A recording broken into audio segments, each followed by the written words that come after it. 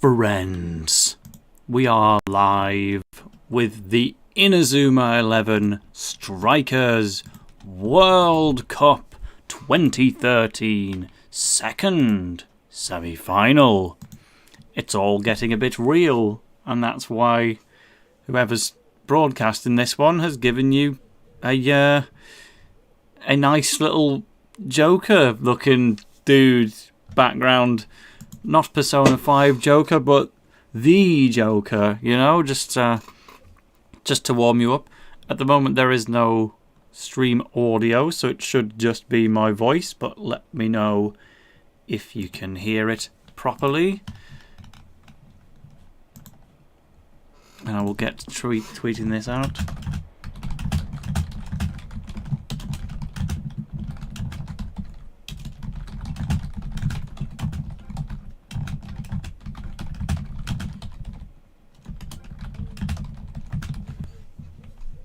Let's get a screenshot.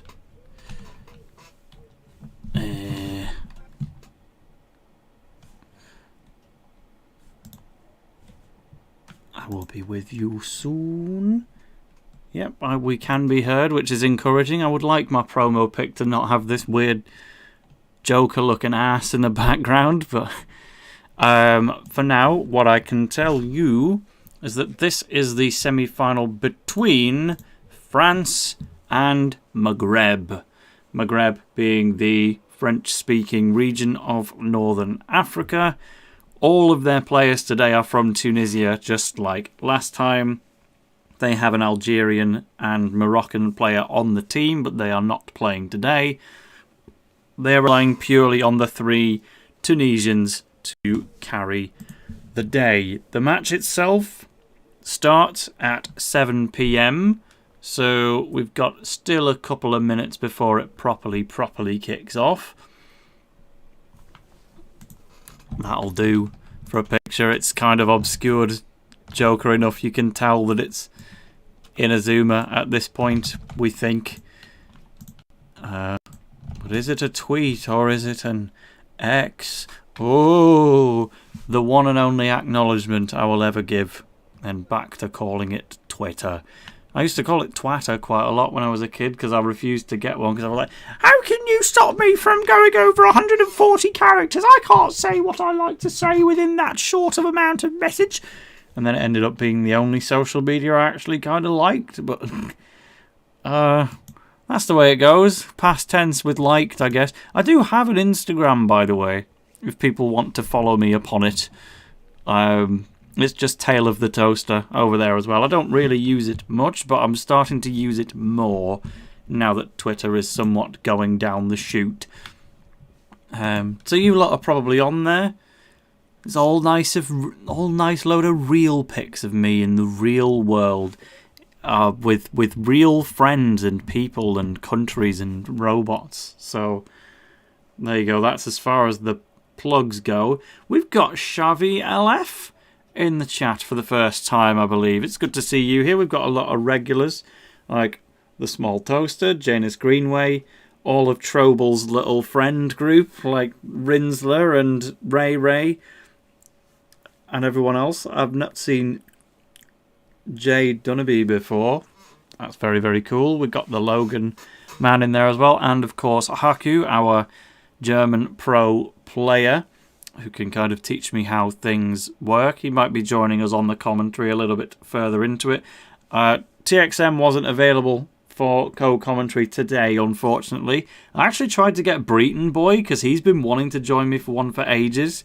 He just wasn't available today either, unfortunately. So, at the moment, it's all me. But not to worry, because that means we can have some strikers and then we can get to the real stream afterwards, potentially, if I'm financially encouraged, or whatever I'm supposed to say. But very, very cool. It is now 7 o'clock according to my watch, so it should be France versus Maghreb starting any time soon. So I'm just going to get the graphic up so I know who is playing in this particular match. Thanks also to Ray for the retweet on the stream. Anyone else who wants to help retweet that, it really helps because it basically tells Mr. Musk, this is a good tweet, let's push it further. Even if you think, oh, well, I've only got 10 followers, it's not going to reach anyone. It helps. It truly does. And then it gets more people in the stream. So, brilliant. We're now starting to choose the teams, so I think we're ready to go. Let's keep the stream volume like that for now. Oh, keep it maximized though. And here we go. This is going to be Maghreb, represented by Abdel from Tunisia, and the French player is Nayth. So both of these players we've actually streamed in the past. France versus Spain was the opening match that I streamed about a month ago nearly, and Maghreb, I streamed their match against Italy a few weeks ago. So they've made it all the way to the semi-finals, and it's going to be a big one. Haku's already in the call, so I guess whereabouts are you, lad? I can give you an unmute for the opening stages, because my voice is still a bit gone from yesterday, to be fair. I streamed a heck of a lot, and I've been doing more progress earlier today to try and get my 30 days of shorts up and going, which required quite a bit of voice work. We've had a fiver from Ray already as encouragement to play the game. I think we might play the game, but for now it's Inazuma. So we've got Abdel on the right with the Shamshir icon, I believe. So he's representing Tunisia as part of Maghreb, and then we've got Le Joker, which shows that the French stream is what we're currently watching. That player is Nayth, one of the top French players, representing with Selow, as you would expect. Hey, Tail. Oh, hey. I didn't even need to unmute him. He was already unmuted to begin with. Hello, Haku on the co-commentary, one of our German participants in the game. Who's going to give us some insight. Yeah, just honestly wasn't sure if I can just chime in like that, so... But nice to be here again. Yeah, I don't see why not. We couldn't have any of my normal inner tuber buddies today, so it's good when it's the semi-final to properly get some knowledge in there. Thank you to Hopip Enjoyer for the extra £2 donation. Wait a minute, this isn't Hakuoki. He says, well, we've had £7 into the Hakuoki pot so far, so perhaps that will come up. But for now, at the end of the day, this is primarily an Inazuma 11 Strikers World Cup stream, and we nearly had a shot from Zanuck, or trying to weave around Darren LeChance for a no-mash goal. Doesn't quite work out. I think the timing was a bit slipped up here, maybe the initiate before had something to do with that. But I think Abdel's playing Chain here. Normally he's a good no-masher as well. He definitely doesn't know how to no-mash. But he decided against it today. My stream just seems to have paused for a sec there. Oh no, yeah, that's actually in the game. It looks like they're experiencing maybe a little bit of lag between each other, but still getting an atomic spin long shot going. Nevertheless, if we have a shot chain lined up, that could be dangerous already. Kevin's going to chain it with the Dragon Driver. 205, that's not bad. Just depends on which goalkeeper is there. Yeah, this is going to be a goal. This is going to be a goal. So Darren's power is 180, is that right?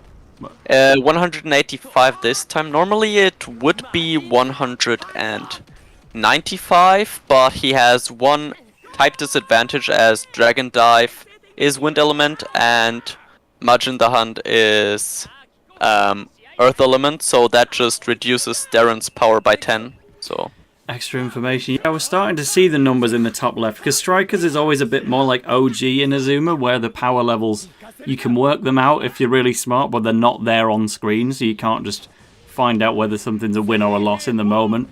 But I guess through the mods of this particular French player, they've put it in the top left for us to spot. Even Go 1 didn't really have the power visible at any notable point.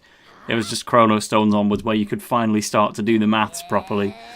But I can certainly do the maths on the donations because we got £2 from Lord Rinsler, the collector, who only just gave us a fiver yesterday as well. The Hakuoki Fund is at £9. So it's really becoming quite indispensable, this streaming lark. Thank you all for such an early contribution. But we've got plenty of strikers still to come because this is a best of 5, just like the other semi-final. And even if the winner is determined before that point, we're still going to play all 5 matches. So at the moment, it was Maghreb that scored, right? Yes, exactly. Abdel scored the first goal. Yeah, so early lead from Abdel of Tunisia. But France are, I would say, the heavy favourites in this, right? Yeah, generally I'd say yes. The matchup is actually pretty interesting because we're getting to see 2 matchups twice in the sense of Alexis versus Luxie. Luxie for Maghreb, Alexis for France will play the 2nd and the 5th match, and Selow for Maghreb will play against Mathiuze from France for the 3rd and 4th match. It's what the random seeding, or rather the putting into order, has determined. Oh, I didn't realise that was actually randomly generated, but... Well, not quite random. The captains just submit their order of players. And I see. It's like Squad Strike in Smash Brothers. Essentially, you determine your order of 5 without knowing the opponent's order. Yeah, that makes sense. Is this going to be a goal, meanwhile, do we think? There's a Tengo Otoshi coming out in a chain here from Maghreb. Darren's been beaten before. There was a deep jungle in between, so that was enough to reduce the shot power so that Darren can save it. Excellent. So... at the moment, are you aware of any previous matches between Abdel and Nayth? I think this pause is in the game as well as on my screen. There we go, we're back. Not really. I think Nayth has been inactive for quite a while now. He's just come back for the World Cup pretty much. And yeah, generally both are great players. Personally, I would see Nayth just a small tad above Abdel, but this World Cup has shown a lot of things. Just yesterday with Bomb beating Infi and taking the first point of Japan in this World Cup just shows anything's possible. Yeah, exactly, because it would also be a bit of an underdog story if Maghreb were to defeat France. I'm sure many of their players might technically be based in France anyway, but they're the underdogs here. But also, whoever wins this, even if it is the favourite in France, either one of them is going to be a massive underdog against Japan in the final. They are the hot favourites to beat. So whichever team does go through, they'll certainly change positions real fast going into the final, which unfortunately I can't stream because I'm going to a wedding on the same day. But that's why this semi-final is going to be my last of the Strikers streams. Unlucky. Well, actually, France today is missing one of their best players, I'd say. Azik is his name. So he's not here because he's on holiday in Turkey, I believe. I might be wrong. Which definitely helps out Maghreb. So there's not a too small chance that Maghreb might actually win this, especially because Selow is the ace player of Maghreb going up against Mathiuze, who I think he has beaten a few times in the past. Yeah, I did ask Mathiuze about that matchup because we've talked a few times just about these streams, and he says he does consider himself the underdog in that particular draw, and that draw takes up 2 of the 5 matches. So we'll see. I mean, well done for him to be on the French team at all, because I imagine that's a very competitive squad to get a place in. There must be a lot of people trying to get in that. Yeah, that's certainly true. The French-speaking community is also incredibly huge. I think only the Spanish community even comes close in terms of size and activity, even though Spain has rather been focused on playing the 3DS games competitively and not so much Strikers. They just kind of recently came to it. But definitely every player in the French squad has a name and is known to be everything but a bad player, obviously. Yeah, because I'm sure it's not just a case of narrowing it down to 3 or 5. I'm sure some people will have had the option to represent either France or Maghreb via Tunisia and all of that stuff. But we've certainly managed to get as many people in as we can, and this is still the French squad that's made it all the way to the semi-finals, pretty much unopposed the entire way. They dropped one game to Spain in the pool stage, I remember streaming, and then I don't think they've really bled ever since. Yeah, that seems to be correct. Oh, and Nayth's done it! Wow, straight around Darren, and that is Tezcat sliding it in. 1-1 with not much time left in the first half. Keeping things real even. I've never needed to see a tiebreaker situation on these streams yet, but it could. This is one of the most evenly matched draws we could ask for, so there's always a chance. Looks like we're going to build up an atomic spin here, though. No, he's going to have to dribble past Saw. No, he doesn't. Atomic spin just in time. But Saw can presumably jungle jam that one, right? No, he was... No, but there's a Fae right there, so Abdel didn't chain on purpose here. He saw the Fae, he just wanted to get the chain off and get the ball off Gamma. So it should be a relatively easy save for Darren, but this is still wearing him down and forcing him to make more actions. I imagine at halftime there will definitely be some changes made. Either a heal on Darren or a substitution for a different keeper. He makes the save, but can't keep doing that forever. Again, that is the goalkeeper of the French team. So it was Maghreb taking a shot, if you've just tuned in. Maghreb is a team of Tunisian players with a few Algerian and Moroccan players on the bench. For this one, the French team is the Frenchies, obviously, and they are the ones in control of the ball right now, trying to go for a shot on the right-hand side. Okay, they're not in possession, but they are trying to score to the right-hand side. Also, one thing that will be pretty interesting is how those little disturbances that we have seen will affect the gameplay in the second half, because obviously if there's some frame drops or lags, just as we just saw, this will be harder for Nayth, as no meshing under these circumstances and actually pressing the buttons actively to use the mechanics is a lot harder than just pretty much shooting the ball, to say it very simple. But yeah, I think both players can win this match still. You know, it's an interesting one how no match ended up becoming kind of the main way to score, but it's also reliant on having good internet to make it work. Because, yeah, you can just kind of get tripped up by players with worse internet than you if you're reliant on that tactic to sneak it in through, which I think Japan generally has been from the sets that I saw yesterday. You'd think they'd also be the most exposed to lag every now and again. Yeah, that's true. I mean, playing from a different continent is always something else. As I said, most of the Maghreb players are actually still based in France, I believe. I might be wrong for some of them. I don't know about every one of the players, but some of them at least. Yeah, I think if there's lag between France and France, it's more likely to be a hardware issue than the actual distance. But they can both have an effect, like especially when we were trying to do Indonesia versus Japan yesterday. There was a bit of both, clearly. But oh yeah, certainly. Yeah, it's a tactic. If you don't get banned for having bad internet, then I guess you can technically just wall someone out with bad internet. Maybe it's worth a try once or twice. You might enjoy the game a lot less. So you're thinking of this as another World Cup strategy to win, just hope your opponent plays no match and just chain through the lag and just make it impossible for him to score. Could you give me a bit of notice when the match is back on? Because I've had to close it for...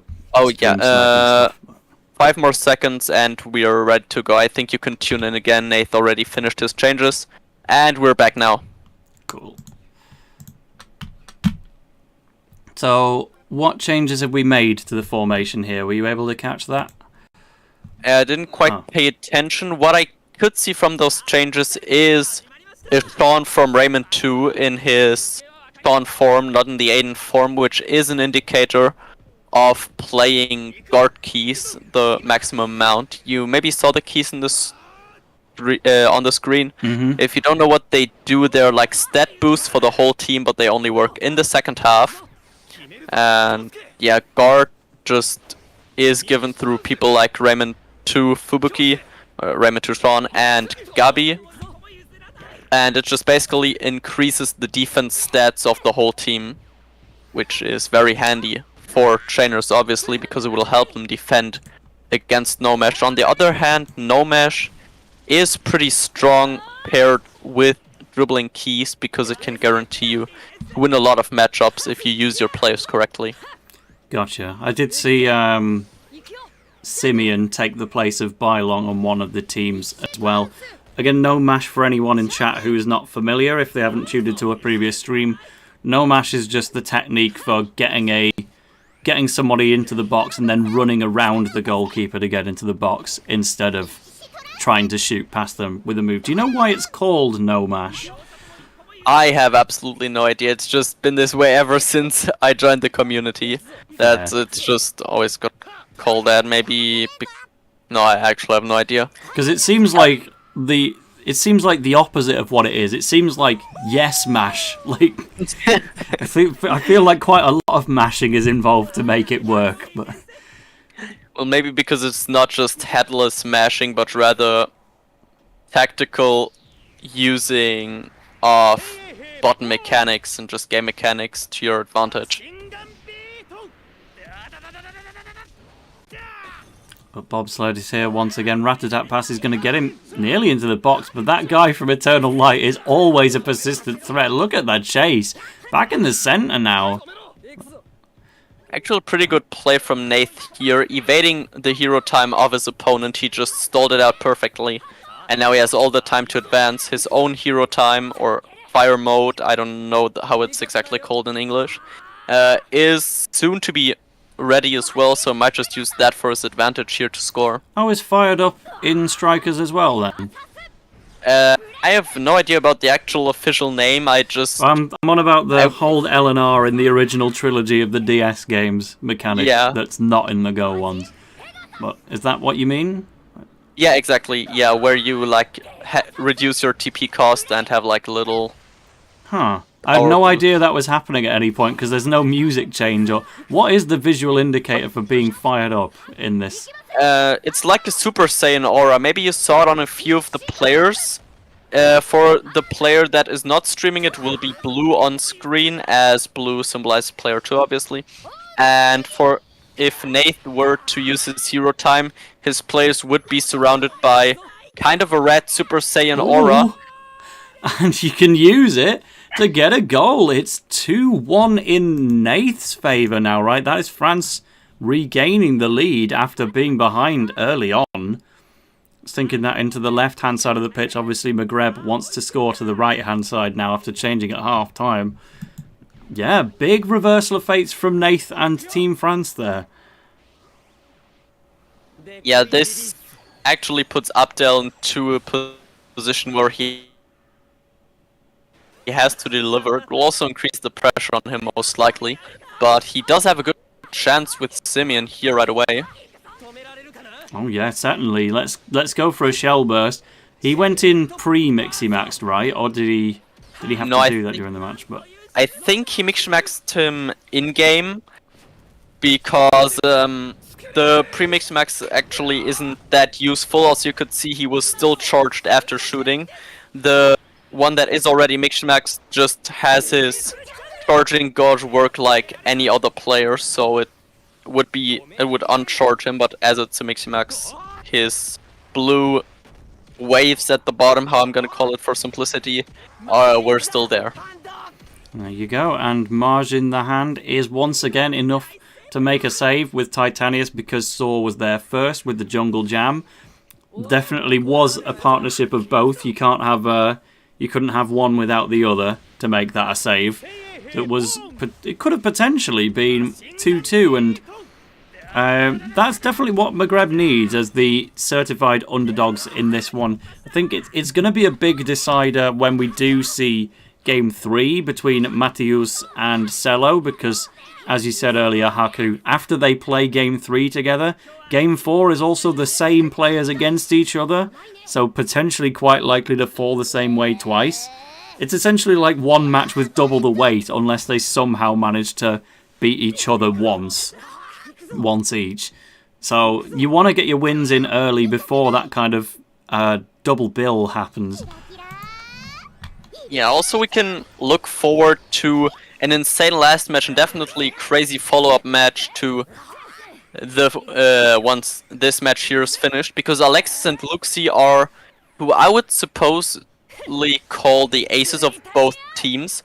Selow is about the level of Luxie, but for me personally, while Selow is a great no-measure, Luxie just always has that certain level of unpredictability in him. He just always finds ways to surprise the opponent and create all kinds of changes. So I think this will be a very interesting match, and we'll get to see 2 of those even. Great to know, but we've got 8 minutes left. Maghreb really needs to make a comeback here if they don't want to lose game number 1. France is just ever so slightly in the lead, but possessions felt really, really even. It's just those goals coming in at the last possible moment to put France ahead. Still on the defense here right now, but there's definitely time. Is there really anything we can suggest to the Maghreb players to make a comeback in these late stages? Not have someone out of TP, but don't let them score anyway. No, it's the exact opposite. France scales it up to 3-1 with the last thing that Bobsled would ever do. He ran himself out of TP all at once, but was able to no-mash it into the goal nevertheless. And 3-1 is looking like a pretty confident win now. Yeah, this is really bad for Maghreb. Nayth just brutally efficient here, taking his time to adjust the positioning for his dashes, ensuring that he won't miss. Also, did you see the red aura around Aryan just now? That is the fired up mode, or hero time. Right, and that's France firing up, so they had that in the back pocket the whole time. I assume it's still a once per match type thing. Actually, no, it refills at a certain pace. When you're in behind, it fills faster. When you're in the lead, it fills slower. And in halftime, you can actually use an item that helps filling this gauge even faster. But in this case, when you are in fired up mode and you get hit by a technique, you instantly lose the fired up mode. And you just lose the whole gauge, which is what we saw here. Nayth, the French player, had the fired up mode, and Abdel's countering with his own now, this kind of aura I'm in. Excellent, and there is the blue fired up from Simeon right now. Not attempting a shell burst yet. Okay, out comes the Spirit. Is he going to be able to go for a Mortal Smash from here? That could be a game changer. It's not, even if it goes in, it's not enough to win the match at this point, or even draw even. But definitely worth a crack with Mortal Smash to see if you can chain it in, or just win outright maybe against Darren's fully charged move. So literally Mortal Smash against Margin the Hand from Titanius. That's a pretty even match from an early game spirit and a late game spirit. But the early game spirit can still handle it. Now Darren's running around to waste time in these last few seconds. Looks to be done and dusted, and a win for Nayth on behalf of France. But it really took a while to get there. It was an exciting first match. Yeah, certainly. I enjoyed it. It just showed how good both players and both teams are as well. I mean, the first half was just completely equal. Abdel taking the lead early and Nayth equalizing. But in the end, Nayth just kept up his performance, kept his level, and managed to outscore Abdel here. So we've just got a little bit more to play in the match. Aaron's going to run towards the goal using Pegasus Bolt. Technically an opportunity for 4-1 if he can get all the defenders out of the way. But no, just about out of time. But that is going to be it. France takes game number 1 out of a potential 5. It's good for the semi-finals and the last stream I'll get to do the World Cup. We now truly we know everything there is to know about the game pretty much. I'm sure there's still more to come over the course of the next 4 matches, but the whole point of this World Cup really was to teach me how Strikers works and to teach me how to stream. It's done a marvellous job of both. Well, I mean, that's one good thing then either way, isn't it? I also hope that this World Cup directs more attention towards the Strikers community. It would be cool to have like an active community coming up before Victory Road releases, hopefully towards the end of this year. Yeah, because I can imagine the tournament scene's going to go a bit crazy for Victory Road. If that's got native Wi-Fi that actually works without lag, oh, that's going to pop off, and I'll have to join in myself at that point because I've never played Strikers in my life, but I'll have definitely played Victory Road. Yeah, Victory Road will be massive. I think this might actually be the game to like re-break the 128 player records like right at the start of the game when everyone's hyped. I'm also interested in seeing like tournaments when the meta of the game, what will be strong, isn't really clear yet. I'd be really excited to see that. Alright, so for now, we'll be waiting for the stream providers for game number 2. But what I can tell you all is it is going to be between Alexis from France and Luxie from Maghreb. Now, if I'm not mistaken, I don't think I've seen Alexis play yet. The only time I've streamed France was their set against Spain, where Nayth was definitely there.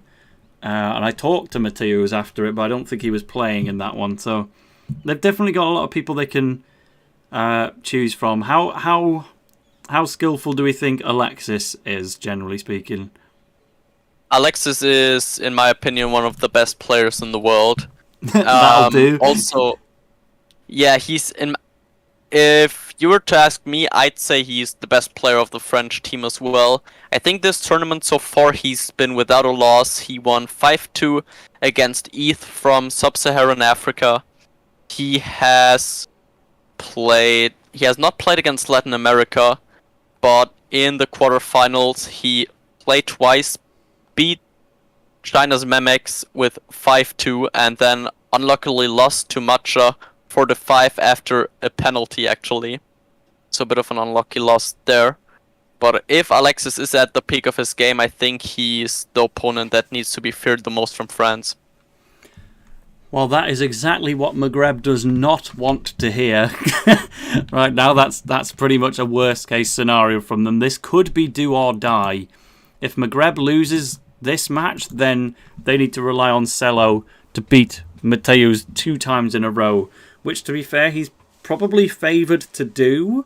But if there's even one draw along the way, then that could just spoil things entirely for either of the teams. So we'll wait for the next stream providers to hop in the call and we'll see how it goes. I'll have a catch-up on chat for now. Xavi, it's good to see that was your first time watching a competitive Strikers set. Xavi's a friend of mine who's been watching Inazuma content for a while, but I also vaguely know him through going to London Smash tournaments and that one time he played Mario Party in a TC Nick video. How I wish that could have been me. Obviously, all of the Trobal Nation is still here and begging for Hakuoki at the end of the stream. Is that a mutual thing, calling it the Trobal Nation? Because it seems biased quite a lot towards one particular member. You know, can't it be the Ray Ray Nation for one day? We do have a stream here. We've got Spectra in the chat for the first time, I believe. Good to see you here talking in French as well. So good to have some French expertise while we've got an all French speaking matchup here in the semi-finals. Ted Brower is here as well. Leafar Blade says I'm going to Akita's wedding. Not quite. But I'm sure you'll see some wedding pics go up on my Twitter on the Sunday, and you can pretend it's Akita and Jade Green in there. I also saw someone say in chat that playing on Wii is an advantage compared to playing on Dolphin. I kind of want to disagree, because on Wii you are forced to play with the native controls of the controller that you are using while on Dolphin, you do have the freedom to just emulate a controller setting, do your own custom controls, and use whatever controller you feel comfortable with. I personally use an Xbox One controller because it's just the one I'm most used to, but you can just pretty much use any controller you like. But of course, Tale of the Toaster would never endorse emulation, and all of these players today are absolutely playing on the Nintendo Wii system, or their Wii U, of course, in Wii mode. They are definitely not using a modded version of the game or any kind of artificially inserted online mode. And everyone loves purchasing Inazuma 11 games legally, even though Nintendo have literally made that impossible to do now. Which is good. Yeah. Like, because I really needed an extra copy of Chrono Stones before I went on a flight to Australia 2 months ago. I wanted to play through the whole game so I could record a Chrono Stones all conversation topics and all photos guide. And I'm like, the flight's in 2 days. How do I get the game in time without deleting any of my own existing save data? And the answer will leave up to interpretation. Oh, God. Yeah, I think it's better to not disclose what exactly it is. I still own 5 copies of the game, which will do plenty well enough, but that's 5 in different versions. My Chrono Stones in order, I got Thunder Flash on cartridge as my first playthrough. I got Wildfire on cartridge just to have it, and then it eventually became my post-game save file for my Let's Play. I got an eShop version of Thunder Flash for the Let's Play because I didn't have the cartridge on me, so that was my 3rd time buying the game. Then my 4th time was getting a Japanese copy of Thunder Flash so that I could do the SD link video, because I needed to sync a Japanese Go Galaxy with a Japanese Chrono Stones. And then finally the 5th one was Wildfire again for that conversation topics guide, which I certainly acquired somehow. Interesting. I know Chrono Stones also is a great game. I just remember tryharding my life out of that game when I got it back then. Just been so long. How long has it been? Like 10 years, I think, in Europe?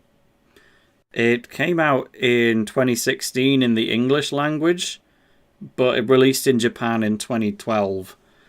So, yeah, Chrono Stones is over 10 years old, which is bonkers. Still a while to come before the anniversary of us playing it on the official European release. But, yeah, it's wild just how far apart the releases of the games actually were from Japanese to English. It was just a staple of Level 5. Even Professor Layton did it too. Yeah, they caught up eventually. Yeah, it's true. Also, there seems to be a problem between Alexis and Luxie. It's a known error to happen because of some corruptions with Alexis games. Sometimes it works, sometimes it doesn't. So we'll have to see if there's a way for Alexis and Luxie to resolve this error, or else they won't be able to play for now and just might have to try later. Well, we've had situations like this before in previous streams, and they always tend to get there in the end. So we'll choose to believe. There's the Parsec logo in the top left, so that completely explains how this is working. But I guess that kind of explains how, if people did want to play on a native Wii and the opponent wanted to play on an emulator, how does that work? It just works as normally. There's no difference in playing between 2 Wii players, 2 emulator players, or one of each kind. It just works the same. There might be a little bit more delay playing with actual Wii players because it might need more time for the Wii to be able to process all the information, depending on how good or how bad the respective PCs are. Maybe the question instead is, how are the Wii players getting online? Just using Wi-Fi as well. It's possible to install this on Wii as well, as long as the Wii did have online play, they could just play like this using the regular online mode of the Wii, but as it got shut down, they just had to switch to Wi-Fi as well. So the same thing that you apply to your game to play online on PC is just applied to the actual game on Wii. Cool. We've got 31 viewers watching at the moment, so I've definitely recognised a few names. But if anyone else is lurking and hasn't said anything yet, by all means introduce yourself. Like Walter has just made an appearance, and Drips I've seen for the first time. If anyone's hiding in there, we want to know you're there, because it's a nice lively stream with Tale, with Haku, and the Trobal Nation, and everyone else who's subscribed for some Inazuma 11 Strikers 2013 Xtreme. And maybe that other game at some point.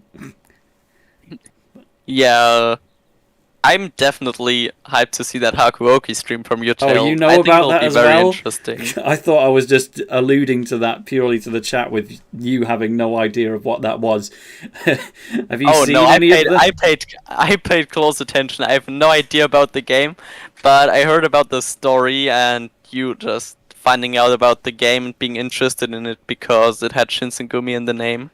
So yeah, it's definitely got Soji Okita in there, and he's certainly an Inazuma character, so we'll probably play a little bit more of that in time, but we've still got 4 Strikers matches to go, right? We have only had one, right?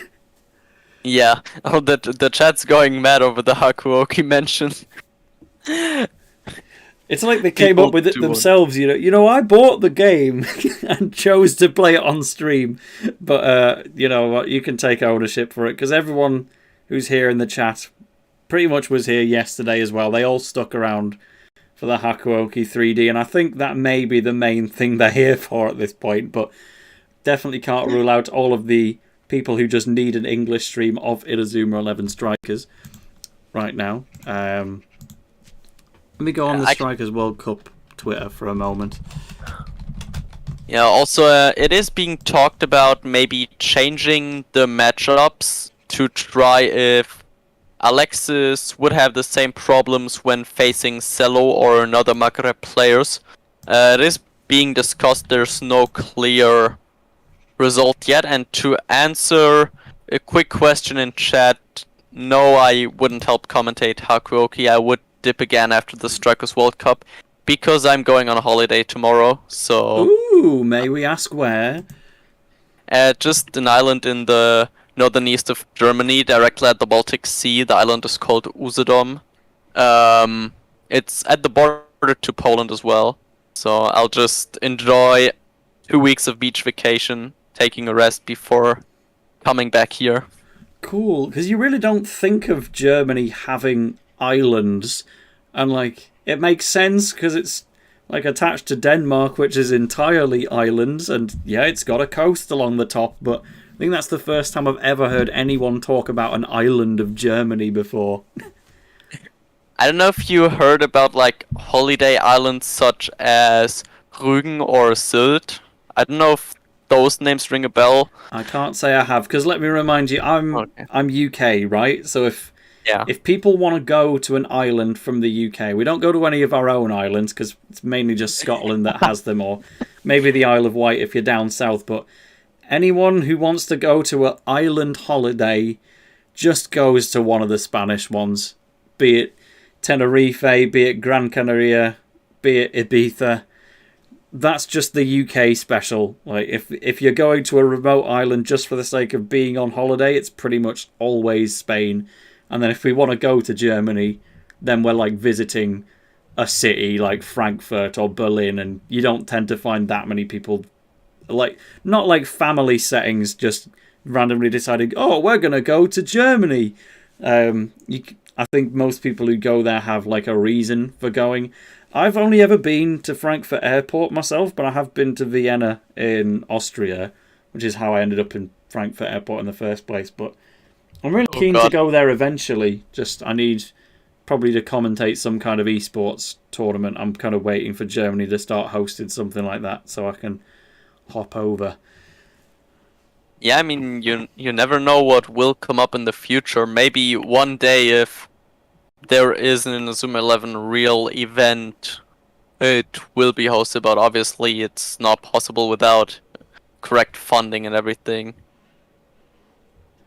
Yeah, it's one of those tricky ones where you need to have somebody competent and capable enough to put some money on the line and then host something and hope it's not a failure, because if you host an event and no one turns up, then you're just in financial ruin, which is... Yeah. You need someone who's rich enough to finance this whole thing anyways. There was actually something planned, like a real-life event in France, but I was invited to that one. Oh, yeah, right. I don't want to go into deep conversations about why it didn't end up happening, but I was kind of looking forward to it. I think I could have gone. That was like the only thing that ever happened here. But with level 5 coming back to the west, maybe we'll see some official events in the future. Had the Trouble Nation popping off as well for Scotland being mentioned. You know how close I am to Scotland, chat? I live in Newcastle, man. I'm in the highest city of England entirely. Am I more northern than the lowest point of Scotland? And maybe not quite, but I have been to Gretna Green, the lowest point of Scotland geographically. I kind of did the double, like 2 weeks apart. I went to the highest town in England, which is Berwick-upon-Tweed, and then I went to Gretna Green at the bottom of Scotland like 2 weeks later, just to kind of do both ends of as high and as low as you can go with regards to the border. And Gretna Green was great, but the only other places I've really been in Scotland is like... I used to go to Glasgow all the time, and off to the side of it, Paisley, because you guys in chat know how much I love Robot Wars. I obviously go to real robot competitions with my featherweight and fight people in real life, but back when our TV show Robot Wars was on the air, for the reboot specifically, it was filmed in Renfrew, or Renfrewshire, so I always used to stay in Paisley, and I'd have a day in Glasgow on the way home, and that was like all the way through my student life. I went up to Paisley from Middlesbrough 3 times. And I very recently, at the start of this year, went back just to stay in the same hotel and have a wander around where the Robot Wars Arena used to be and go to the Smash Brothers tournament in Glasgow on the way back. So I've never really been anywhere else. Like, I've always gotten the train through Edinburgh, but I've never properly gotten off and explored it. And I think Gretna Green's the only other noteworthy bit of Scotland I can mention. But now that I do live in Newcastle, I'm sure it will keep happening. I'll find reasons to go back. Are there any others? I know Troble's Scottish. Are any of the others in chat Scottish, or is it just her? Because you guys have got to teach me more about where I need to go in Scotland while I'm so near. I might not live in Newcastle forever, so it's got to be done sooner rather than later. Is there anywhere to go in Scotland? Aside from Glasgow and Edinburgh? Yeah, like Dundee's famous, but it's quite a bit further away. Only thing I know about Dundee personally is they were like the worst team on FIFA 12 on the 3DS. That's the only thing I didn't remember about Dundee. They didn't put San Marino in the game then. Yeah, no, I don't think San Marino national team existed there. Because I've been to San Marino. I've been to the homeland of the real worst national team. Oh, damn. Actually, I saw a Twitter page dedicated to like hyping up San Marino, and because some nations not playing a match in over 4 years, they temporarily got removed from the rankings. So no, San Marino is not 211th anymore. So, and instead they're 208th now, I believe. Still without winning a match, which is quite curious. Yeah, no, when I was tweeting out pics of being in San Marino, I had a lot of people actually confusing me for the San Marino Stan account. Like, they saw some of my tweets there and they just assumed it was from the football-loving Twitter and had to realise later that was actually my tweet from being there in San Marino. We've got so the feedback on Scottish. Apparently, Rinsler and Ray Ray are all Scottish as well. So I guess the whole pack of them are just IRL friends, which is cool. Like, do you know how rare that is to have a group of 3 IRL Inazuma fans?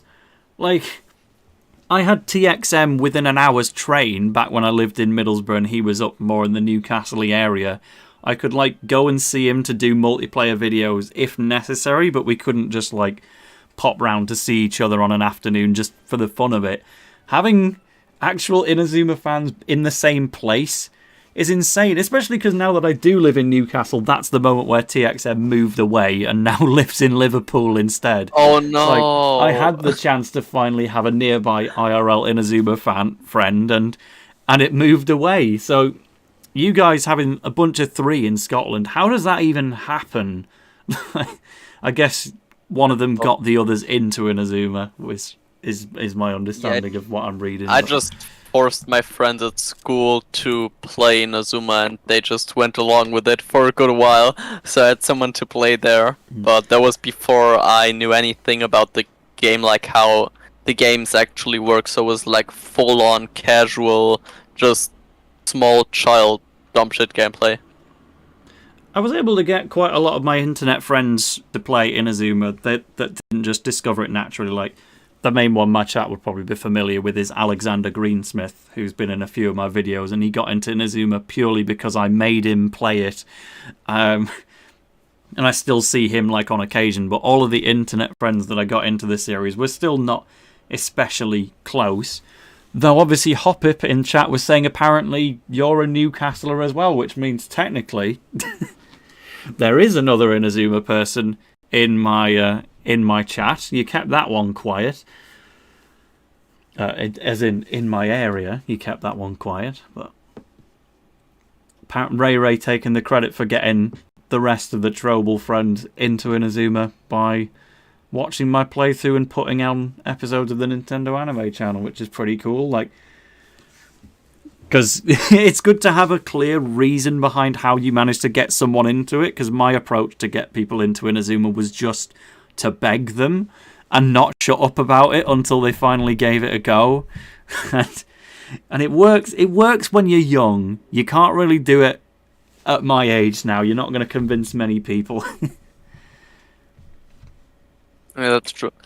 Also, an interesting question I saw in the chat, since we still have to wait for the players to arrange themselves.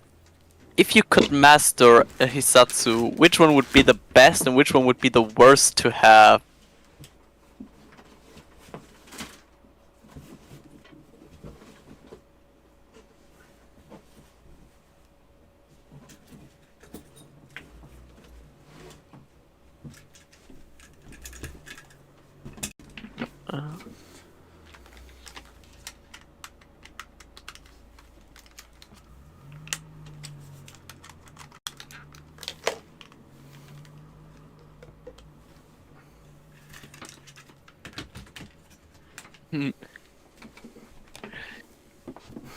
Since Tail, if you're talking, I don't know, guys in the chat, do you hear Tail? I don't hear him anymore. Might be me though. Was there anything for me? I went to go and put my 3DS on charge while you were handling it. Did I miss anything? Oh, yeah, no. There was a question in the chat of which Hisatsu in real life would be the best one and the worst one to master.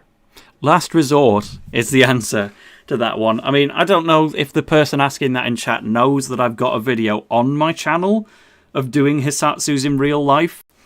Oh yeah, I remember the video. Because I did that with TXM and with Alexander Greensmith, the aforementioned. And we were all picking like stuff that would be feasible enough to guess, and then occasionally doing the multi-person shots just for the fun of it. But somebody later left a comment on it like a year afterwards and said, I'd like to see you guys do Last Resort. And my mind just was blown at that point. I thought, how would you do that? No. And would you try and do it solo, or would you do Last Resort Sigma so you've got 3 to 4 people helping out? I mean, that video had 4 people in it at the time, and there was no, in our brains, no such thing as a 4-player move, but those are a thing now, thanks to Last Resort Sigma. But more importantly, we've got Luxie on the left. We're actually going straight into the match itself all of a sudden. That was a bit unannounced. Is it the correct one, though? I think it's Luxie versus K. So Luxie was meant to be in the second match. K could be Alexis, but it could also be anyone. I think since it's Kenway streaming, I don't think it's Kenway, but I guess we'll just have to kind of take the word for it. Maybe they're playing over Parsec or something, that it's not actually Kenway steering in a way. Tell you what, I'll leave the commentary with you for a bit, and I will check in the chat and see what this actually is. Yeah. So Soul's coming in with a Thundertaker is the name, I believe. I still have no idea about the English name of Hisatsu, so I'll just refer to them with their Japanese I use my English names because that's what I'm used to, but at the end of the day, Strikers is in Japanese, so you can use either, but it is Thundertaker. I mean, fellow streaming colleague and good friend of mine, Dunny11, who's also in the voice chat here, made an English patch for the game, translating like 90% of the game. So that's pretty cool. It's just a patch that you apply to the game, just as Xtreme is. And it will just translate everything. Very familiar with that domain. I was, of course, in the Go Galaxy English translation patch myself. Oh, yeah, right. Were you involved with the German one? Did that ever get anywhere in the end? Which one, the Galaxy or the Strikers one? For Galaxy, but I guess if there's a German one for Strikers as well, that would be good to know. But I guess Strikers has got a whole lot less text, so that's probably more feasible. But have you got either? Actually, there isn't a Strikers one, because, I don't know, just never got done. What exists is like old textures from the first Strikers that just got dumped and put as custom textures in a way to have it. And nope, I did not help myself in the German Galaxy patch. I was kind of late for that. Sure, so but it does exist, right? I know that Miyazaki was involved. Does exist. But, yes, Miyazaki and Falco did it. Which is really cool, because Miyazaki, I think, afterwards wanted to do Inazuma 11 Everyday translated as well, but then just kind of realised, hang on, no one would play this, and the game is nothing but text. You know what? Maybe never mind. yeah, pretty much. So yeah, it's definitely cool. It helps. I know a lot of people in the German community server that are indirectly just coming because of the German patch, so it definitely helps in keeping the influence of Inazuma 11 intact. Yeah, I've not been able to get any confirmation in chat as to who is representing France at the moment. It could be Kenway, but nobody's getting back to me, so it's very possible that Alexis had to withdraw due to connection issues and was replaced by Kenway, or maybe this is Alexis. We don't know for sure yet. Oh, no, Pinguan has just replied to me. He says, Alexis on Kenway's computer. So that is the power of Parsec, baby. Alexis is the one playing the game, but using someone else's PC in a different part of the country to play the game. That's incredible. So the Shinsei Inazuma Japan kid, the one shooting right now is Luxie, and the one in the unicorn uniforms is actually Alexis from France. So dark blue for France and white red for Maghreb here. Also, quick chance to answer some chat question. Yes, Janice, I speak German. I am German. I live in Berlin. And the best Hisatsu name in the German dub is... Well, that's actually a hard question. I have no idea. I'd have to look into the variety of Hisatsus, because there's some pretty funny ones for sure. Well, definitely think on that one in the background, because I'd be interested to hear the answer to that question as well. For now, JP with full power on the Miximax is able to make the save there with Song of the Three Kingdoms. But yeah, that's, I think, a modded kit that France is using to make things easier, while the new Inazuma National kit still makes sense on the Tunisian representative of Luxie, because that's the colours of their flag as well. So they've made it easy for us for once, which is nice to see. This one actually isn't modded, it's just from Unicorn and Inazuma 11.3, it's just the regular away kit, it's just not seen much. Also, this might be a chance for Alexis here. Ooh, nearly, but just bounces off the defender and the keeper there. Worth having a go. Who's the one who passed to Saw there? That looked like Mike for 1 second. If somebody used Mike on the team, I am immediately cheering for them. The bias goes out of the window if somebody uses Mike. It's not. It's the Tenku Otoshi guy. I still don't really know who he is, the guy that's a Tenku Otoshi user. He's just a dupli from Asta, or a forward dupli that is a part of the Destructors team. From the Inazuma 11 LBX movie. Okay, so yeah, one of the Desperados. It was nice that they remembered duplis exist at the last moment. I always say that Xanax Domain should have been duplis, just because it's not like any of the other players were going to appear ever again. They've got no explanation or backstory to them whatsoever. Xanax clearly capable of making some duplis. They could have just said that, but yeah, so now that I know he's Desperados, that makes more sense why he'd have such an amazing move. Not that that move is in the Go trilogy, but whatever works, here it is. Tenku Otoshi! Celestial Smash. Oh, but no middle chain, that only had a power of 166, as we could see there, which is far from enough to pass against Shinsuke here. And yeah, Janus, Haku was actually on the German team in this World Cup, or the DAC team made up of Germany, Austria and Switzerland. Hence why I've got somebody so knowledgeable about strikers in the call and why he's already in the server. So that's your explanation. But yeah, the German Inazuma community seems pretty cool, because you don't tend to see many of them, but the German Inazuma fans I have met are really, really committed. Oh yeah, that's certainly true. I mean, there's really not many active players, but there's a lot of technical knowledge in those who are really active, like Milozaki. Yeah, because it's like, he put so much effort into the German patch of Inazuma 11 GO Galaxy. I'm just sat here hoping that people actually played it, because I could imagine most of the German fans speak enough English to play the English patch anyway if they needed to. But I just hope there was enough of a dedicated audience for the German patch itself. I imagine you at least played it, right?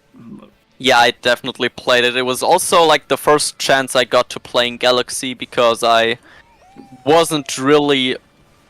I just had a bad laptop that didn't really allow me to play the game in actual good quality, so I just kinda was forced to skip on Galaxy and just get the knowledge that I had back then from the anime. But it definitely was cool to experience the whole game in German. Definitely doesn't feel like a fan patch, that's for sure. Yeah, I waited a long time for the English release. I eventually watched the anime once, like, basically Ares had already started, and it was like officially time to give up. I think I watched Galaxy for the first time in 2019. Like, to put it in perspective, I hadn't watched Galaxy at the time of me making my Inazuma 2 and 3 Let's Plays.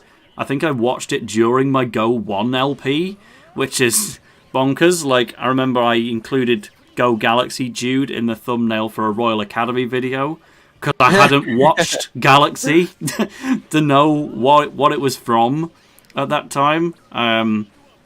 But I've never emulated a game on PC ever, so I was only ever going to consider playing it on a console.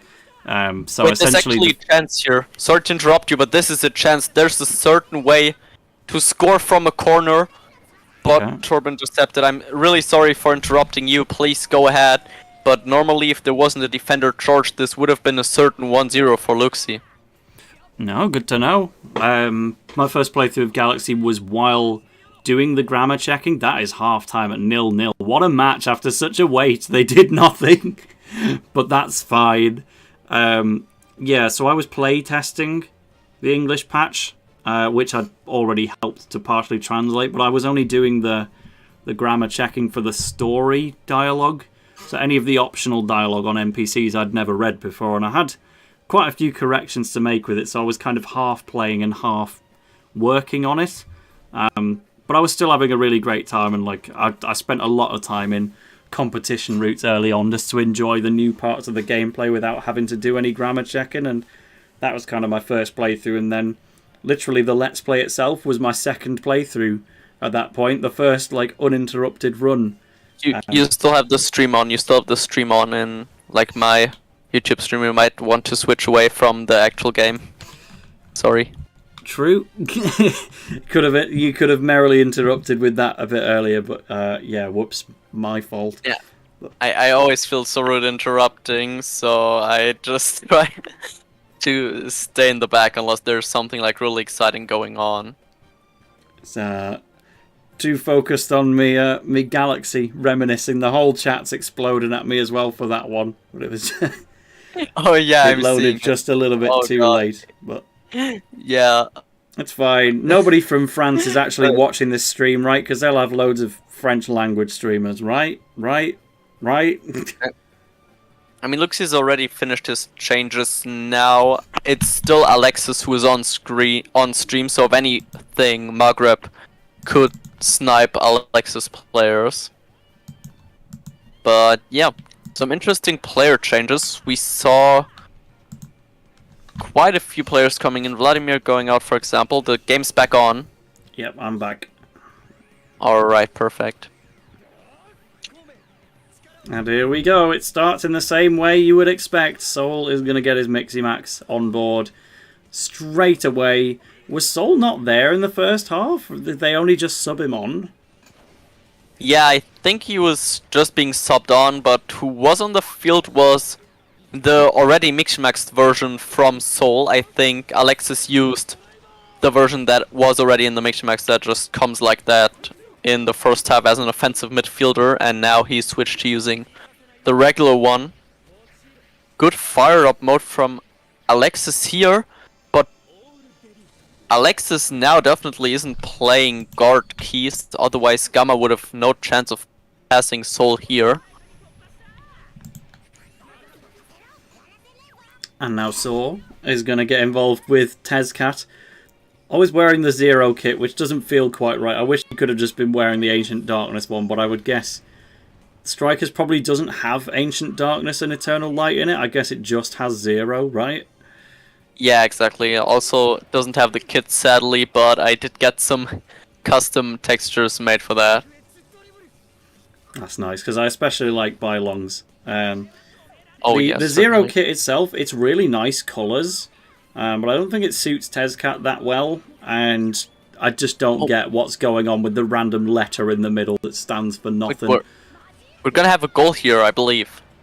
We're gonna have a goal here as Alexis dashed past the goalkeeper and did win the battle. I think he has enough time to just dash into the goal. There you have it. Mark looking devastated as he watches on. That is finally the first goal of the match, and it is coming out from Team France. Right now on Kenway's computer, that is Alexis playing, and has got the first goal 5 minutes into the second half.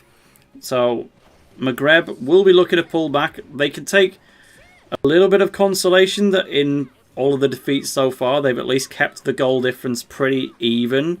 Then they just have to hope that Mathiuze can suffer a harsh defeat afterwards, but you are messing around at the wrong place here. For Team Maghreb, absolutely towing the line of their own goal here. Yeah, he's definitely risking it, but I feel like it was his only real chance of getting away from that Aryan X Tezcat Mixmax coming at him. Because actually in this game, goalkeepers are made in a way that inside of the penalty area they cannot be hit by Hisatsus. So it just grants him a kind of immunity that lets him Mixmax peacefully. Excellent. So now we're going to get another Sword of the King. No, we're not. We're going straight up to the Pegasus Bolt. So I guess, is Sword of the King level 2 and Pegasus Bolt is level 3? No, Sword of a King is a buffed level 3 technique. It's stronger than your regular level 3 technique, but Pegasus Bolt as a cash-in is still one level above. What happened here is that after the dribbling, there was a kind of bug where the Mixmax is still on, but there's only like 1% of the Mixmax left. And then the game doesn't recognize it as that, and instead just rings out the regular moveset of the players, but also on the pitch, you can't initiate with defense or dribbling techniques because the game says you're in Mixmax, so you have to use Mixmax moves. But it also says no, you're in your normal set, you can't use those, and the other way around. Wild, but we're getting a shot chain going here. Plasma Ball from Gamma into Fireball Screw from Victor stroke Vladimir, whichever one is technically the base there. Into Paolo Bianchi Odin's Sword. Surely that's going to be unstoppable now. Yeah, this is going to be a clear goal. 261 of power. No goalkeeper in the world could save that if he wanted to. He's still going to try, opting for the level 2 just to show us. Blue, Marge in the hand for it to get beaten. Was there any reason to go for that, or should he just have not even tried? Well, I mean, he didn't lose any TP as his goalkeeper's charge gauge was filled. So that just was to maybe reset the charge, because otherwise, if he just hadn't used any technique, he might just have decharged eventually on his own. So, but there was no real use in using the level 2 Setsu here. Great, so that means we've got a tie here now. That was Maghreb that scored most recently from our team of Tunisian players, bringing it to 1-1. The match could well end in a draw. That is totally a feasible option. But France were the ones to get that initial lead, and they are in possession right now, so you definitely can't rule them out. Yeah, but I think every match counts here pretty much, because if just one single player of any team slips up, it just gives the other team a gigantic advantage, especially for France here, as France is already in the lead, and they are looking to score another one with Fled initiating right in front of the goal. Yeah, so how many defenders were there? I think I saw 2, but one of them eliminated. Saw is still messing about. Oh, that is such a narrow miss! Passing to Arian for the follow-up shot, but hits the post. That is unbelievable, because that would have put France back in the lead. Or was it a Maghreb player deflecting out of the way? But no, that was just purely the goal post. Also, we saw another Mixmax bug here happening to Sol this time, giving him his level 2 dribbling instead of his usual cash and armed. But Alexis did activate the fire up mode. Oh, there you go. Passed. Oh, that was clean. Just the double dash movement, go down, go right, and France is back in the lead with 13 minutes to go. Congratulations to Alexis for that play, clutching up when absolutely required. Meanwhile, cheers to Ray for your signature £2 donation. I'm getting real used to this, wanting us to say, Odin Sword, me beloved. I saw the me instead of the my, and that is another goal! Oh my god, he does it again! We have another 3-1 match with France taking that devastating lead despite being so even throughout. This has gone the exact same way as the previous match. Oh dear. Yeah, this is a crucial goal now. This was just really bad, and as Nathan had his circle open this whole time, there is another chance now, because Nathan certainly won't be ready and charged. So Alexis might get another attack with his Aryan in. Potentially trying to dash around Mark. No opportunity to do so there. We have a goldie to goldie pass. Yeah. Shout outs to Carrot Guy being from Poland. There is a Polish team in this Strikers World Cup. If you've played the game, you could maybe be on the squad next year. Janus Greenway, I'd be really interested to hear where you would represent. If you can speak French but you don't live in France, what would you represent? Because you clearly know a lot about strikers. I'm sure there's plenty of spots going. For now, Sora is going to reclaim the ball once again. It's in the hands of France, which is the last thing that Maghreb could possibly need with 5 minutes left. Also, to answer another chat question real quick, what is the strongest possible shot in Strikers? That would actually be Spectacle Crash, Megana Crash, from Willy. Because Xtreme, well, it's not in the base game, but in. Oh, he's done it again. He's done the 4th goal. This just got out of hand so fast. Yeah, this just escalated here. It's turning into a slaughter. But yeah, in Xtreme, they just thought about making some funny characters like Wonderbot, who's in the game as well, having the fastest charge time that is possible in the game, but also having like close to 0 TP. Oh my fucking god. What is happening now? Oh my god. This is really an annihilation now. Maghreb have really let the guard down here. I feel like maybe the player is just a little... Luxie might be a little bit tilted. Saw that things were going so well and then they just dipped away at the last second. He's maybe just stopped focusing so hard on the defense, trying to make some sort of comeback, and it's just ultimately costing him here. Even worse, Alexis just scored 2 goals while I was talking about the strongest move on Strikers being Spectacle Crash in exchange for Willy receiving the worst possible charge time in the game, and he's looking for a 6th one. So that's why we don't see anyone using Willy in this tournament then, or Wonderbot, despite their gimmicks. I've definitely never seen them on a team, and I'm sure that's for good reason. But yeah, reclaiming the ball there is Maghreb at the dying seconds within the box. It could have been 6-1. There might just be a last chance here. A very last chance if he converts it quickly. The fired up mode. The fired up mode actually came in clutch here, using the aura to knock away Alexis, Arian, and looks he might just get another goal back for the honor. Yeah, help out with that goal difference if it comes down to a draw, which is still entirely possible because we've said Mathiuze is maybe slightly less favoured to get the win for France against Selow, who he's got to face twice in a row. We could still have a 2-2 situation if things work out. So you want to keep an eye on that goal difference and keep things as feasible as you can. But Darren is going to let that one in, so it will be 6-2 at the closing... Oh, 5-2, sorry, at the closing bell. So good on you for getting that open bit of space. I think in return, France were pressing extra hard because they knew they could afford to and left a lot of space in the end. But nevertheless, it ends as a wipeout win for Alexis, one of the best players in the world, finally showing what he can do, taking down Luxie from Tunisia. This is brutal, like literally 3/4 of the game it was just equal, it was on 1-1. The first half there were no goals scored, and then Alexis just switched gears immediately and just started destroying.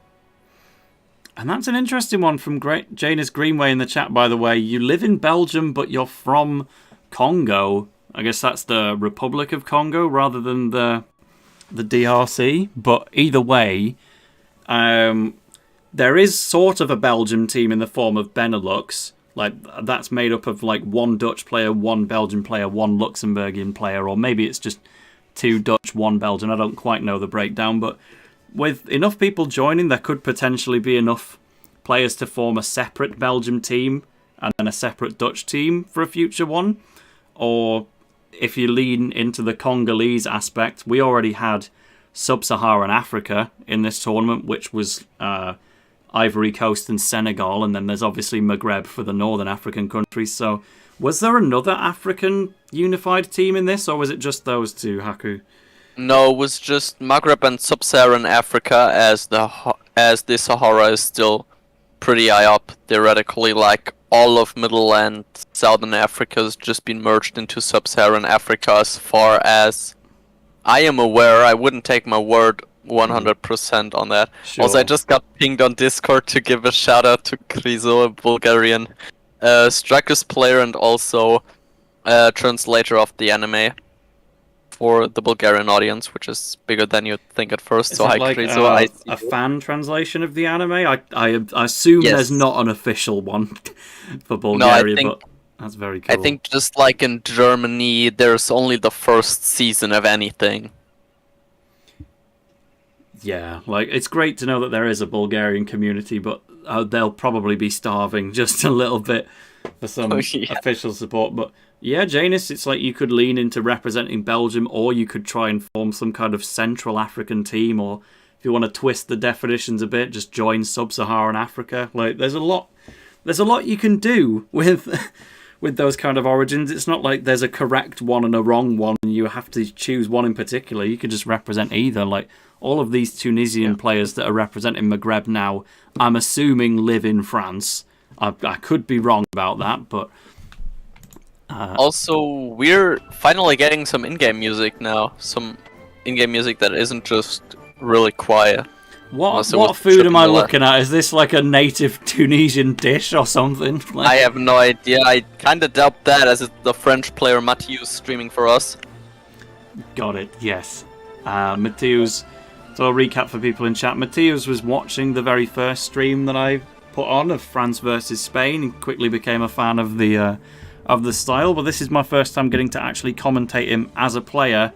Though, admittedly, if we want to keep things competitive for Team Maghreb, now that they are 2 games down, they absolutely need Mathiuze to lose here and try and gradually bring it up to 2-2, as we have a pair of sets between Selow, considered to be the best player on the Maghreb team, representing Tunisia, against Mathiuze, perhaps the underdog of France, but we'll see how it goes. Yeah, definitely gonna be an interesting match of 2 different playstyles. From how I know Mathiuze, he's indirectly known for being like a pure chainer. He does know the important mechanics, but mainly he is a chainer, while Selow most likely is not gonna touch chain ever in his life. Mathiuze, to just answer the chat as well, Mathiuze is still a pretty good player, but the whole roster of French players is just so incredibly wide and powerful that he's kinda being overshadowed by the others, which still doesn't mean that he's bad in any way. He's still a great player. So Papilluse is the in-game tag with the shield, so that means that France is playing on the left, and then Selow is the one with the lovely pink hearty icon. Once again, Mathiuze is representing the dark blue modded French kit. This time it actually is the modded French kit, while we're using a white and red kit for Tunisia once again. But passing to a player who's already down there. It's getting a bit laggy, and I don't think that's the stream. I think that's in the game itself, by the looks of it. Yeah, I think if I recall correctly, I wouldn't take my certain word for that. Selow still isn't at home at his main device, which is also why Mathiuze is providing the stream for us. So it might just derive from there. But either way, Mathiuze has a chance now, and he is dealing with the lags as well. Is that going to have to be a plasma cut to get past Caleb first? I assumed we were building up a Thunder Taker here. But has to plasma cut first. Tackle fulgurance is what we call plasma cut in French, sure. What do you call plasma cut in German then? Plasma Grätsche, which is basically just plasma slide tackle. And what about Thunder Taker? It's called Donnerknall Inferno, which would kind of translate to Thunderburst Inferno, something amongst that. What I'm gathering from this is that you guys like having a lot of words in the in the move names. I mean, yeah, German language is like the language where you can just align several nouns and they still make a solid noun, and it's actually the first goal here from Neo.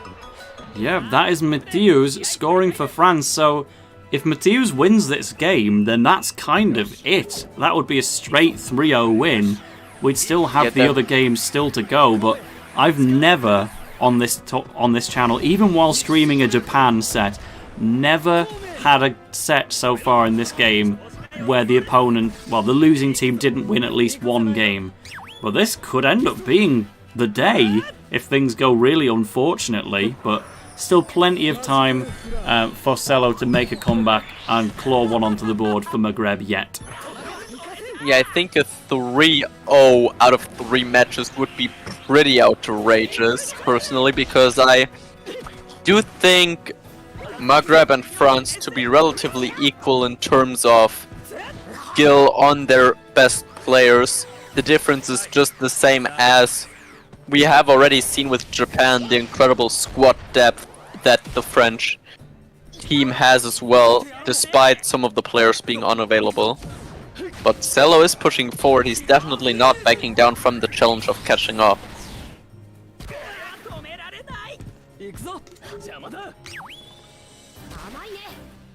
Will be getting close range, so Caleb's going to break past with Field of Force, but still going to have another defender to beat out before you can get that no mashing going on with the opposing goalkeeper, unless he passed back to Tezcat. Nathan just a little bit too strong here, getting there with the jungle jam to cover maximum amount of space. So clutch defending from Mathiuze in the end to keep France's score free of goals. But Jude reclaimed out of nowhere. Oh, Mathiuze! That was on the wire. But that was beautiful defending. This was literally like maybe 2-frame defense possibility that Mathiuze made use of here. Incredibly difficult to pull off. Yeah, even a second out of place would have absolutely cost that for either team. Good grief, but now the Tezcat's just falling over. I don't know what's happening to him, but Soul's going to try and dribble past these players with the Plasma Cup right now and hopefully free out the pitch for another one-on-one with the goalkeeper, but I'm not sure how many defenders they can take out at once with this. Saw is down, but Nathan's still hanging around. That's it. It's so funny seeing Darren in Hector Helio's goalie kit, by the way. Yeah, it's something, definitely. Also, one little thing to chime in, what we've seen a few times, also from Selow here, is short passes in front of the goal, despite there supposedly being a clear way.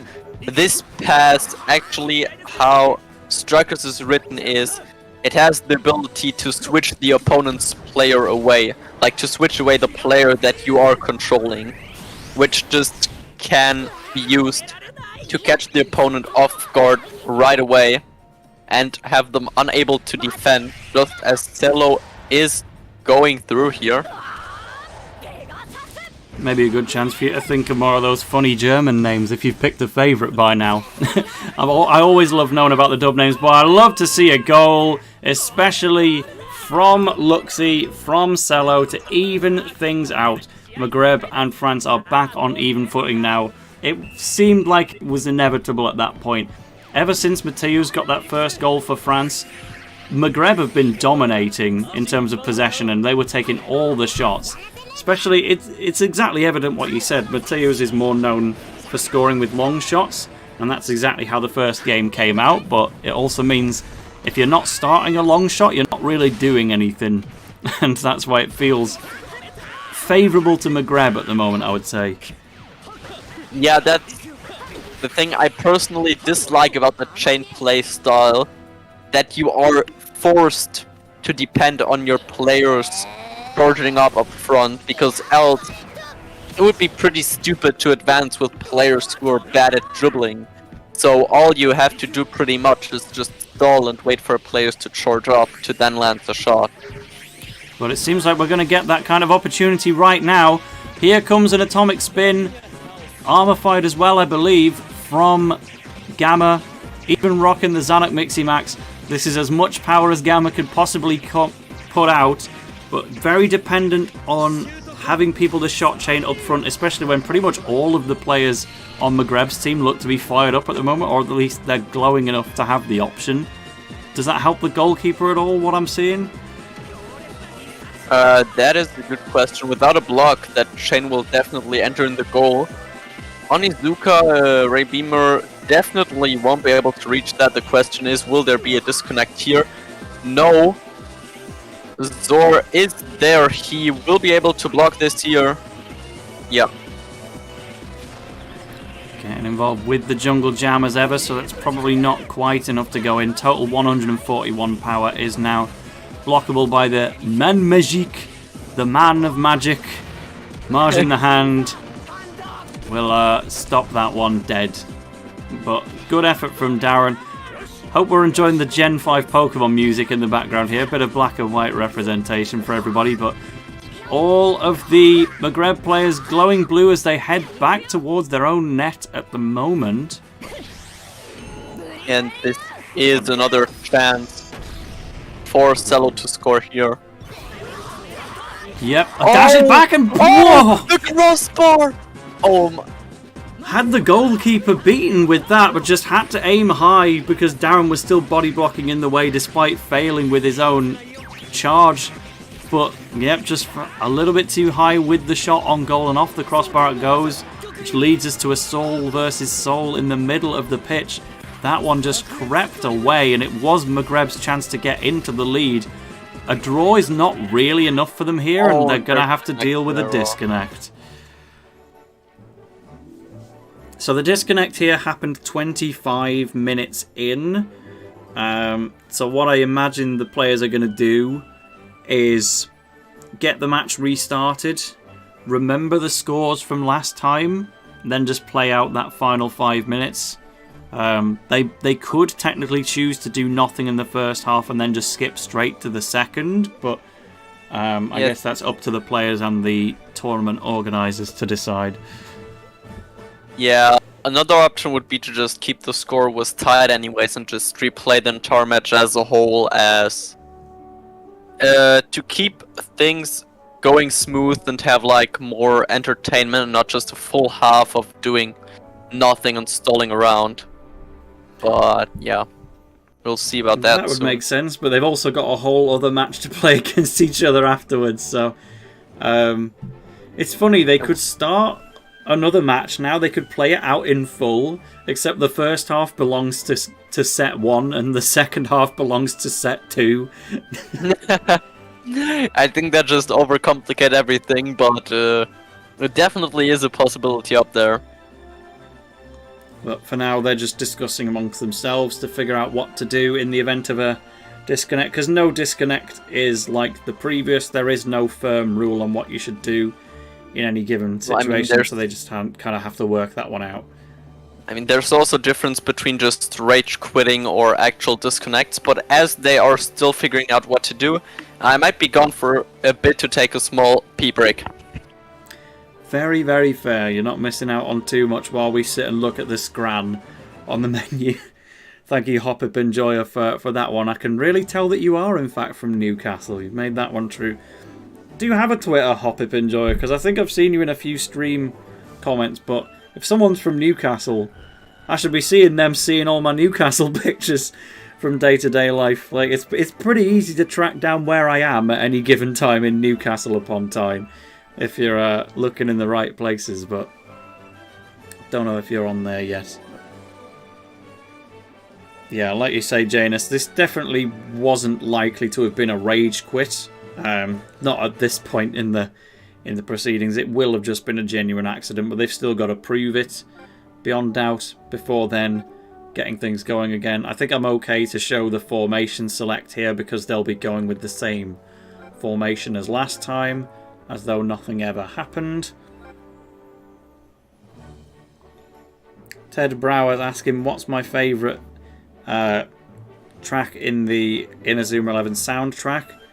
The song that you get when playing against Protocol Omega 2.0 in Nobunaga Oda's time period, and then you get that in a lot of other matches, the really oriental, that's not the right word, but the really traditional Japanese sounding excited music. That one's a banger, but I actually really like a lot of the slow, chill ones as well, or maybe not so much chill, but scary. I've got like two choices. Fuji Forest appeals to me a lot, and especially Fertilia from Go Galaxy. I could listen to that one for a long time. Yeah, I'm back. What did I miss? Did I miss anything? Just talking about favourite Inazuma soundtracks. Do you have one? Or favourite track from the games? Mine's probably kind of obvious, just looking at like my whole profile. I really like the original 3DS theme of Unlimited Shining and Ancient Dark as well, but Unlimited Shining always has my heart. As well as the Double Wing OST, it's just a real banger. I'm obviously willing to back Bylong, preferring wherever possible. He is my guy. Also, I've got to give special shout-outs to Fired Up, Activate Burning Phase from Inazuma 11 1. They never topped that. Every other Fired Up music that they've used in future games or in the anime just never came close to that original one. Like, I would avoid firing up in Inazuma 11 2 and 3 because I didn't want to listen to the music change. Whereas Inazuma 11 1, I'd always fire up even when I don't need to, just to get that music back on. Mathiuze for France is now playing on the right-hand side. They have swapped for this, which means Selow from Tunisia is playing on the left at the moment. We'll see if they're going to run down the timer or if they're just going to start playing straight away. Oh yeah, it seems like they're just letting time run out here. Cool. They may score some own goals here just to get the score back to what it was meant to be. Yes, they are. Hein? Yeah. Oh shit. Here we go again. They really modded in that voice clip for an own goal. That's class. That's world class. So they will want to get it to 1-1. That is the current score. Nobody was winning if you've only just tuned back in. Now that it's... Here we go again. Here we go again. They will now just pass around until we get to the 25-minute mark, and then they'll just kind of kick off mutually from centre and play from there. Unless there's just a disconnect here again, it has been loading once again. I have belief. I will believe.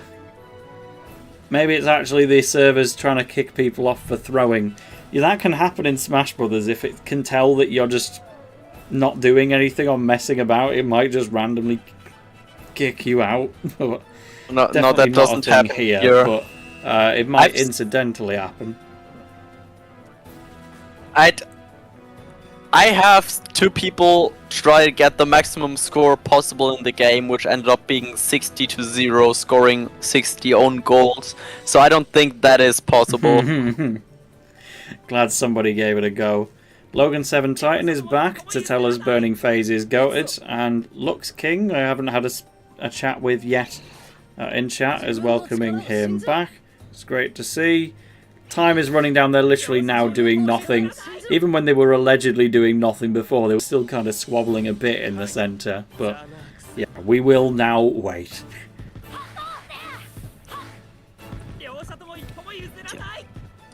So... Mina. Dude pretending to get involved there. Little does he know. Roll randomly taking a shot there. I mean, easily caught by Darren, but that could have accidentally changed things a whole lot.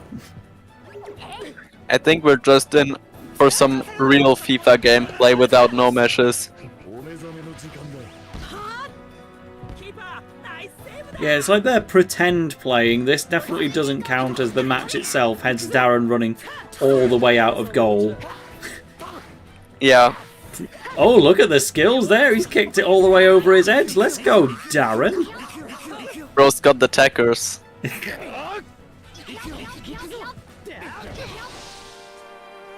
15 minutes played. So as we get to the Reshiram and Zekrom theme in the background, we will be kicking off from the 25-minute part.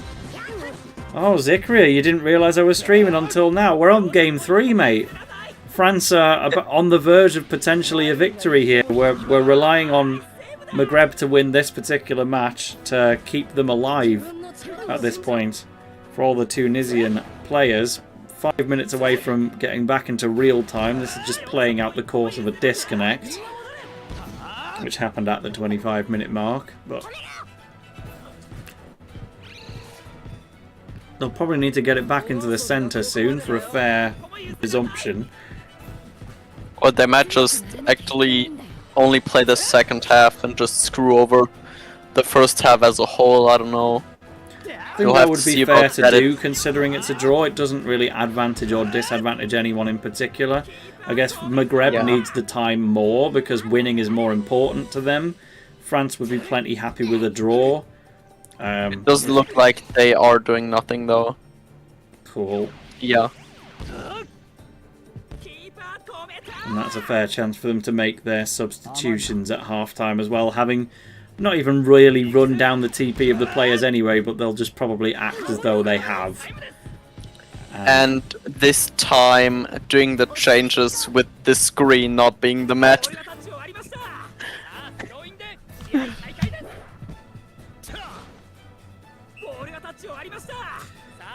I don't think they're aware that kicking the ball into the out actually lengthens up the game. Well, it's halftime now. Better get the scene switched away. We have already done it. Oh yeah, perfect. Not worry. Oh. Yeah, you keep an eye on that formation change for me, because that could be... This is the most important one yet. Yes, I'm seeing something here which I obviously will not be talking about. But that is very interesting what I'm seeing here. And yes, Ted Brower, Swadloon is the best Pokemon ever made. It's not just my favourite, it's the best. Don't you agree? Everyone agrees Swadloon's the best, right? He's just me for real. Isaac, yeah, it's me. Zikri, a true expert of the community, knowing absolutely everybody from everywhere. Is that the sound of kicking back in? Mathiuze is ready. Selow not as much. He's still taking his time to prepare. No, only 3 web browsers, Logan. This one's NordVPN. That's a browser, that's a browser, that's a browser, but the amount of times I've used Firefox on this PC, you can probably count on one hand. It's continuing. If you haven't switched the scene yet, the stream's always a bit behind, you know. Here we go. So that is pre-Mixie Maxed Simeon I see on the pitch now. What's the interesting part from the formation change that you wanted to take note of? Definitely pre-Mixie Simeon, because definitely a player that isn't seen as much. Theoretically, as a trainer, Mathiuze could have just used the regular Simeon in the first half as a chain starter, and then just have the Dragon Blaster, or Dragon Dive is the English name I believe, technique on him on his regular moveset, because it would get changed to Shellbit Burst in the Miximax either way. So he could have just done that instead of putting the already Miximax version in, because what most people don't know about the game, if you switch in a player the first time charging up, and this is also why Miximaxes are so prominent in the second half, the first time charging up will be slower than their usual charging time. There you go, and that's why pre-mixed Arian with Tezcat is going to reap some of those advantages. We obviously do see the King Arthur Arian a lot more than Tezcat, but the Tezcat Arian usually tends to come on in the second half from the Strikers sets I've seen. Yeah, the great thing about Arian X Tezcat is that you can boost his guard stat using the items, which basically, thanks to the in-game Miximax, not the ones that are already, gives you a defender that is always charged because of the Miximax, that has the best defense technique in the game and armed, that has the best guard stat in the game, which would be S+, or at least the best base stat without keys, and who also ignores invincibility after dribbling, which exists, but it's just getting ignored by all types of spirit moves. Cool. So it's just one of the best defenders in the game, especially in the second half. But a lot of people like to use him as a winger as well. Meanwhile, I do love seeing Jude and Caleb doing Field of Force, specifically in the Dark Angels arena, where they had to do that in the real anime match as well, where Caleb Stonewall had his famous dub line of, "I don't care if you're from hell or Chicago!" We're in that exact location. Is that actually a line? In the English anime dub, yes. Definitely not the games, because to separate the English dub of the games is really good. They're localized within the UK specifically. They got a regional, they got a reasonable budget, and like the director was an Australian guy who kind of knew enough about how to Britishify it. A guy called Richard Honeywood. Whereas the anime legendary. was done by Arrait Multimedia. It's a Spanish company, but for the English dub, they did it all with American voice actors and American undertones. And they didn't have many voice actors. It was very low budget. The translated lines just kind of said whatever they want. Riccardo De Rigo, despite having his obviously Italian name, sounds exactly the same as Nathan Swift. Just this scratchy American voice. Yeah, it's probably just because of the missing variety of voice actors. Oh, and there we go, though. Maghreb takes the lead. Selow has found the all-important third goal of the game to keep Maghreb alive in this set. If they can win this match overall, they will also have the chance to win the next one in a complete mirror match. Again, if you've only just tuned in, this is Mathiuze currently playing for France in the black kit, and Selow is playing for Maghreb in the red kit. He's from Tunisia specifically, but due to the way the somewhat random draws worked out, this is game 3, but game 4 is also between the exact same two players, because every team submits the order they want to run their players in. So France essentially said, in order, we're going to do Nayth, then Alexis, then Mathiuze, then Alexis. While Maghreb said, we're going to run Abdel, then Luxie, then Selow, then Selow, then Luxie. They didn't know it was going to result in having 2 matches between Mathiuze and Selow, but that is how it's worked out. This is the first of the 2, but France won both of the first 2 games, so they need to win both of these Selow versus Mathiuze matchups to take the set overall. And then there's still the rematch of Alexis versus Luxie, which Alexis decided for himself. There's almost the 3rd goal. Also, a thing about the World Cup, while it is still the same players playing, as long as it is not the same match, so like it's different matches, they can change their teams in between. They can indeed. It's almost like real football in that sense. The formation means everything, but the formation is currently favouring Maghreb with a 3-1 lead. This could be their first win of the set, which is exactly what they needed to see, but all 3 games so far have gone the exact same way, where they were really close draws up until somewhere in the second half, where one team suddenly just took a massive lead, and there was no coming back from that point. Let's see if it sticks true to that trend, or if Mathiuze can in fact make a comeback for France. Yeah, and this win would not only give hopes to Maghreb, but also would give Selow an insane confidence boost for the next match, most likely. And you're going to need a confidence boost if you make it to the final to face Japan, that's for sure. Oh, and there's the Mix-Max bug. That, once again, you saw that ring coming out and going back again. That is because of the Mix-Max being detected, but at the same time also not being detected, which just caused him to lose the ball here. Perfect. So back in France's hand, but a great sliding tackle from Gabby there. Jude's going to have to take down his best mate here. Teaming up with Caleb says, sorry, he's a better teammate than you ever were, Sanford. Get out of the way. Oh, it's Simeon getting blown away in the animation, but Sanford knocked down as a result as well. Here comes Caleb again. But if Sword bring out the spirit. Bad initiate from Mathiuze here, in my opinion. The pass was one of the red sparkly ones, which is one of the ones that you can just fire into orbit, so he could have intercepted it that way, but he chose to initiate in a matchup which he knows he would lose. We have seen that matchup before. And now Mathiuze has lost his 0 time to goalie as well. Excellent. So, Maghreb will also be wanting to win this by a heavier scoreline as well, because France won the first game 3-1, so that's a goal difference of +2. Then they won the second match 5-2, so that's an additional 3 in goal difference. So if it comes down to a draw situation, France are currently 5 goals ahead on goal difference.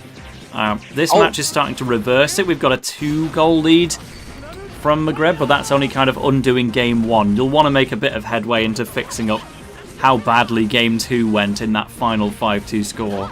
But here's a long shot. But it is getting blocked here. The distance penalty just was too big. The way distance works in this game is the further you are to the... Is there a chance here?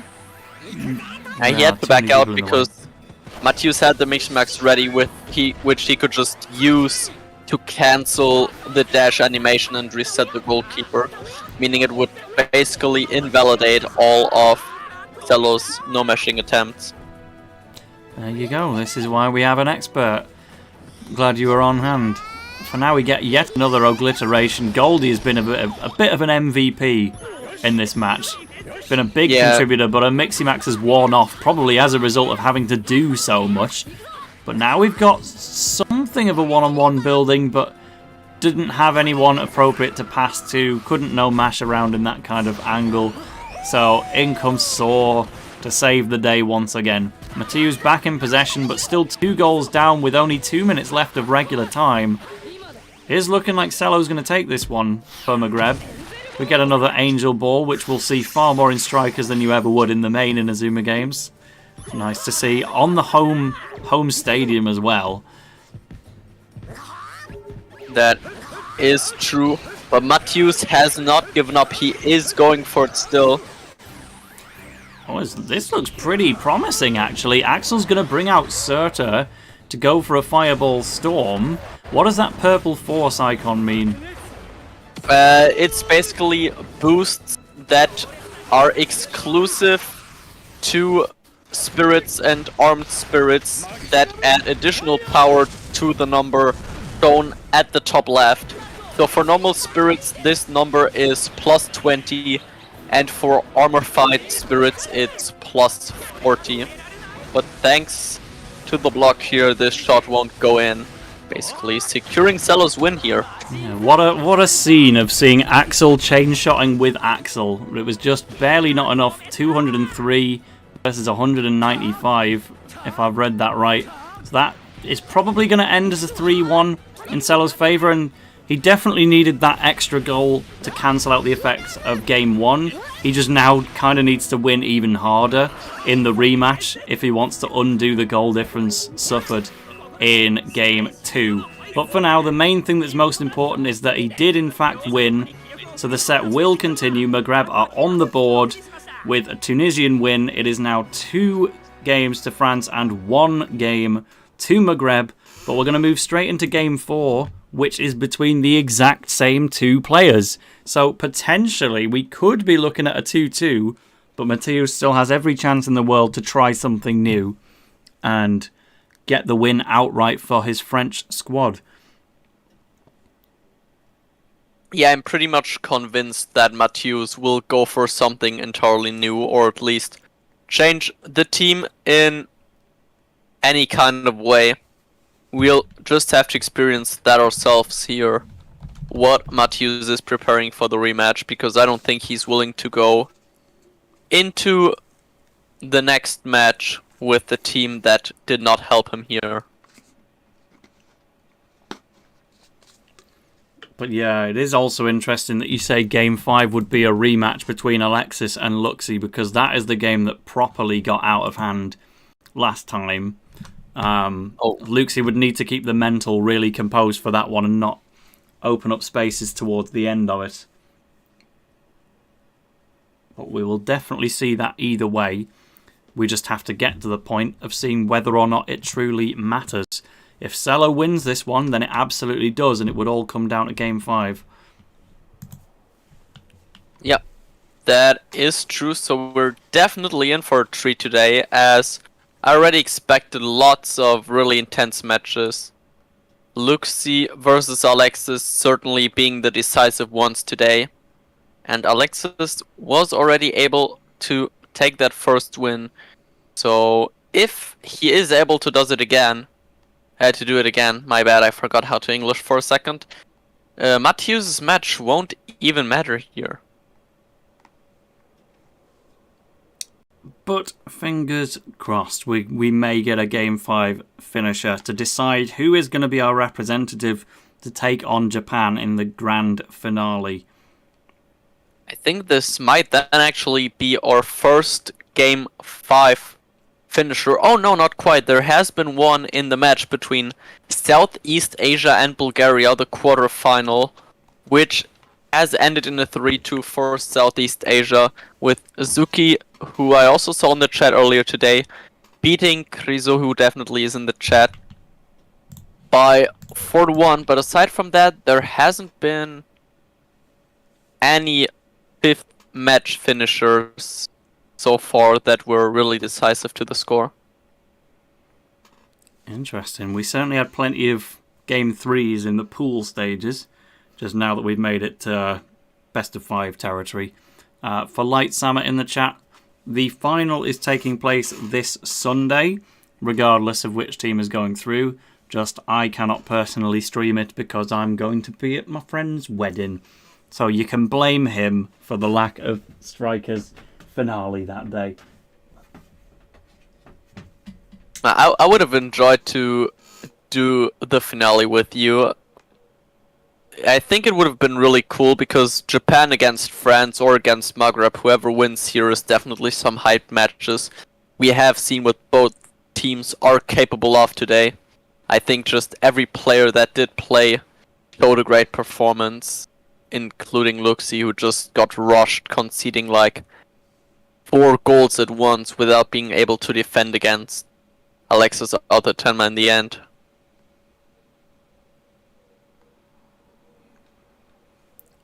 I'm surprised they need to go through the whole effort of setting another stream up, considering it's between the exact same 2 players, but here we are. Let's click on this one now.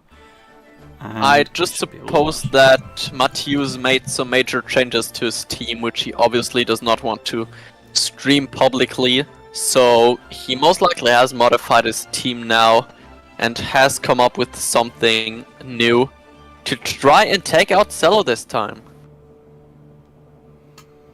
Yeah, it's very exciting because it would be the comeback story of the individual players, or it could be the overall comeback story of Maghreb versus France. Either way, you get some sort of comeback regardless of the outcome, unless it's a draw. In which case, well, never mind.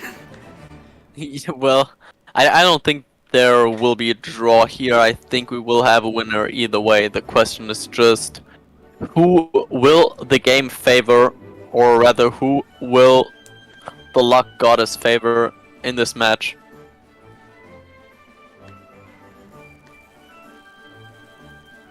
It can't be all luck if Japan keep winning so flawlessly.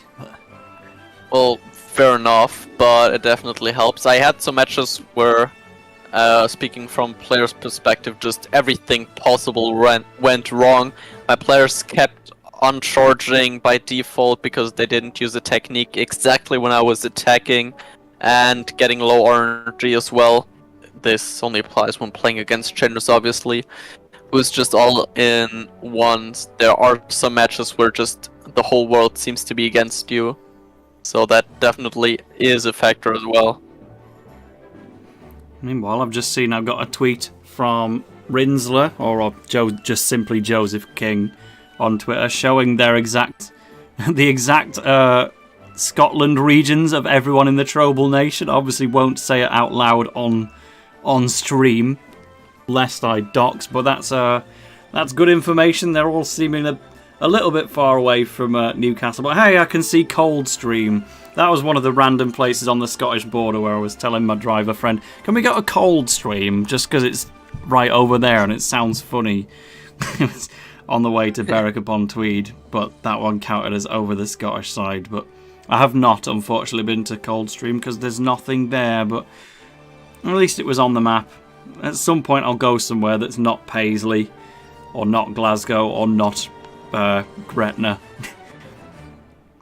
That's all I got. I'm sure Dumfries will probably be on the lineup soon because that's pretty close to Newcastle. It's a funny thing about being in Newcastle, you can completely dox yourself and the information's worthless. Like, yeah, I live in Newcastle. Come and find me. You won't. It's a big place. How big of a city is Newcastle again? As someone coming from Berlin, big is always a bit relative. It's like, well, yeah, it's definitely not Berlin big, but it's easily in the top 10 for the United Kingdom. Maybe like top 5 for England, but not top 5 for UK. But pretty freaking massive, at least. Do you also support the Newcastle football team then, since they will be playing Champions League football for the first time in a while this year?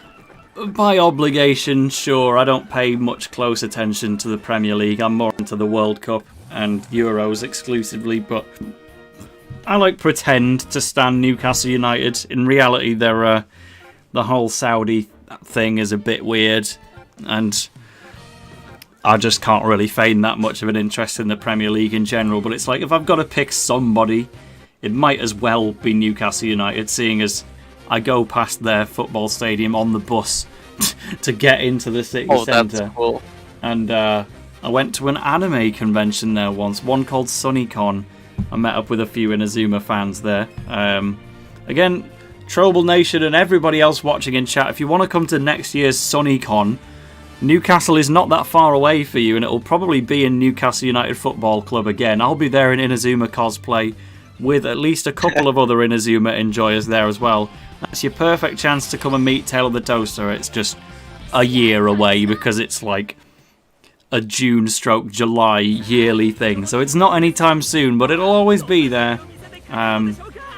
Generally a good idea, but for now... this early, I might as well go visit you then. Yeah, you could go to Newcastle and get yourself in a football match.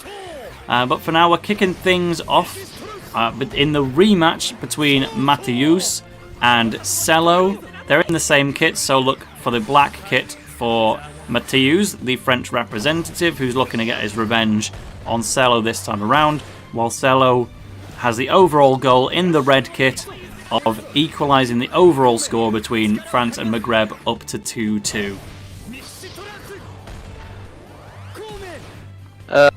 So one thing which isn't really focused on the game, which might be bad, seeing that Selow is keeping in possession here. Oh, never mind. Over here in Germany, professional football teams, as that topic indirectly came up, have like minor teams for just people that can join them if they want, like third or fourth teams that just play in lower divisions, but it's still like under the name of the pro club and still an official team of the pro club. Does England or the UK have that as well? Probably, yeah, but I don't know enough to answer with confidence. Okay. Well, that's fair enough. Okay, no. But I just know that I've tried to get tickets to a football match in Newcastle United, well, St James's Park, and even the least important matches still sell out before I even have a vague hope of getting them. We're going to have an atomic spin here from Mathiuze's Gamma, doing the long shot strategy as we're familiar with. Is going to change into a maximum fire. This is looking really juicy. Genius is there, and there will be another chainer behind him as well, if I'm not mistaken. So he is racking up the power. So looking like a potential French lead, but that's what happened in the previous game. Yeah, here comes Snowstorm Leopard from Njord as well. But Mathiuze scored the first goal in the last game as well, and Selow was able to make the 2-1 and then 3-1 comeback. So we'll see if that needs to happen again, or if we can do enough just with the Ozone Flare and the Man Magique by itself. I would imagine probably not. You think? Yeah, having a block behind the chain is just too strong. Blocks are really good in this game compared to like chain power. If you get a chain after the block, it's pretty much goal. If you get a block after the chain, it's pretty much not a goal. In most scenarios, that's just how the game calculations work here. Hence, Darren was able to save the ball. And now, Selow's on the move. Passes, squares into Caleb, hits it backwards. Now we get a Sanford on Sanford duel, but whoever's using Jungle Jam is obviously going to be the winner in that situation, because that's what he's there for, bless him. So Mathiuze back in possession of the ball for France. This has been more so his game so far, it has to be said. Selow is by no definitions winning yet. Yeah, that certainly is true. However, Mathiuze is confronted with the already sad problem about now having to wait and pretty much stall the time until his forwards have charged up. Oh, but an excellent pass there. Hold on a minute. Oh, Darren just getting in the way there. Arian had no one to pass to, so just went for the regular shot. Wasn't going to work out on that occasion, but now we get more soul on soul. Yeah, Stoll offensively passes, he's just insanely strong, especially in the first half. Getting a type disadvantage against all jungle gem users and thus becoming one of the best attacking and all-round players in the game with a good shot, a good defense. Oh, but hold on! This is a really close-ranged Undertaker right now. He has no one to chain with, but that might be strong enough anyway. It's got the type advantage. Yeah, he has a double type advantage at that, so there is 16 RNG needed for Selow to save it. And he gets 18! Oh my... You mean to say he just saved that on RNG? Yeah, shots and goalkeepers are RNG. And the crazy thing is, so what Selow needed to save it to match the shot power was 16, and the RNG varies between 0 and 19. So there was like, yeah, there's like a 12% chance at max of him saving that, and he managed to get the second highest RNG, which you can't influence in any way, and does save it. The Strikers 2013 Xtreme mod for making that RNG visible to us. Oh no, that. Yeah, this there has been. Oh my! This is just an insane match. There has been a cheat code to show it before. I think Obluda, who's also one of the tournament organizers of the World Cup, made the mod or the cheat code rather possible that shows it. But Xtreme does not need that cheat code anymore. It just shows it right away, which is pretty cool. Oh, and Mathiuze failed the infinite dash, accidentally passing, as the way to use the infinite dash is by using the pass charge to cancel the dash animation and then just to dash the way out of the pass charge. Ted Brower understanding it completely. That was not luck from Darren LeChance, that was plot armor.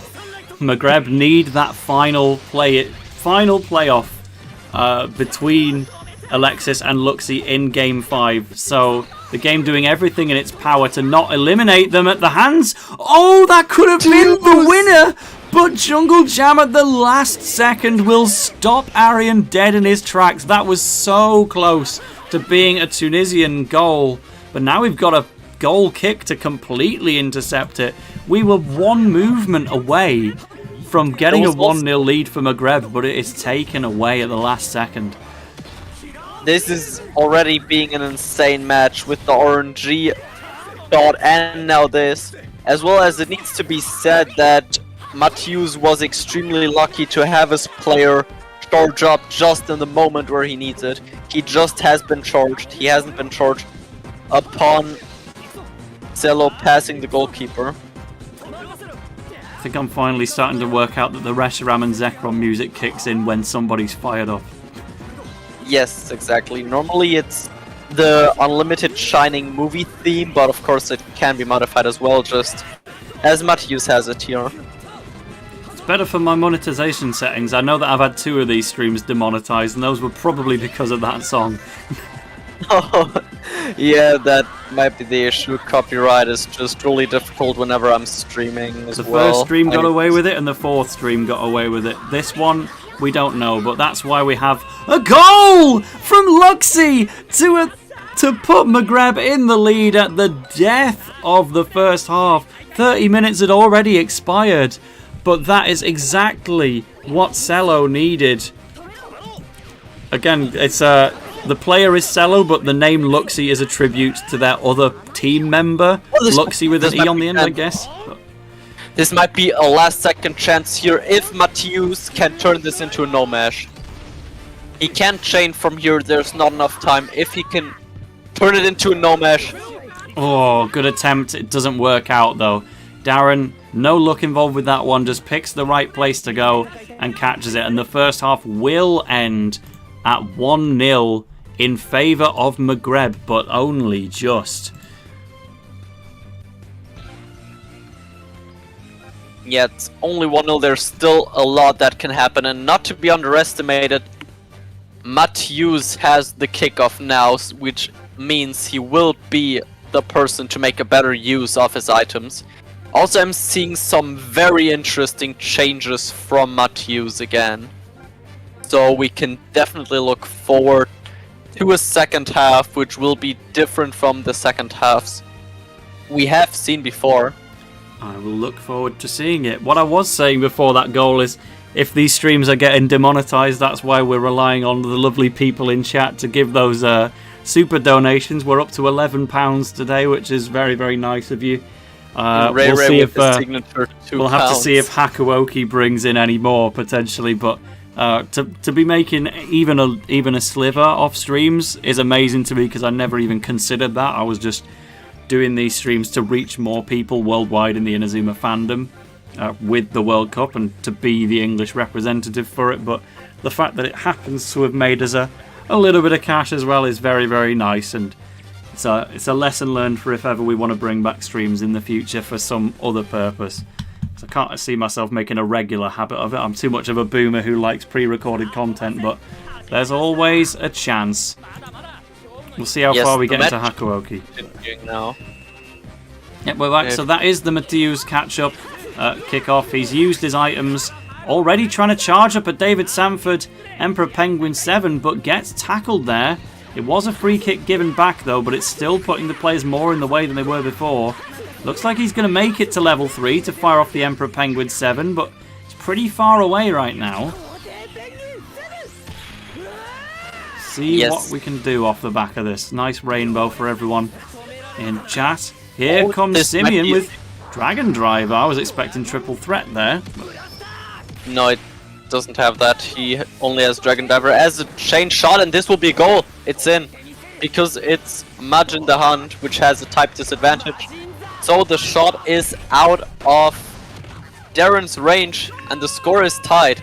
Now we can also see, if you paid close attention to the minimap at the bottom, the change that Mathiuze made. He's not using the meta formation F central block anymore.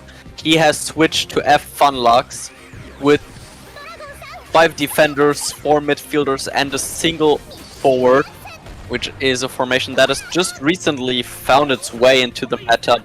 Also introduced by the Japanese people such as AS79, who we saw yesterday. And thank you, Lord Rinsler, once again for another £2. That really is the signature donation amount of YouTube. I don't know whether that's like the default or what for YouTube, or if we're just big £2 coin enjoyers here in the United Kingdom, but thank you for another donation. We're up to 13 now, so if we do get demonetized, it ultimately doesn't matter. But finally, this is the first time I've seen Macrobingo actually do anything. I've seen him on a lot of squads, but there with the Super Elastico, that's the first time I've seen him actually act, which is nice. The thing about Mac is that he has good mobility thanks to having dashes. He has the best possible base stat in dribbling and shooting, I believe, double S+, and he has a long shot, so he is fit as a chain starter. See if we can get a Samba strike. He's in possession right now. We might be about to see it here. Macrobingo is going for a Samba strike, and hopefully it's a bit stronger than it is in Go Galaxy. Yeah, but look at Simeon the confetti behind. That's it can nice. still go in though. It can still go in. 18 RNG again. He would have needed 11 here. Mac had a power of 196. And Darren has a type advantage as Mac is fire element while Darren is wood element. So this could have been a goal for Mathiuze, but instead Selow's just taking over now. Samba strike beating out a spirit move. It's like unheard of in the regular Inazuma games, especially Galaxy. But here we've got a no-mash out there from Selow to get back 2-1 in the lead. Mathiuze has played so much better in this rematch than he did in the original encounter and has been really tactical with the changes of formations, but ultimately what he's lacked is luck. He could be winning this 3-2 if the RNG rolls were just slightly more favourable to him. But the RNG gods have been absolutely cruel. The plot armour gods have been kind exclusively to Maghreb, and that's why Maghreb are now 2-1 in the lead. Now I feel bad because I don't know if you remember, just earlier I talked about matches also having a certain potion of luck, and that portion of luck is definitely on Selow's side here, saving those 2 shots. But Mathiuze is charging up another chain now. And if he does get this one in the back of the net, remember a draw is still going to favour France a lot more than it does Maghreb. Maghreb need the win, ideally. They're not out if this ends in a draw, but they would be all the more required to win Game 5. Going for a regular catch is Darren, and in it goes. It is now equalised from Mathiuze's maximum fire. And now we've got 15 minutes left for Maghreb to try and regain the lead. Mathiuze would be plenty happy enough with a draw.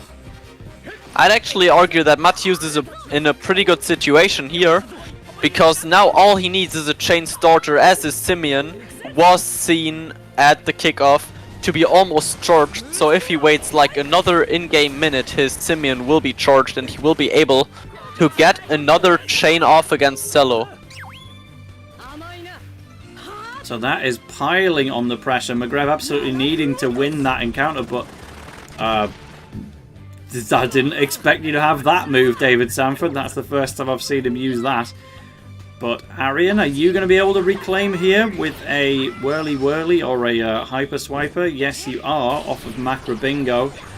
But if Mathiuze does reclaim the ball at any point, the shot chain could be ready and waiting. Oh, that was a bad fired up mode in my opinion, because there might be a chance that Selow turns this into a goal. Okay, Arian has indeed cleared out the opposition. Passing back to Tezcat, trying to pass back to Caleb, but he was still knocked down there. But he has lost the fired up mode now, despite knocking over Caleb while sitting, and now this is a chance for Selow. He misses! He misses the timing! Wow. And you mentioned in chat that the formation he's using is Phalanx, and that's from Go Galaxy, right? For the Big Bang team. That surely had to be modded into the Xtreme version of the game, right? Because there's no Go Galaxy characters in this, but I guess the formation we must have added in ourselves. Yes. So no, the formation wasn't the game, it just wasn't really used, as it was kind of thought to be too defensive and not good enough for chainers, but single striker chain formations have proven themselves to be more and more used recently, as people are exploring AI movement more. No, it's not Zeus formation. Maybe I'm getting the wrong name then, but I think it's Phalanx. Yeah. Phalanx to me is the formation that the Big Bang post-game team uses. And another miss from Selow, by the way. Yeah, and that's just really unfortunate for Selow, who's had all of the luck on his side up to this point. Just needs that last bit more skill to tap it over the line at the end, but he's just been making the slightest of mistakes. Still going to get another opportunity here, though. Arian is well ahead of everyone else here, but Nathan intercepting from that far away.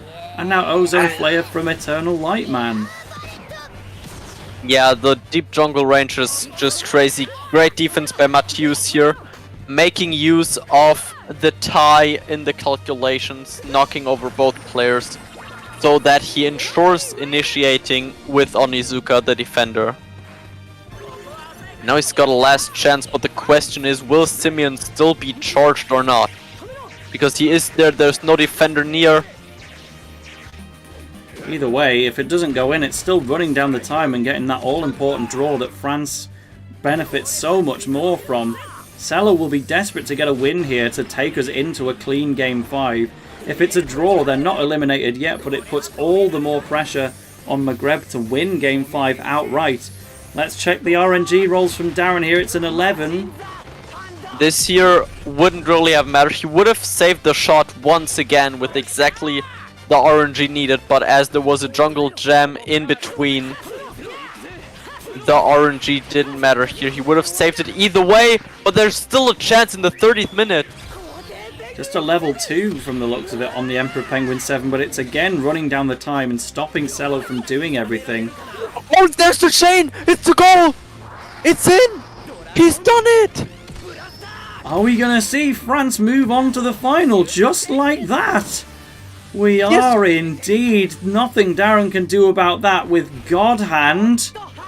Mathiuze never seemed in danger of winning the match, but he's done it at the last gasp. And that is it. France wins the whole set. 3-1. It is now unwinnable for Maghreb out of absolutely nowhere. That is unless Selow somehow finds a way to magically score a goal now.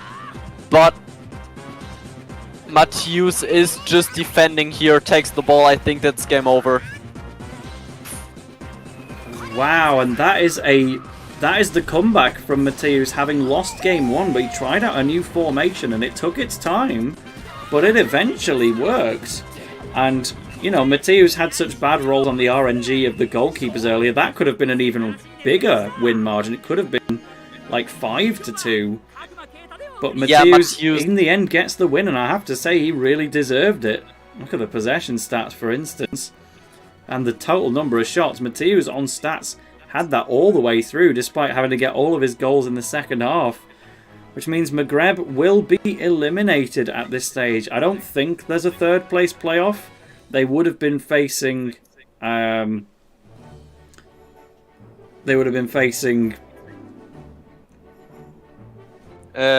the third place match, they'd be facing Southeast Asia. That's the one. Indonesia and Vietnam would have been teaming up against Tunisia and Maghreb, but I don't think that match actually happens. They just get to enjoy joint third. But it absolutely means that France will be moving on to face Japan in the final on Sunday. Wowee.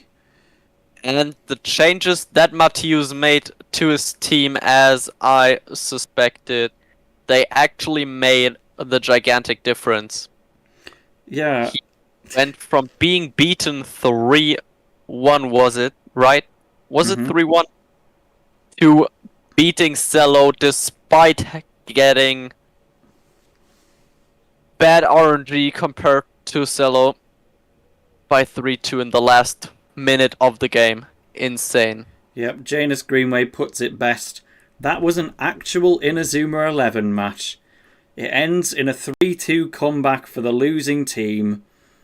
And what more could you ask for? We will still be watching along with Game 5 anyway, just to see how it plays out. But that is the outcome decided. And you've obviously, if you're here for Hakuoki, then you've got to get through one more Strikers game to reach it.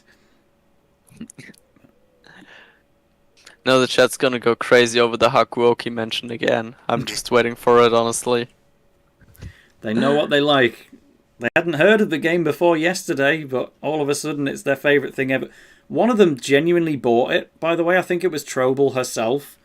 Found it in a local CEX to possibly give to Ray Ray. But the fact that, you know, it's enough that I'm making a little bit of revenue off of these streams, right? But it says even more that I've managed to get a viewer to part ways with her finances to buy Hakuoki 3D less than 24 hours after seeing me stream it for the first time last night. Also, even better, I think I read earlier on in the chat that it's actually on Steam. Is it now? Interesting. I think it's on a lot of consoles, actually, but I slightly different versions every time. I'm gonna go check Steam in the meantime. Trouble and Ray apparently went halves on it, so I know exactly how much he paid.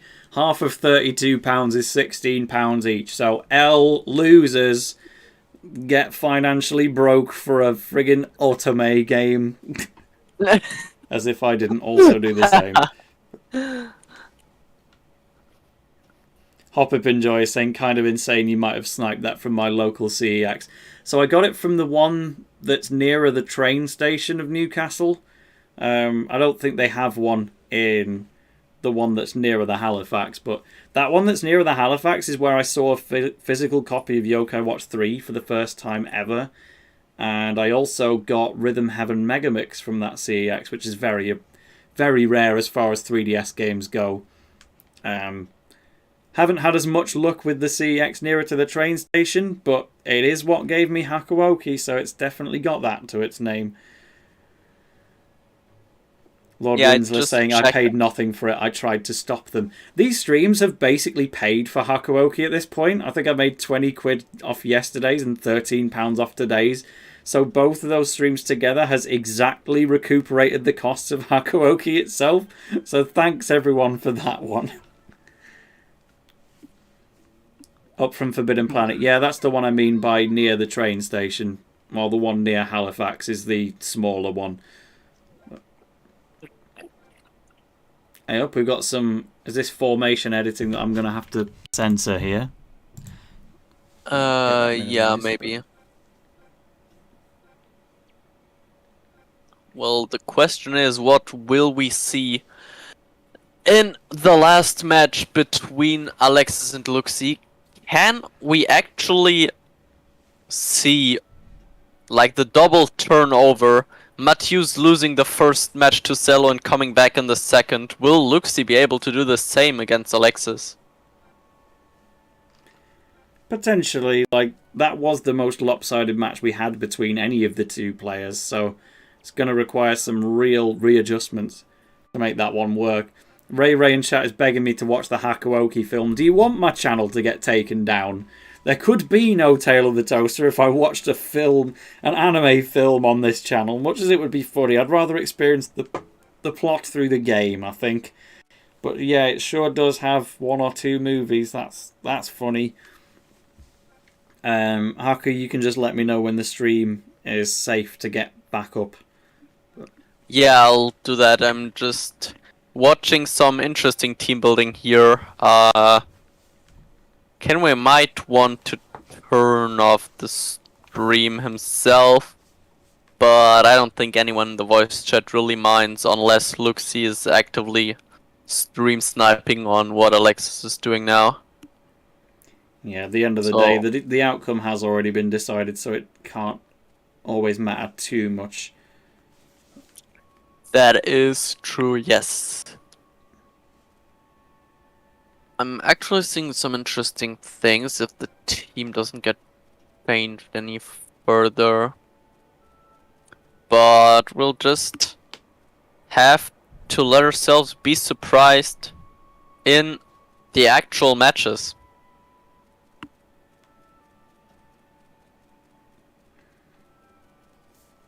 Yeah, bring it on. And meanwhile, apparently Phalanx is the formation that Light Sama uses. Is that within Strikers itself? Yes, it is within Strikers itself. That is already usable formation.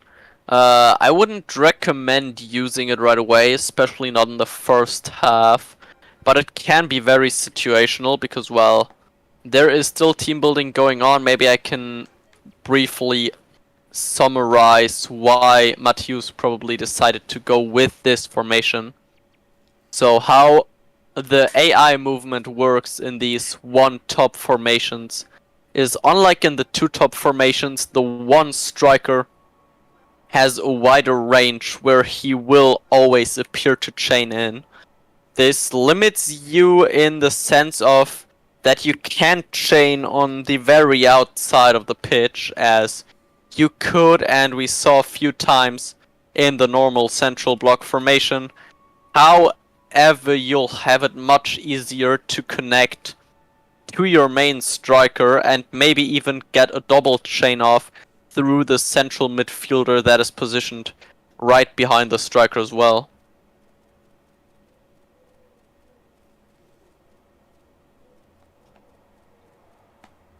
So, hybrid chain and no-mesh formation to Light Summer.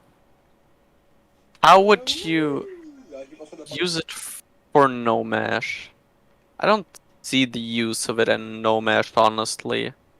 Because unless you focus on no meshing over the sides, you'll have quite some difficulties, in my opinion. And no meshes over the sides aren't as reliable as just dashing into the goal.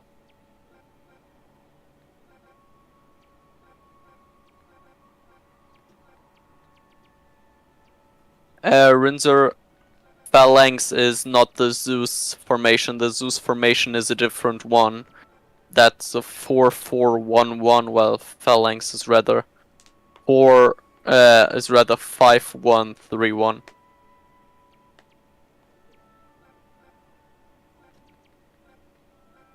So now I see Tail's Discord icon turn green, but I can't hear him. No, we're here. We're just Okay. catching up on the Strikers Twitter, see if there's any good clips of the action, which there are, but just not from our stream. Gah. Well, yeah, it is what it is. But at least good to know that it's not my PC or my Discord just emoting. We've got to give the voice a little break if we're going to go through another Strikers match and potentially a bit of Hakuoki. It's getting to be a long one.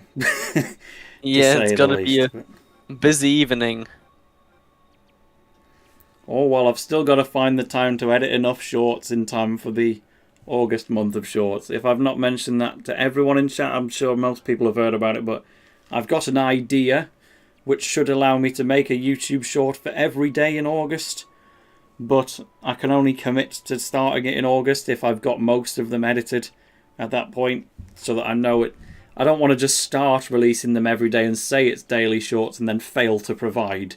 So I've got to make significant headway. I've edited 8 out of a total of 30. And now I've done all the voice work for all of them, but I just need to really, really get editing if I'm going to make that month of shorts happen. Because I'd be really interested to see what that would do to the channel analytics-wise. Like, the fact that I'm doing a month of shorts is just because it's a coincidence. Like, genuinely, what I want to do suits the shorts format really well, and there's exactly 30 of them to make. But if I line it up with all 30 days in a month, then that's pretty cool, and I'll be keeping an eye on my channel's analytics and see if I happen to tap into the shorts market a bit and attract any new Inazuma subscribers, just as this World Cup stream has been able to do. But Shorts are still pretty insane to get clicks or subscribers as well. I just keep seeing some random Inazuma 11 GO Strikers shorts that is just, as a professional, in quote-unquote professional, as a player who knows how the game works, just with some incredibly trivial, like, strikers shots versus goalkeepers, but they attract so much attention and, like, generate numbers that I hadn't even dreamed of yet personally. So yeah, it's and the shorts market really is there. my most viewed video per month on this channel was always the Inazuma 11 Iceberg ever since I made it. But not anymore, because I've made like a total of 5 shorts. We've got the French player on the right and the Maghreb player on the left here. Ladybug for Maghreb and Kay on behalf of Alexis for France on the right hand side. Yeah, like, I've only made about 4 shorts total, but one of them is called Top 5 Ships in Inazuma 11. And it's like, it's got a thumbnail of like Tori and Sue doing the butterfly dream, and then by pure coincidence the automatic thumbnail is also like an image of Tori kissing Mark on the cheek, which is the only frame in the entire video that's actually about romance shipping. But that was just like to deceive people. Like, the video is just a countdown of boats, like the top 5 boats in Inazuma 11, and it's meant to fool people, but the thumbnail and the automatic thumbnail through pure RNG just happened to lean into the romance aspect, and it's now almost my most viewed video on the channel, and it regularly gets thousands every single month. And TXM has the exact same thing. He made a full-length joke video called Top 10 Hottest Inazuma 11 Characters, which I think is just like rating how fiery they are or something like that. But that's also his most viewed video. And I think even Trobel in chat can comment on this, right? You've got a few random Inazuma videos. There's a goal, by the way, from Alexis for France already, just to make it a total wipeout. I swear, I think I drifted onto your channel at one point, and don't you also have like significantly more views on the top 10 hottest Inazuma characters kind of thing? The fandom is shameless. Like, I wasn't even trying to tap into that on purpose. I just thought it'd be funny to have that as a title for a video and then actually make it about boats and do the whole thing as like a tribute to the HMAS shorts format. But it ended up just completely popping off in any way. And we'll see how these slightly more serious shorts get on if I'm able to make them in time. Yeah, that definitely sounds interesting.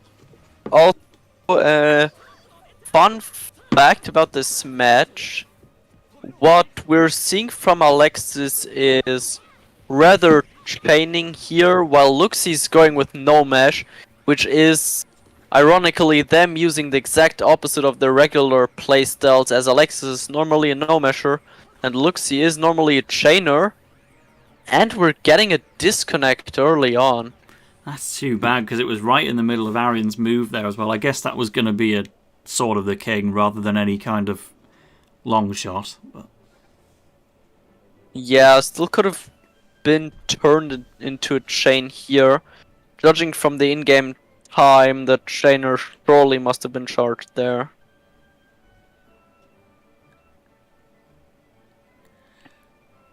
But yeah, I can imagine they might just go for a fresh restart in this instance then.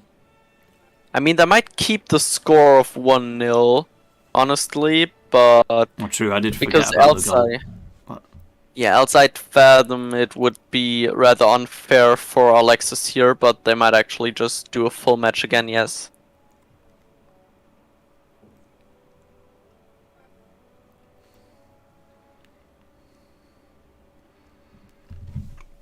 Chat absolutely popping off that I know what one Trobel video is called, but or at least vaguely. But yeah, by all means, the world needs more Inazuma 11 YouTubers like me and TXM. We're drowning out here in the UK. We are parched. It's like, it helps to have more Inazuma content creators, because yeah, we can conflict a little bit from time to time on video topics. Like Tom and I are always very careful to not share the same video ideas with each other. We always kind of tell each other what we're working on, so that nobody accidentally makes the same video as the other or looks like they're about to copy one another.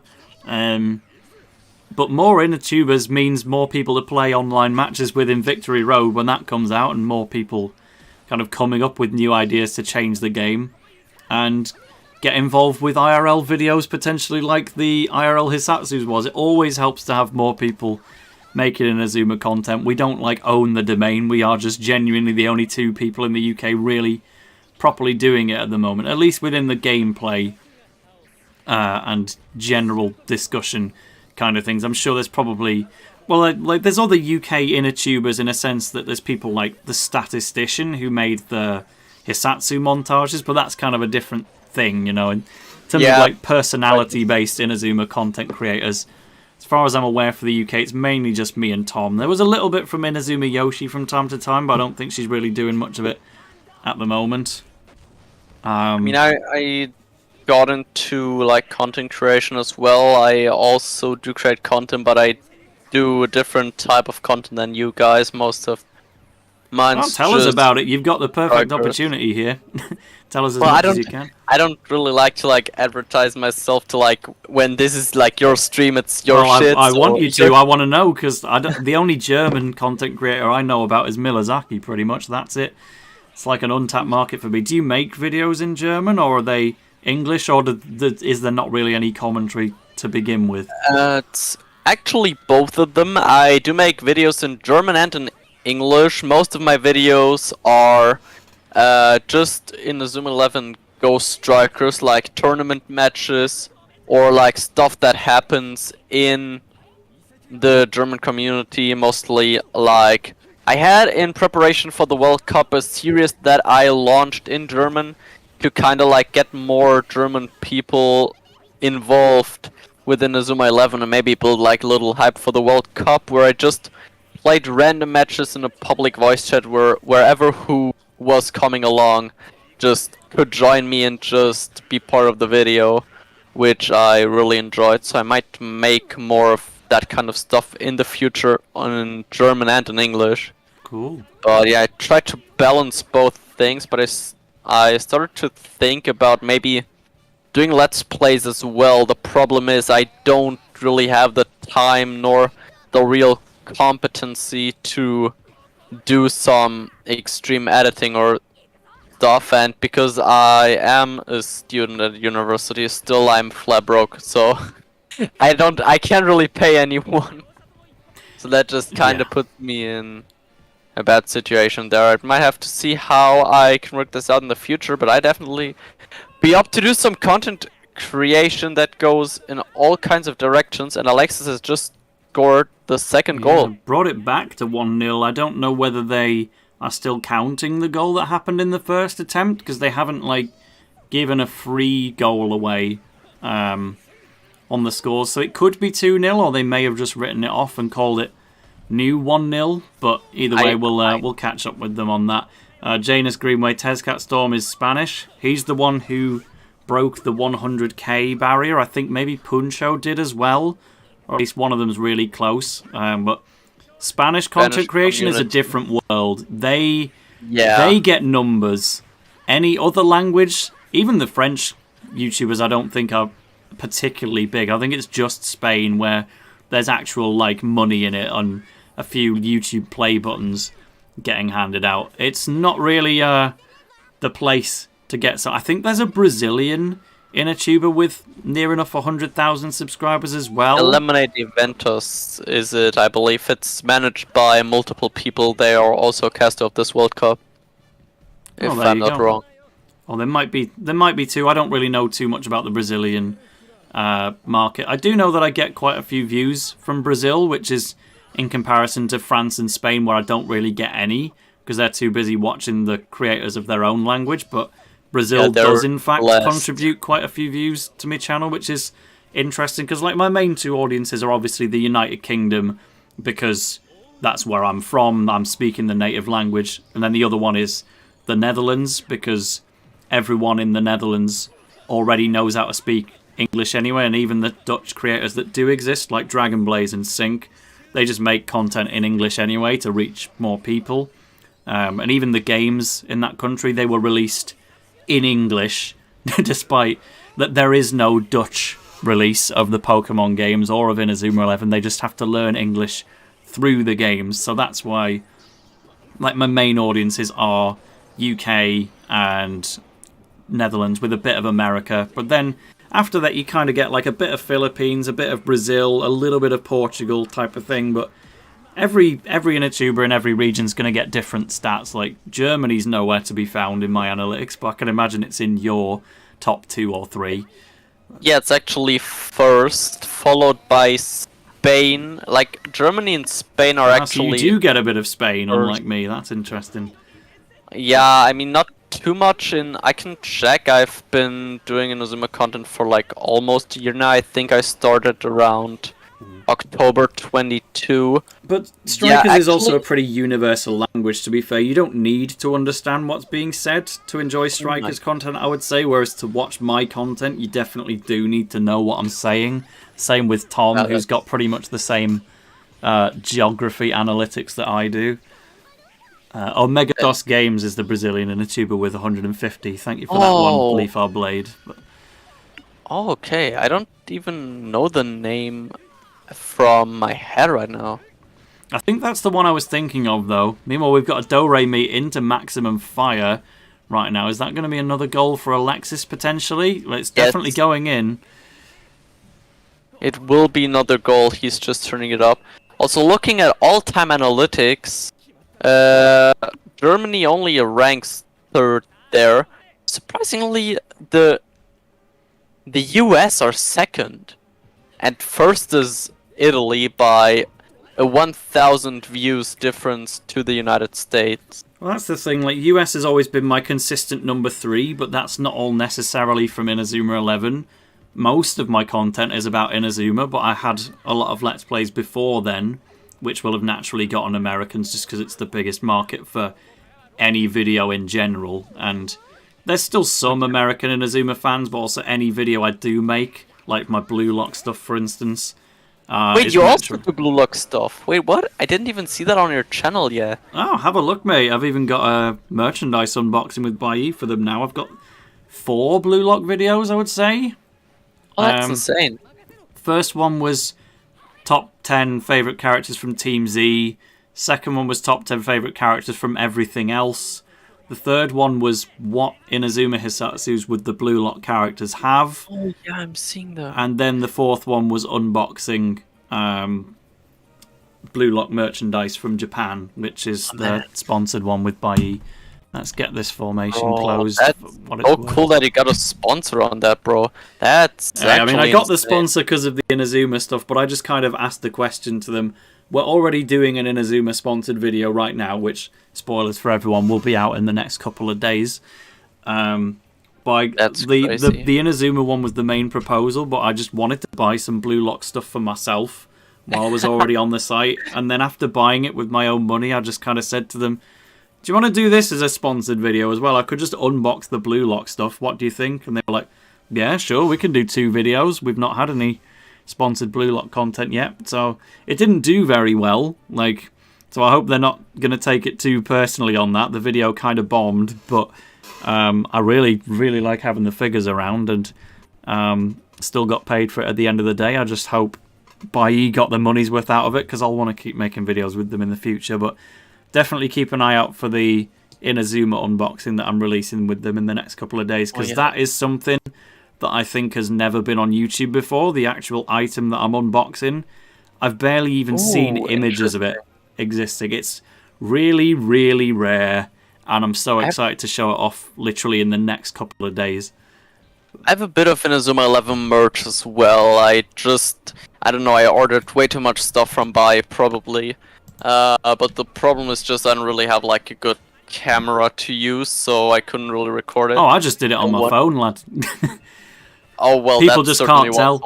Oh yeah, well, if that works out, that's even better. Also, interesting choice of players with Shinjami. Alexis also changed his formation to talk about the game for a bit again. Yeah, what I got is mostly I got some actual uniforms as well. I put actually 3 shirts, not really RS uniforms, but like shirts on my wall over my bed.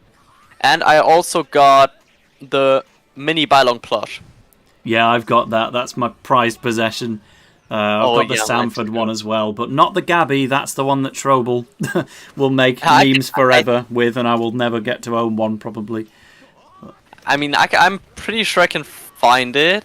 The question is just for how much. Yeah, the Falco one costs like well over 100. That one's giga No way. rare. No, I saw that way cheaper. I'm very certain. Well, if you do, again, definitely buy it, because that's like the rarest one. Oh, really? Well, that's incredibly good. But that's to know. not the contents of the rare unboxing. The thing that I am unboxing in the video might be even rarer than that. So, oh, that's insane. Yeah, I'm definitely hyped to see that. It would be out by now if I wasn't doing streams today and yesterday. Like, this would have been the window to release it, but we have a stream instead. So, hope you guys prefer that. You will still get the Bailly video probably on Monday, is what I'm thinking, because it's generally not the best idea to release a video on weekends. And when it's a sponsored video, you kind of have to make sure it does well. So, even if it means delaying a finished video a little bit longer, we've got to do what we can. And yeah, that is the third goal for Alexis here with Shinjami, who has a type advantage over Darren, which is enough to break through him as there was no block. Yeah, so last time it ended at 5-2. This one feels more uneven, to be honest, because Maghreb have gotten to do pretty much nothing as far as I've noticed, and this 3-0 could still get worse. Could be a 5-0, it could be anything. I think personally the main difference here is that if you play no mesh, you have good mobility, and chaining is just generally more easy to do than just no meshing. Because no meshing like actually involves mechanics, good positioning, and all of that, which isn't the most common aspect about a chain player. So it's easier to switch from no mesh to chain than from chain to no mesh here, in my opinion. What was your actual YouTube channel called, by the way? Haku, it's actually the one I'm writing in the chat with. It's just that I think I recently broke through 400 subs, which was really cool.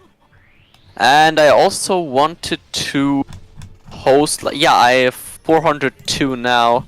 I think I also wanted to do like a little tournament or giveaway kind of stuff if I were to reach 500, which I didn't even expect to go. Definitely put another message in the chat for us, because I can't find it at the minute, but I'm sure you could get a few subscribers out of this at the very least, out of the 25 people watching right now. You'll get at least some of us, probably including me, because I need to see some more Strikers content in my life, because that was the other thing I was kind of building up. Like, we've got, in terms of the British inner tubers, we've got like me for the main Let's Plays and informative content on the actual games and their stories, and then you've got Tom covering the more miscellaneous stuff and discussion topics, and then also breaks down a little bit more, like if you want to see merchandise unboxings, you come to me. If you want to just talk about random off-topic things, like Tom did with that one random anime that happens to have an Inazuma episode, you can kind of tell what's a Tale video and what's a Tom video. But there's definitely aspects of Inazuma where it applies to neither of us. And Strikers is like the big one, because neither of us make Strikers videos, and I don't think either of us are planning to. So it's like, that's the kind of thing where if we had even a third like English language channel in that kind of domain, there's a lot riding on that. I guess you're kind of different in that you're a German language creator who can cover a bit of both, but that is a goal. That is 4-0. But there is Haku in the chat. The majority of my videos is actually in English, so I have like 20 videos that are in German. I have them all, like everything that I do in German is in a separate playlist, and then just all tournament matches in general are in another playlist together, with like smaller playlists for tournaments that I have played in. So out of the 73 tournament matches, I think only 10 of those are actually German commentaries, so I hope you'll find a lot to watch and maybe learn, because I am trying my best to explain whatever happens throughout the matches as well. Excellent. Well, I've linked that in the chat now, because this is kind of bringing my Strikers content to an end until next year's World Cup. I don't really have any plans for more Strikers stuff in the meantime, so if you want more Strikers content, look no further than Haku's channel and boost up the German community a little bit more. Thank you so much, man. That means a lot to me. I didn't expect I'd go out of here with ad from you, bro. Well, you were in the stream. It's pretty hard to not make your presence known when you're already in a 3-hour call with me. Well, that's fair enough, I suppose. Yeah. Now, I know what some people are like about worrying about advertising themselves on someone else's platform, but I have a marketing degree. I did like 3 years working in the marketing industry. I don't give a flying one. If people want to promote themselves on my stuff, they are more than welcome. I love self-promotion, and I will be just as shameless if I appear on someone else's stream. Yeah, that's fair enough, I suppose. Also, I just found something which is very interesting. I'll definitely add that to my shopping cart. I am a big fan of Inazuma 11 TCG. I have a gigantic collection of Inazuma 11 TCG. I have like a whole box full of that only. And I found a special volume of Inazuma 11 1 cards, like a limited edition volume, that I already unboxed the Inazuma 11 2 version of, that I found on Buy. And I found it twice even. Well, I hope you used my discount. You have a discount, definitely will use that.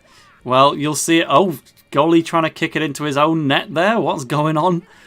There will be a new discount link in my next buy video when it does release on Monday.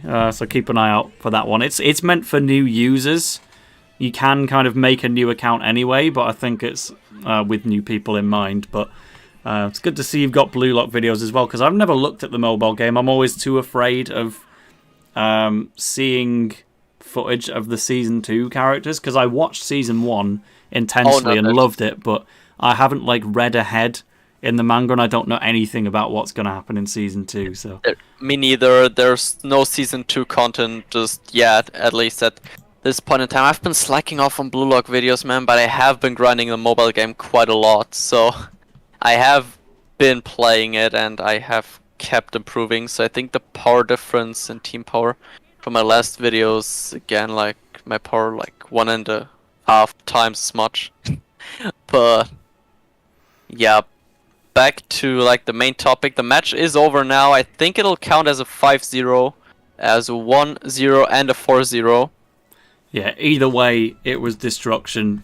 France absolutely annihilated in that one. It was the least close match yet.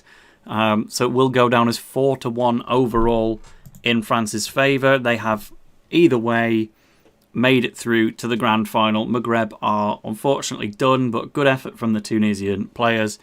France was simply too powerful today, and they will move on. And hey, Logan's doing a marketing degree. You can ask me any questions you like. Hope you don't regret it, because I certainly had a lot of regrets in the early stages of my marketing degree. I thought, man, I've actually signed myself up for a life of misery here, haven't I? Luckily, we clutched, we pulled through, and we found a way to make marketing interesting. But I'd go up to class every day, and I'd find I'm the only person in the room who's not an arse. Who's just focused about purely how to make more money or how to be egotistical. Everyone would turn up with a Starbucks coffee on the desk, and it just kind of set the tone already. Nah. Yeah, I'm how can I be a marketing person without being a douche? The answer is you can't. And I eventually found a way to sort of be in the marketing industry while doing something that's not really marketing. But good luck to you, Logan, because you can be a nice guy in the industry. You can do what I failed to do. He's 2 years through and regretting it. Yeah, that sounds like me.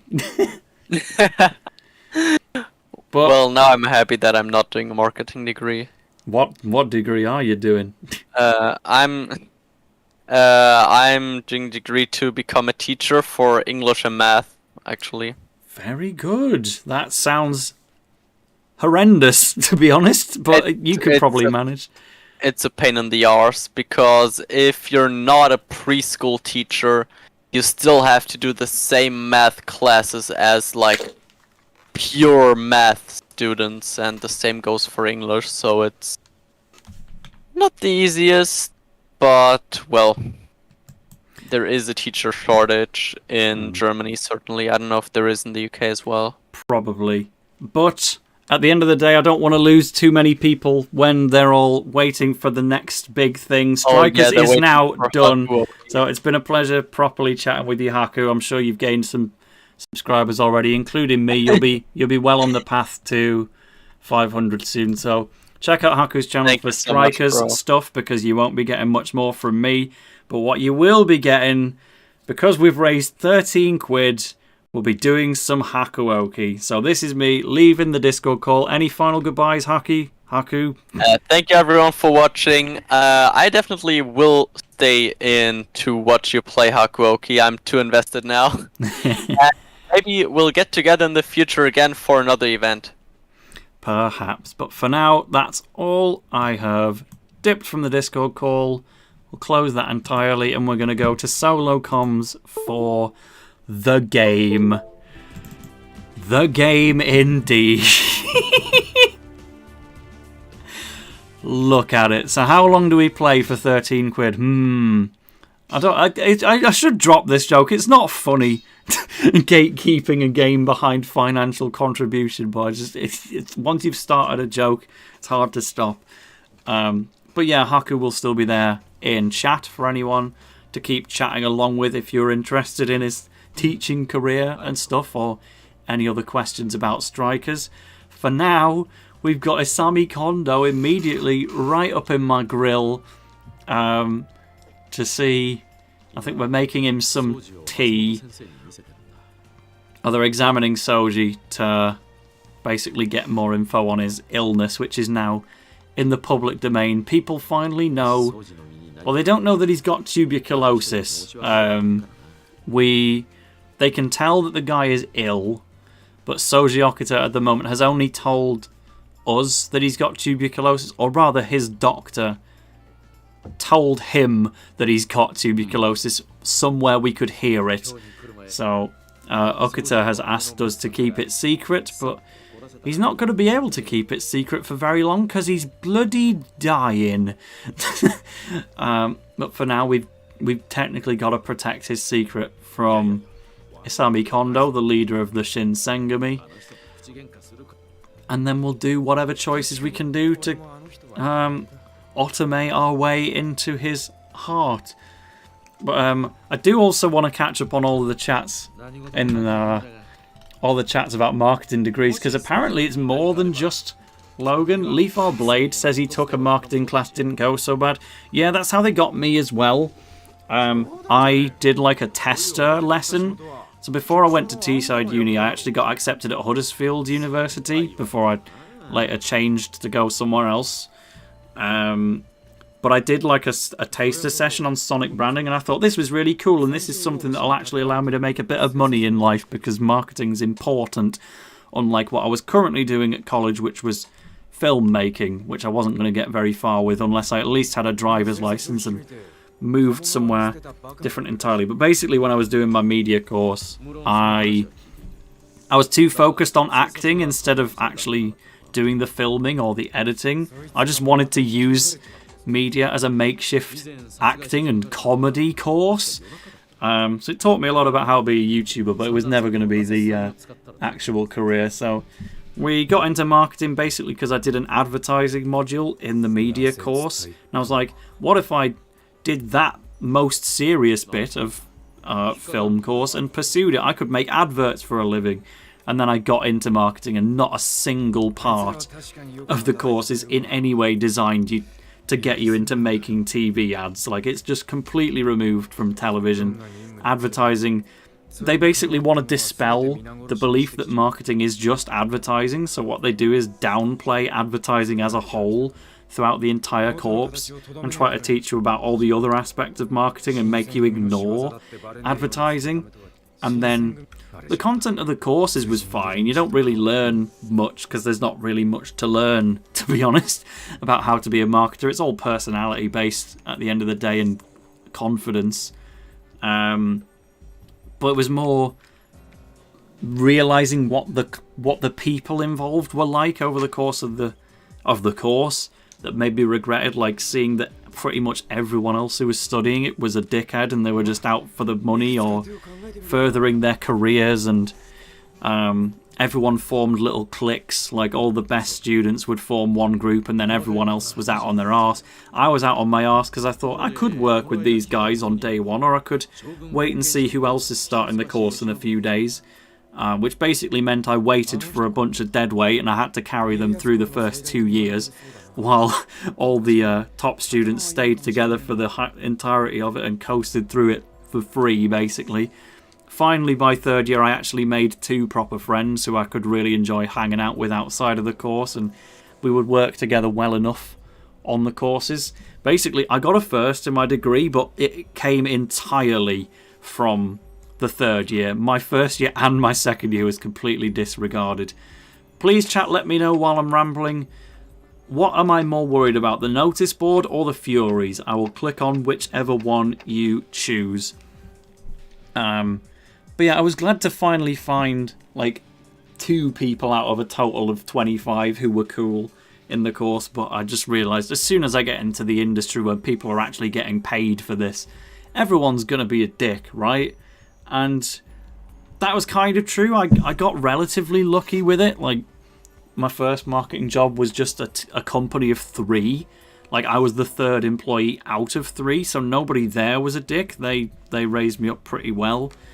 But I needed it wasn't like going to be the job for life. I was going to need to earn a bit more and find myself. And then my second job was as the marketing guy within a bigger company. So I wasn't in a team of marketers. I was the marketer. So I wasn't a dick, but it was still a pretty old-fashioned company anyway. The chat has voted for the Furies, so let's go with that. Finally, I'm in my third job where I've used the skills that I've gained in the marketing industry to do a job that is technically computer science. I'm not good at computer science. I can't write code for toffee, but I know how to put other people's code onto a website, and it's something I used to do as part of my marketing work. So now I work in a good company with good people, very much not in marketing technically.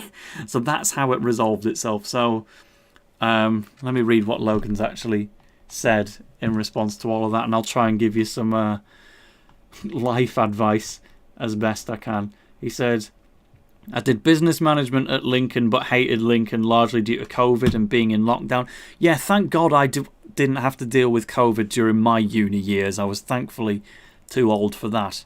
That would have completely changed the game. Oh hey, it's the guy with the S gene. Let's see what he says. But I enjoyed the marketing module, so I dropped out of Lincoln and went to Leeds to do marketing. If it wasn't for the society I'm in, I likely would have dropped out. I just try to get on with people in the course so we do well in the group projects. Hopefully by the time you get to third year, mate, you'll finally realise that at least somebody in the course is cool.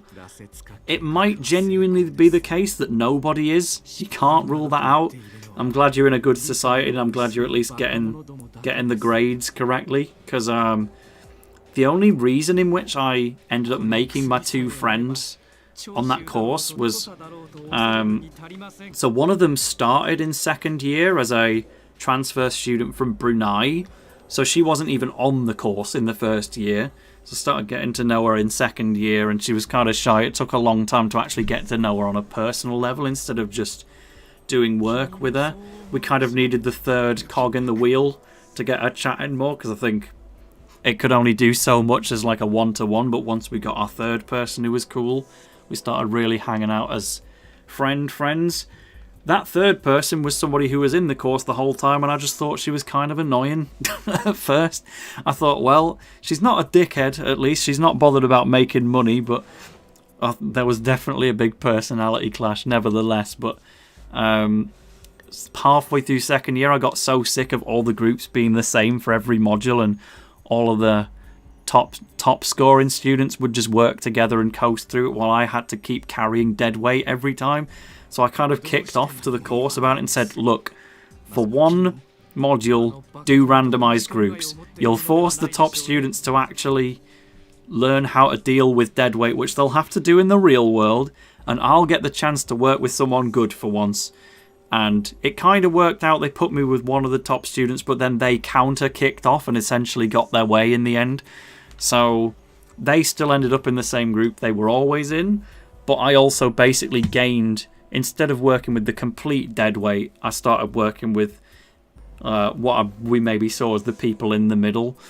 But as it turned out, we actually gelled incredibly well once we started working together, and finally we just stayed together as a group of three for the remainder of the course, and I'm still friends with both of them now. So there was a happy ending, but it took a bit of randomness and a lot of complaining to get there. Meanwhile, here's Soji Okita. What are you grabbing here for, Sanan? That's not how you impress a lady. See, she's what a line to read out.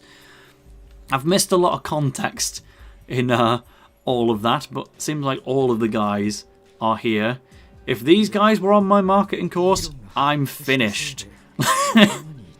Like, there is at that point no way I can continue. I have to drop out at that point, but I never drop out of anything. I knew I was never dropping out of that course, but hang up. Why is it stop? Skip? There you go. It got stuck for some reason. Tana's going to be drinking till morning. Are we going to get to join? Is our main character old enough to drink? I don't even know that information yet, but I'll have another catch up on chat after everyone voted for the Furies. COVID cancelled your GCSEs, says Hoppip. Well, That sounds like a win. Like if you go through uni in COVID, then that sucks because you're just missing out on your social life. But if it cancels your GCSEs, that's great, right? Because it just means it postpones your GCSEs, and then you get to try it again, right? But you could tell me, you're the one who actually went through it. Logan says he gets on with a few people, but none that you really want to hang out with outside of classes. But I mean, at least you got your girlfriend, right? You presumably live together for uni, so you don't need classmates. Like, I definitely needed classmates. Like, I had a girlfriend for the first half of uni, or you could say it as throughout the duration of Inazuma 11 2 and a little bit of 3. But then once I didn't, it's like, well, bugger. I put all my eggs in one basket here. Now I need friends. And we worked it out. We definitely did. But, yeah, stick to that, Logan, because marketing courses don't tend to breed the nicest people. But it's always possible. I hope you get into Google Tag Manager like I did, and then you'll be read. Maybe you could start making money off streams. We're on 13 quid after all. That's well below minimum wage for a 4-hour stream, but it's an income. You could be sorted for life at that point. Saito is doing some voice acting. So he is not the one who had Osrock's voice, as it turns out. Logan, you maybe missed this, or anyone else who's new to the stream. Basically, one of the bad guys in this game has Osrock's voice actor, and I thought it was Saito, but it wasn't. But I really hope that guy appears again, because I just want to hear his voice. But for now, we are here for a bit of Soji Okuta, and here he is. So they're on about the water of life, which can allegedly, like, heal injuries. It's probably the same thing as the S gene, but Sanan's trying to kind of put it across positively here. What we're calling as the S gene is some kind of vial that can cure incurable diseases and fatal wounds and stuff, but it kind of turns your hair white and turns you feral at the sight of blood. So it's, and the joke is it turns you into Monkey Man Simeon from Inazuma 11, just as it did to Sanan. But the significance here is this guy's allegedly got a medicine that can cure all incurable diseases, and Okita has an incurable disease. So that is the plot route that we're going down here. We have to presumably either stop Okita from taking the S gene so that he doesn't have any side effects, or allow him to take it so he can live. What's the right decision? I don't know yet, if we even get to make that decision. For the course of history, we need to let him die, because we can't really have Soji Okuta surviving and then killing Ryoma Sakamoto or something, but within the context of this game, we might want him to live, considering we're trying to marry that guy, you know. But for now, this Heisuke guy is still sitting around. I mean, what are you thinking, chat? Do we let Okita carry on dying, or do we try and change history and save him at the possibility that he might slay some people when he sees blood? Allow him to become a hyper-evolved child is Janus's opinion. I can imagine that's going to be the popular opinion here, to be honest. Hopip says, hear me out, Todo kind of looks like Caleb in that one Season 2 scene. You know what? You're kind of right on that one. For now, we get Kondo, our backup Inazuma 11 character. Hello, sir. Give him the Iron Brew, says Lord Rinsler. This must be the highest percentage of Scottish people that anyone's ever had in a stream ever, right? Like, we've got 3 to 4 Scottish people. We've got 2 Newcastle people, including myself. This is very northern UK, isn't it? Logan's kind of in the top half with Leeds. Who else have we got?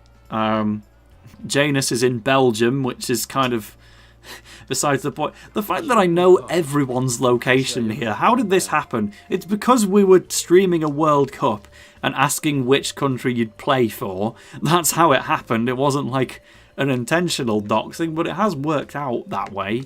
Who else is here active in chat? We've still got 21 people hanging around, but I think everyone who's spoken recently... Haku might still be watching from Germany, of course. Earlier we had messages from Third Person that I missed, and also from Miyuki, who was saying that they were playing the German patch of Go Galaxy or Strikers, but I did miss that as well. Welcome to the stream if you're still around. We're at the real meat of the matter now. Topic does say, I mean, you shared yours first. Yeah, but it's not a secret. All you have to do to find out my location is go on my Twitter. It says bright as day. I'm in Newcastle. I even say where I go in Newcastle every Tuesday because I do Smash Brothers weeklies at a local bar. You do have to be over 18 to get into those, granted, but if you like Smash Brothers, then I literally run one of the events every Tuesday. So it's not hard to come and find me in the grand scheme of things, but I think SunnyCon will be the best opportunity for Inazuma people to actually come down to Newcastle for a purpose. See me in Inazuma cosplay, you can maybe bring your own, buy some anime merch over a 2-day event, which will be cool next year. I'll try and promote that properly when it's a bit nearer the time. There's no point promoting it now because everyone will just forget, but Newcastle's a great place to live. I love it. I'm not from there originally. The accent's obviously a Yorkshire one, but did uni in Middlesbrough, and then because I didn't really have any friends in uni until towards the end, I had to keep going up to Newcastle to find mates that I could play Smash Brothers with or build robots with, and that's how I ended up deciding to move here. Logan says, I own Smash, I'm okay and I can hold my own, but I'm not great. The Leeds Smash Brothers tournaments are really fun actually, because they're in a bar with Pokemon themed drinks, and it's just a good social hangout even if you're not good at the game. I can't remember what the venue is. Is it Pixel Bar? That's the name of the Manchester one, but there might also be a Pixel Bar in Leeds, I think. They do them every Monday, if I'm not mistaken. It might be Tuesdays, but I think they would be at Leeds Legacy on Twitter. Hey, up, we've made it to Chapter 3. That came out of nowhere.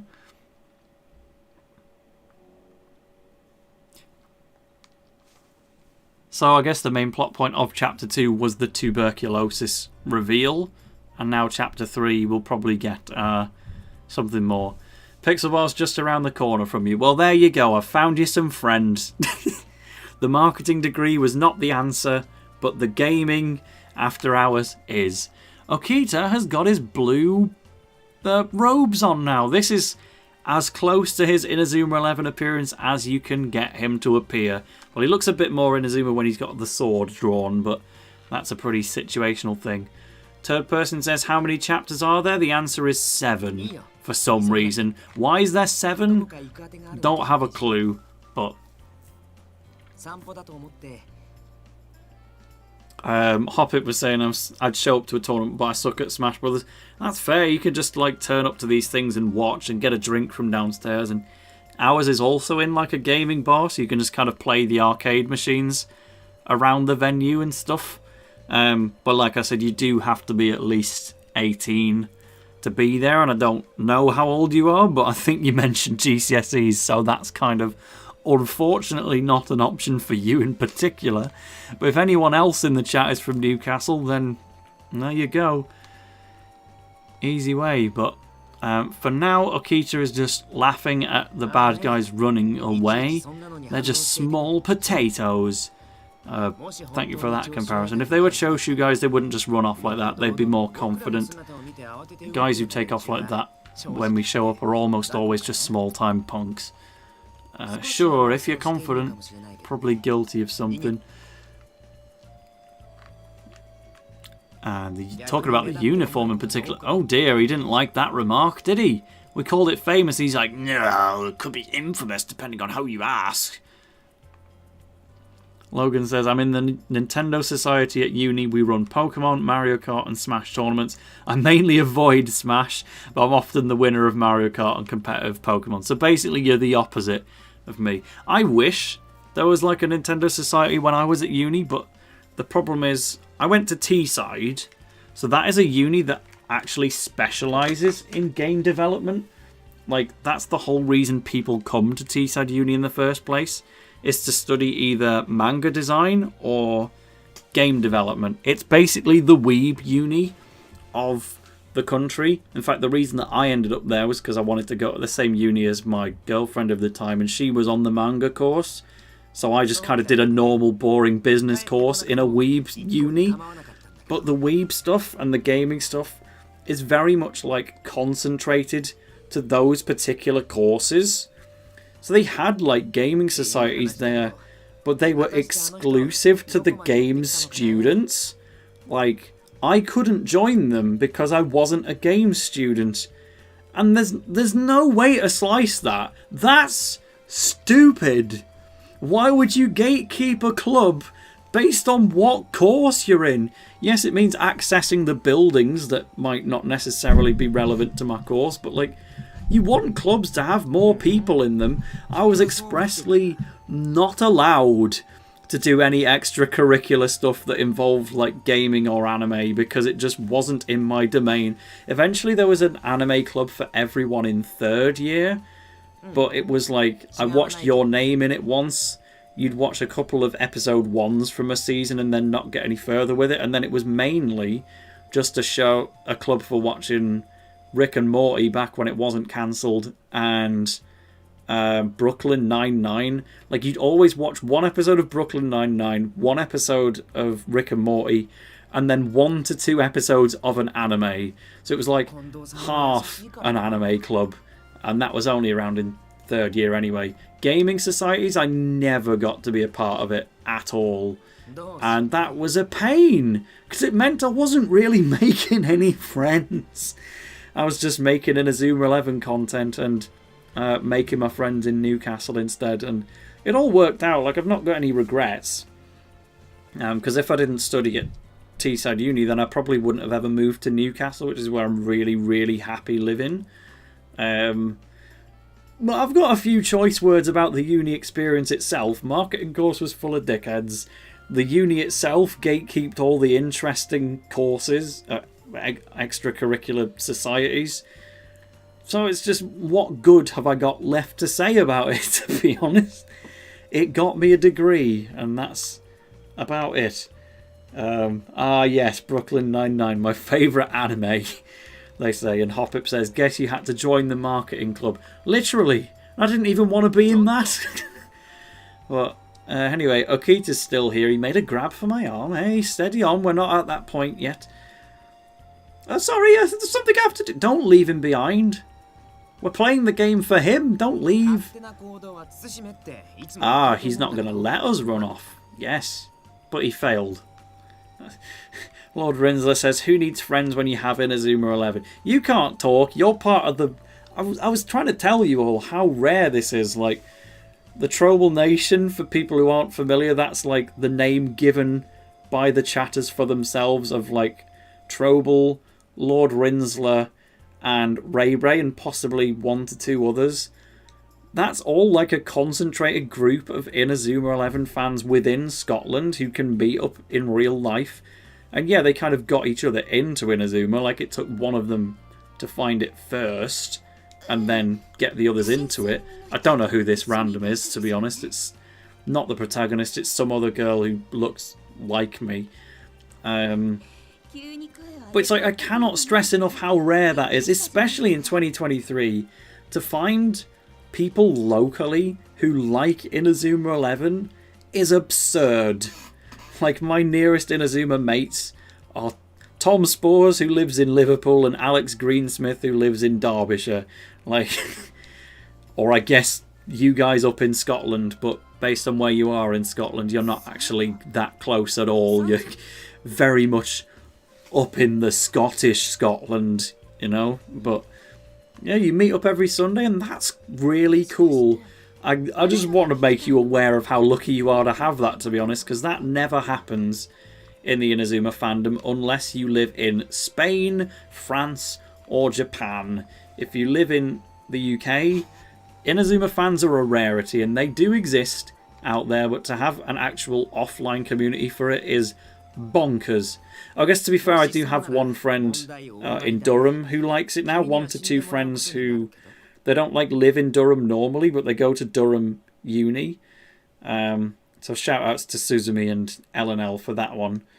I don't think they play the games enough to make multiplayer videos with, but that could be cool one day. Okita is still around.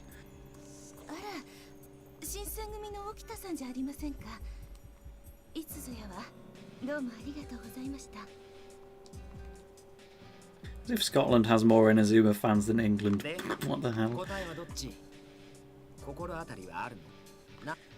I'm sure you guys will be aware next time I do go up to Scotland anyway. Like, I don't think I have any plans to venture as far as where you guys are, but like, I do really like going there because the accent's hot as hell, to be honest. I love the Scottish accent, and it's one of those things that I want to explore when it's at my doorstep, you know. I'm in Newcastle, I'm so close. I'd be remiss not to explore more of it. I just don't really have a plan or know where to go. Why is the evil music playing, asks Hoppip. I don't know, I guess this girl's kind of being threatened and they're talking about the threats. But, I don't know, we suspect her because her face happens to look like mine, is what they're saying. So she needs to eventually be our body double type thing so that we can explore outside the Shinsengumi more often, but we were briefly accusing her of something just because we look similar, apparently. Why'd you say that? Because she's a girl? Or because she looks like you? How am I supposed to self-insert myself if you're deciding what I look like? Grah! But apparently the main character had assumed that Kaoru couldn't possibly have done whatever had been done because she was a girl, so kind of reverse sexism, I guess. Anyway, she's going. And yeah, third person, absolutely. For every Inazuma, finding Inazuma fans is possible. Finding LBX fans, skull emoji. I love LBX, but even then I've never watched the anime and I don't know what happens in the games other than the first one. I literally just played the first one and I loved it. And I'm eventually going to let's play it. But the only other LBX fan I talk to fairly regularly is Tatsunami in Japan. Meanwhile, Soji Okita is coughing from his tube, you see. Are you okay? He was bent nearly double and coughing uncontrollably, his entire body shaking with each cough. Okita!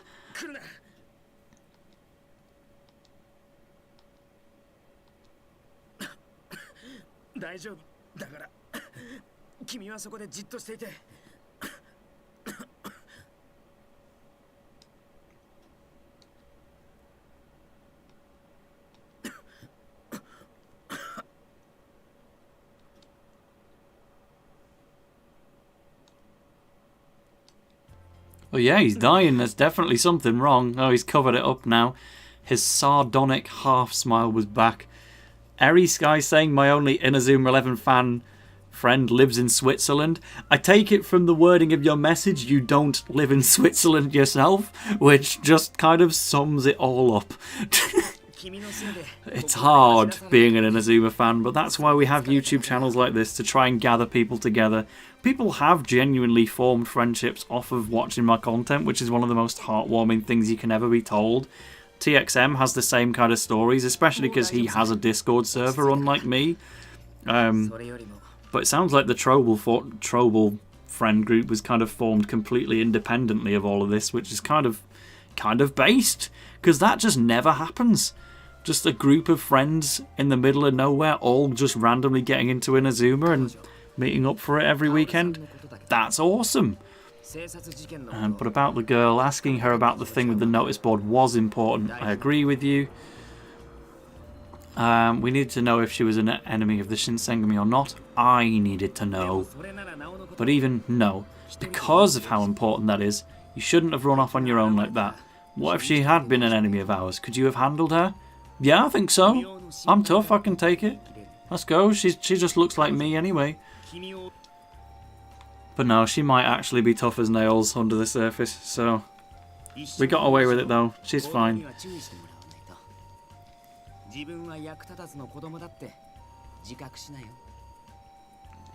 Jane is saying we're only in chapter 3 and Akita is already close to dying.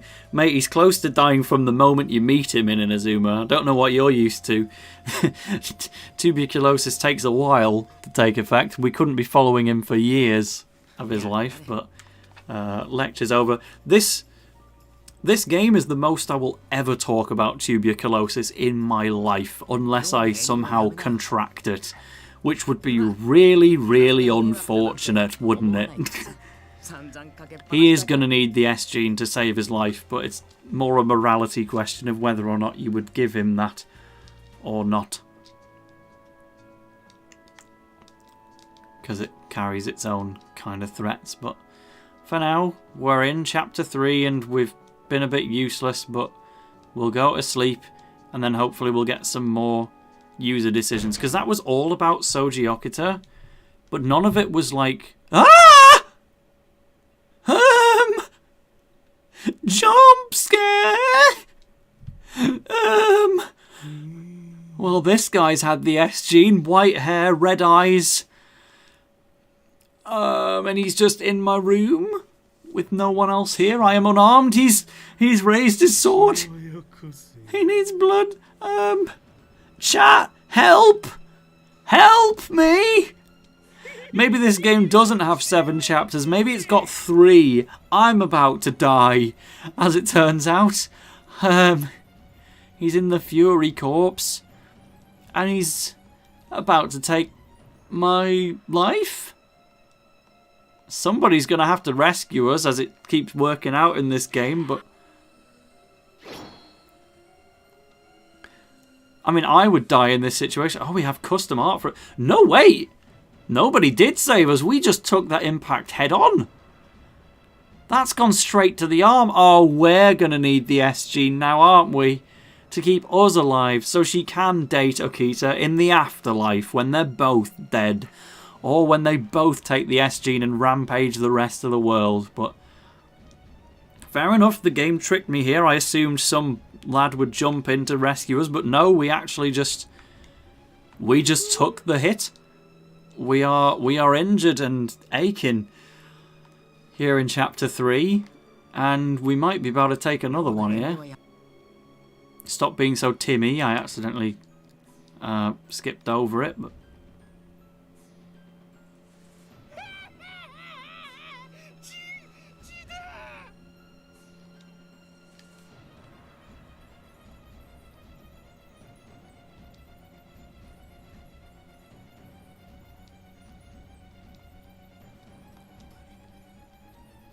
well, what more can we say?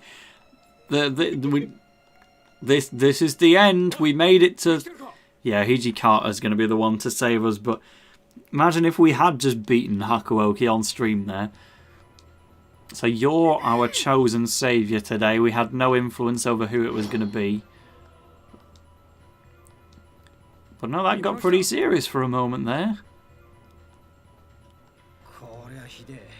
Oh, he's given us a sweary word. I mean, Haku was swearing all the way through the Inazuma stream anyway, so you're used to it now. Yeah, he's too far gone. We can't let him live.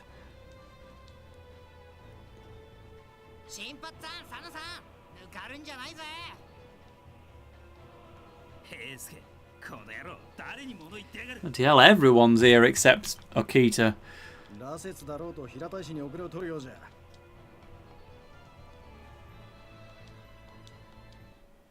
No escape. That's an Inazuma move. But, well, there goes the Fury guy. Oh, Eri Sky says stuck in Manchester. I'm actually going to be in Manchester next weekend.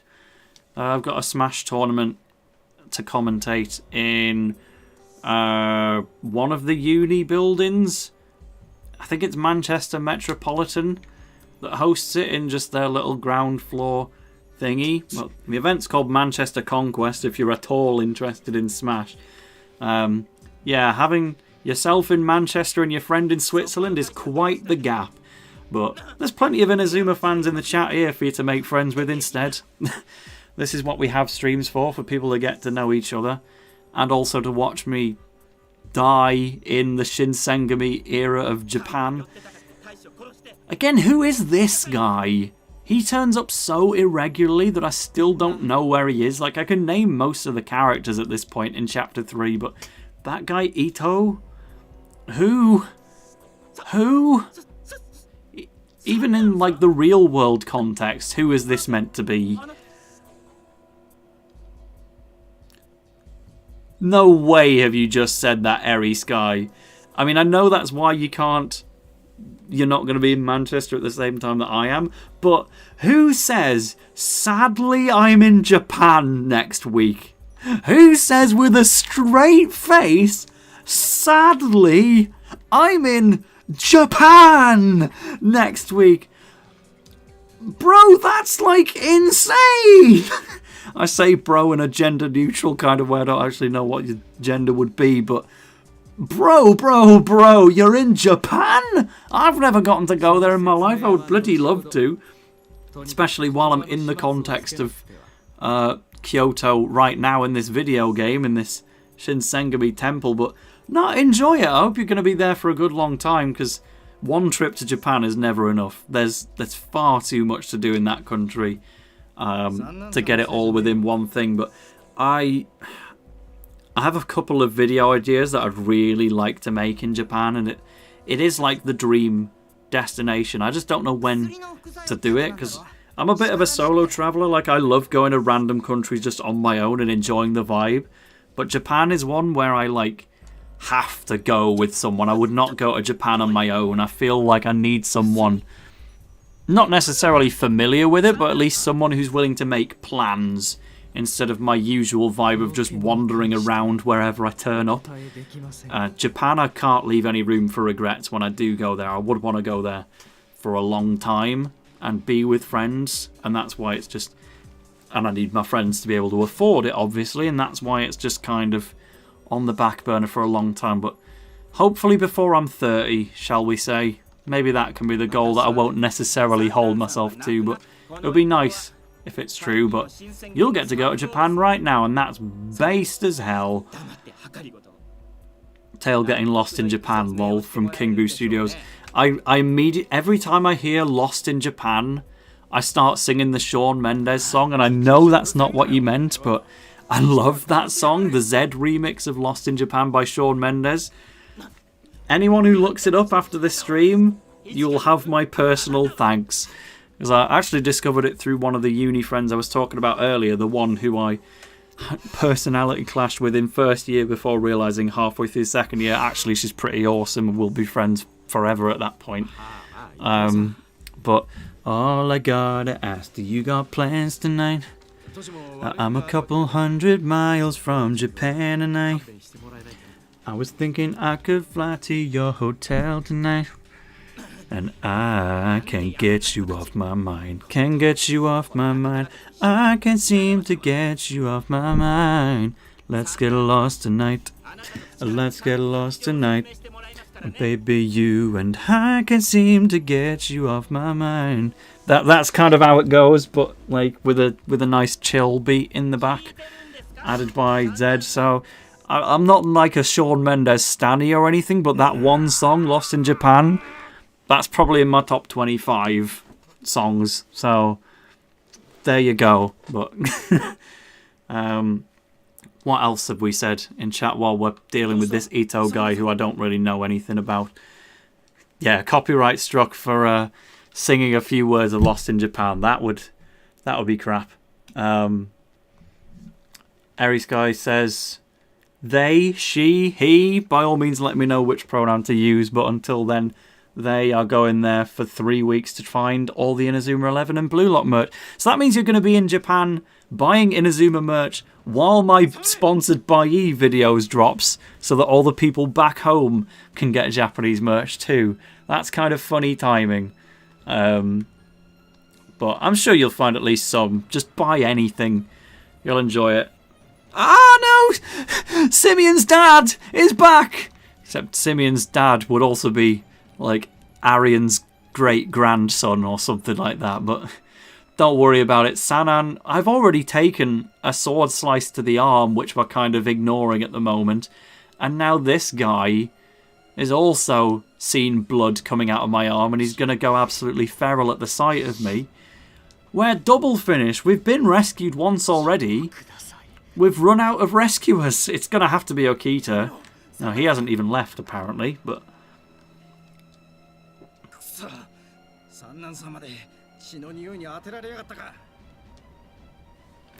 Shayna says, bro can sing better than KSI. I'll take that as a compliment, I think. He's a good rapper. He's not really a singer, is he? But set the baseline, I suppose. King Boo says, which Inazuma games do you have in Japanese? Quite a lot of them, to be fair. I think Bomb Blast, Team Ogre Attacks, Go Light, Go Thunder Flash, both Go Galaxy games, Strikers 2012, Xtreme, and Inazuma 1, 2, 3.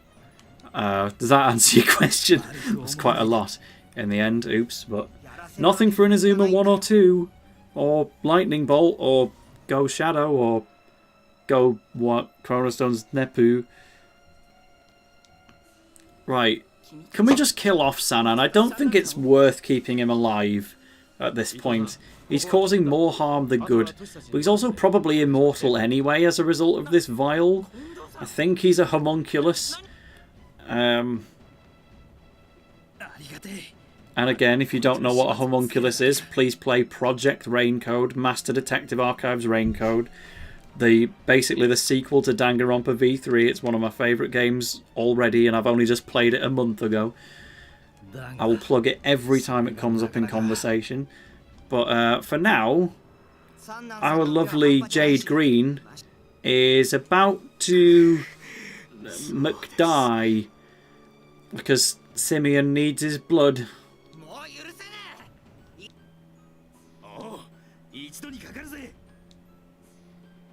いや、待て。なんだってんだ、土方さん。三男さんの様子がおかしい。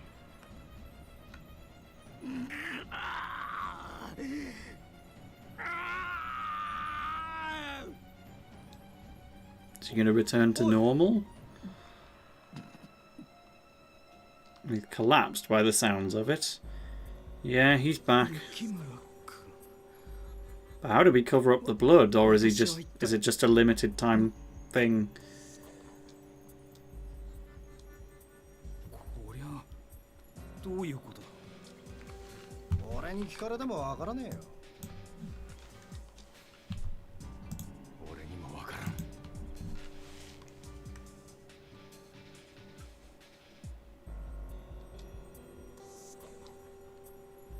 So he kind of knows that he did it, but he doesn't hold the memory of when he's in Simeon Mixie Max mode. It'd be like if Simeon Ape lost memories of whenever he was playing the match as a monkey, and then he just un-Mixie Maxes and discovers, wait a minute, how the hell are we losing? We're new gen! We can't be defeated by these mere mortals and my grandfather! How did we fail this? Well, actually, they hit you with Ultimate 11 Assault twice. It was pretty rubbish. I don't care! What's an Ultimate 11 Assault? I've never heard of her! Let's get back to winning the match! They're going to have to start replacing part of the room. Anything that's got blood on it. Which still presumably includes my arm. Like, they haven't bandaged me or anything yet. I'm probably in unbelievable amounts of writhing pain right now, and I'm just chatting away like nobody's business. I still got sliced in the arm by some homunculus. Like, bro, help me. Help! Please! Apparently I'm just fine now. We've got the happy music back. By the way, this game has an auto text scroll feature, which I would be using instead of mashing the A button. But look how long it takes to get to the next line of text. I'm going to put it on for a little bit while I catch up on chat again. But it takes so long to advance to the next line of dialogue, man. It's the slowest auto text I've ever dealt with.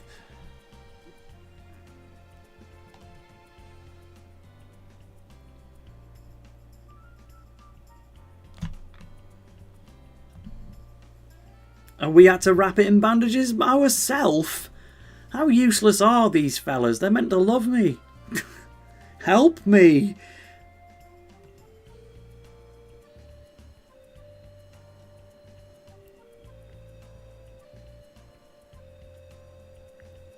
Apparently the homunculus is a thing in Full Metal Alchemist as well. Interesting. That was something I watched 2 episodes of in my Teesside University anime club, but it was like so deep into the series I had no idea what was going on. Which I guess is like the opposite of my complaint, where they were mostly just watching episode 1s of things to trial it. Like, either I jump into a series halfway through or I start something and then don't get any further with it. There was obviously no in between, but we maybe could have cut out the Brooklyn Nine-Nine part. Like,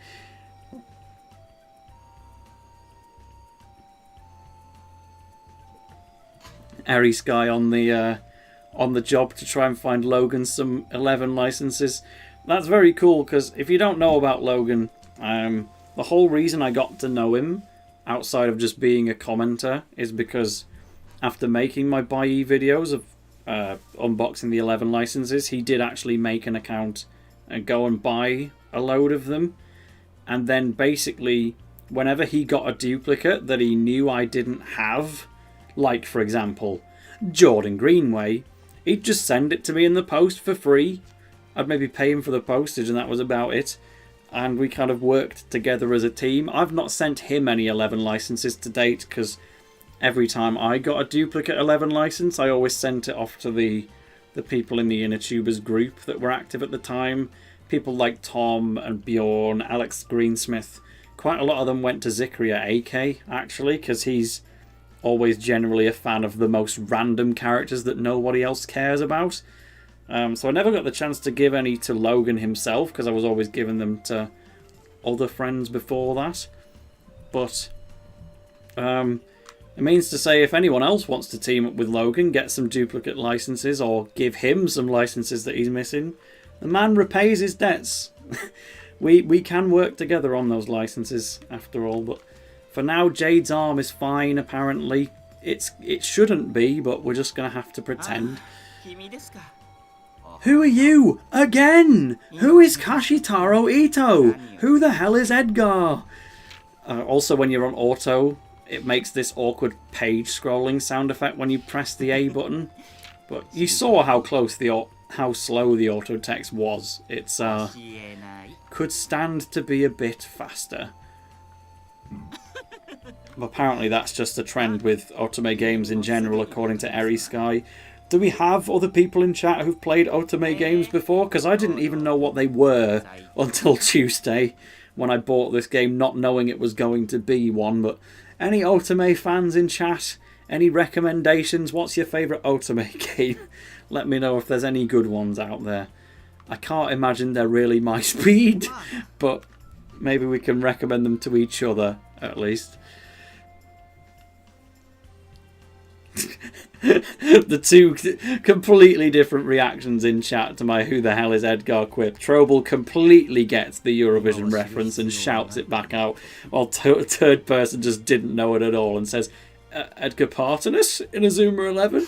If you've never heard "Who the hell is Edgar," look up "Who the hell is Edgar" from Eurovision Song Contest and you will enjoy it, I promise you. It was Austria's song for this year in 2023. I got to sort of see it live at filming. I went to the filming of Semi-Final 1 and they were in Semi-Final 2, but I still kind of watched the episode being broadcast from within Liverpool's city centre, which was awesome. But like, even it transcends Eurovision. It's just one of my favourite songs at this point, and it's very funny. The music video's hilarious. The stage performance is really cool as well, and it's an incredibly quotable title.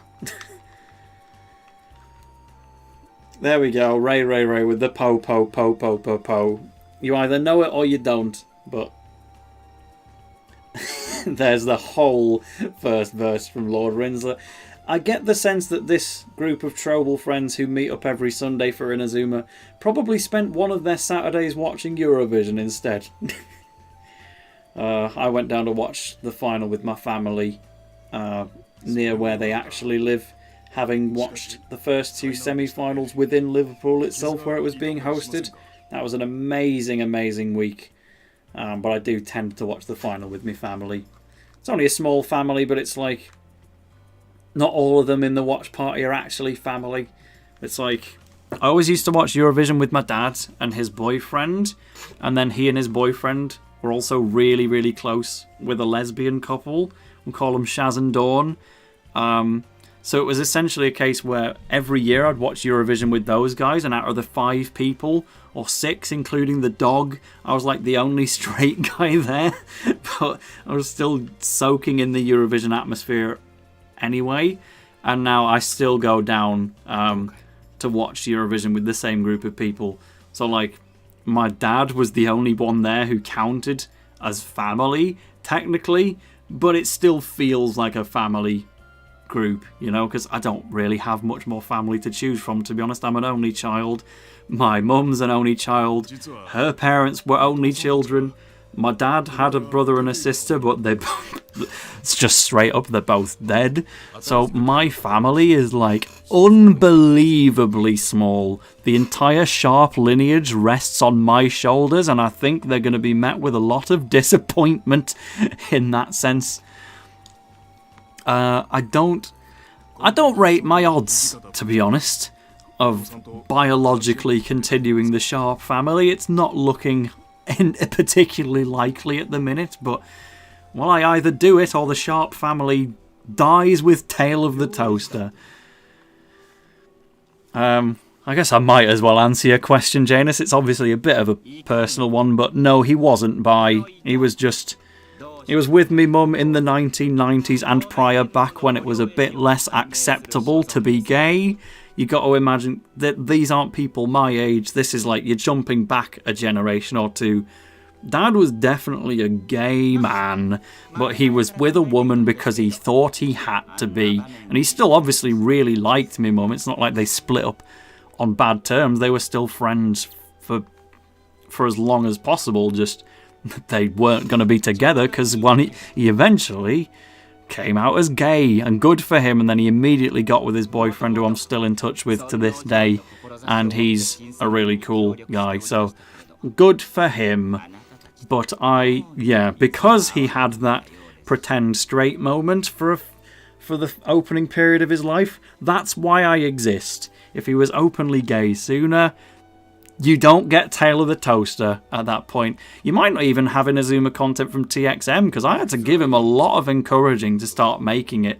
He always wanted to be a content creator, but he was very reluctant, would you believe, to actually do it about Inazuma. He, didn't think there was a market for it. He also kind of didn't really want to rip me off.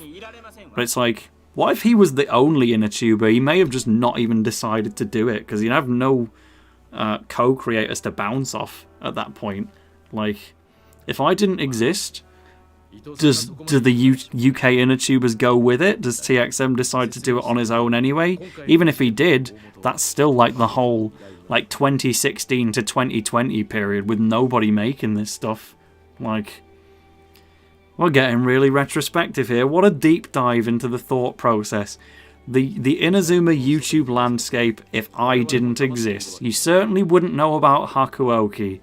So, at the end of the day, there was never ever any bad blood between my mum and dad. It was just the reality of it. He eventually came out as gay, so they split up, and then I got to enjoy having 2 sets of parents.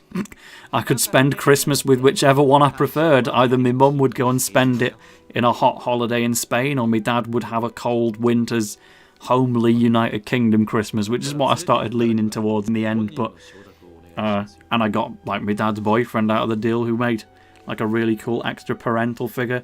The new parental figure on my mum's side, not so great for a long time, but she has now remarried, and her current husband's a very lovely guy. He just wasn't around during my actual childhood. He kind of came into the picture when I was 18 plus, so I've never really had to live with him, even though he's a great guy. But that's 2 great parents plus an extra one on the dad's boyfriend side, and then I guess there was a meh one applied to me mum as well. So there you go, that's the whole family timeline. Logan 7 Titan says, if you didn't exist, I would have an extra $100 100 quid in my bank account because I wouldn't have bought the 11 licenses. But he would also have a lot less 11 licenses. That's the most accurate way you could possibly put it.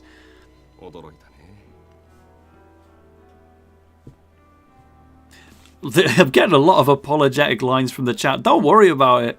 It's exactly what I was saying to Haku, where he was worried about self-promotion, and I'm like, no, go for it. You can say anything here. It's the same. I'll say anything about my personal life. I don't care. Nothing's off limits, really. This is just my life. It might sound a bit unusual to all the people in chat who haven't experienced that kind of way of growing up, but to me it's normal, and I liked it. I don't hold like any negative feelings around it whatsoever, so gladly give you all that bit of insight. And nought to be sorry for whatsoever. Centre Parks is getting a shout out for some reason. Why are you on about Centre Parks? I did a Haven Holidays once, but that was with Mam and the kind of meh boyfriend, so I didn't really enjoy that one. But Centre Parks, I was never quite in the right region, but I probably would have liked it.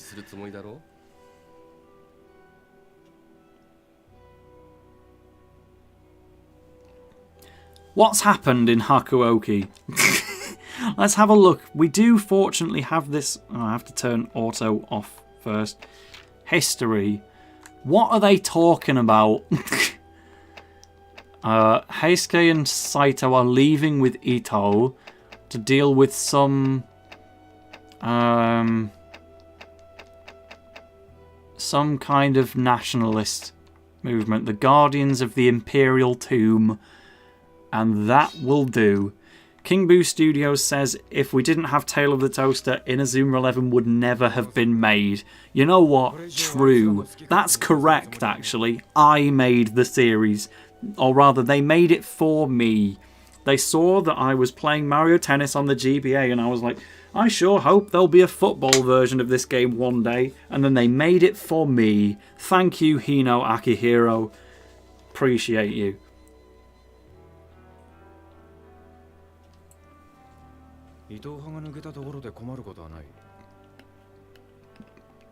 Bloody hell, it's nearly 11 o'clock. We've been streaming for 20 minutes away from 5 hours. That's mad. Thank God we had Haku to carry half of the commentary for the Strikers World Cup. Otherwise, my voice would be gone. Zikri is finally back. This is his first bit of Hakuoki. He's missed everything Hakuoki related. Well, I'm not giving you a catch-up. You're just going to have to work it out. Hopip saying abroad holidays are just me sitting under a towel on my DS because it's too bright to see the screen otherwise.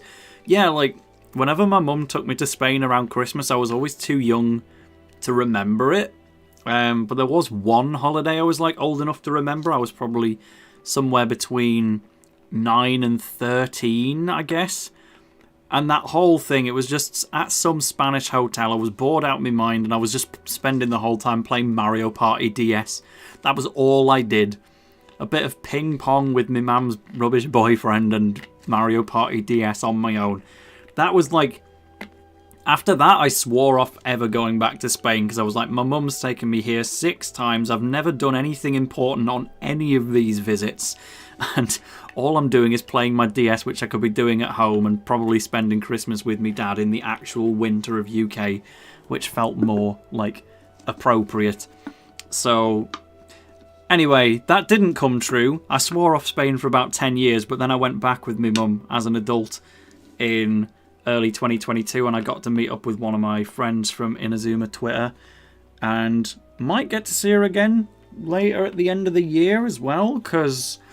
my mum wants to take me back to Benidorm. I was willing to do it once. By the way, chat, please let me know. Guard or soldiers, make your decision.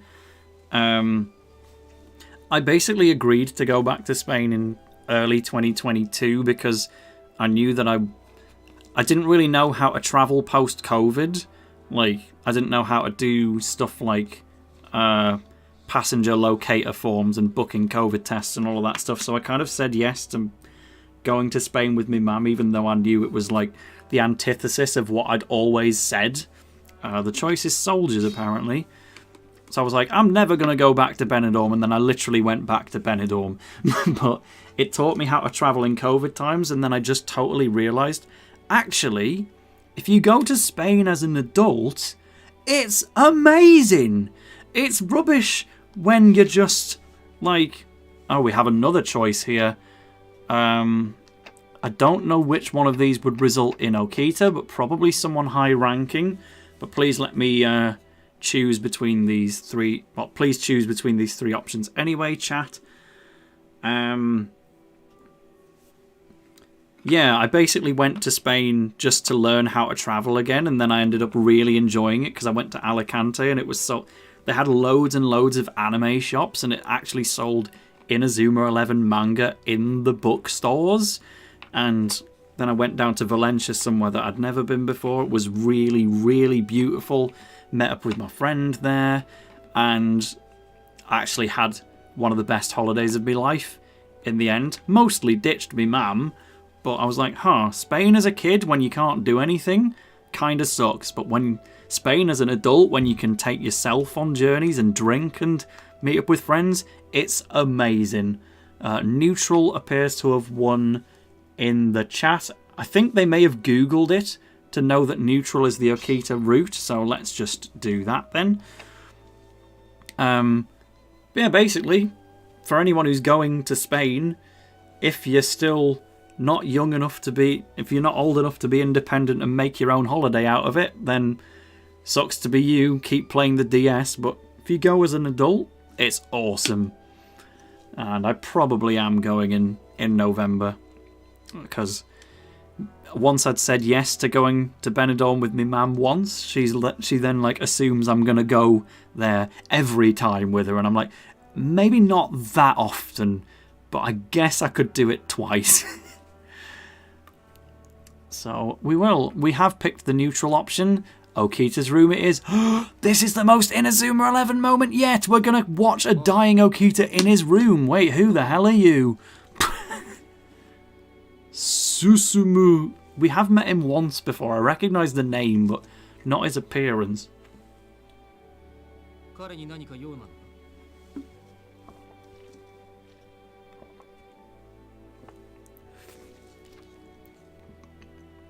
I was genuinely going to go high ranking as well, and that would have been Hijikata, wouldn't it? But yeah, no, this is how you first meet him in Inazuma, or at least how Zanuck first meets him. He's just sitting in his room, perishing. Apparently he's in the courtyard instead. Alright, never mind.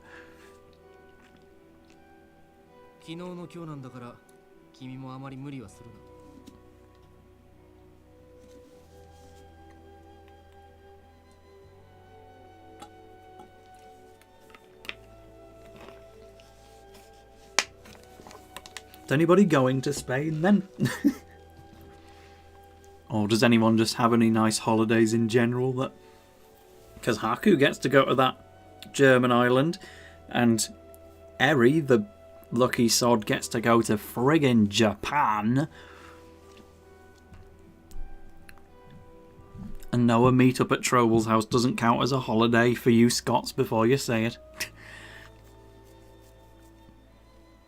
Right. Let's really read. Is he crying? I can't tell if that's just graphics or if he's got a little bit of a sob going on. We've definitely caught him off guard either way. And again, the auto scroll is going super slowly as ever. Logan, by the way, said he's off for a trip to Scarborough. I've only been there once, which is surprising because I'm from Yorkshire. But, like, Bridlington was always nearer, so was Hornsea. So that was always the one that I did. I went to Scarborough once, but it was, like, so long ago that it's not in my Google Maps timeline. So I'd like to go back, just to make it official that I've been. But, so I've got a bit of a cough. Doesn't mean anything. Anyway, what did you need? Trobel's off to Germany, and King Boo is off to Mexico. Well, well, well. I've never been to either of those places other than Frankfurt Airport. I would love to go to a Smash tournament in Mexico one day, because they're actually the country that's kind of best at the game, other than maybe Japan. They've kind of overtaken the USA at this point, and I'd love to do some commentary there, and I also want to eat cactus. That's my other thing. He's off to Barcelona next year. I've never been to Barcelona at an age where I can remember it. I've definitely been there, but only as like a kid. No, Okita, let's not kill each other. Jade Green didn't sign up for this. Third person went to Plymouth. Yes. And you know what? Plymouth is also a place I've never been because I'm too northern.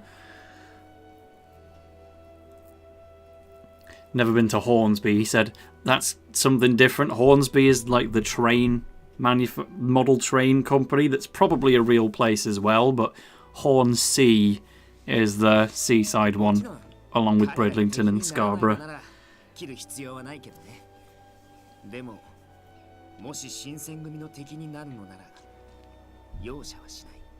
I mean, Okita, if you just need to kill me and end the game right here, then, you know, what am I really going to say?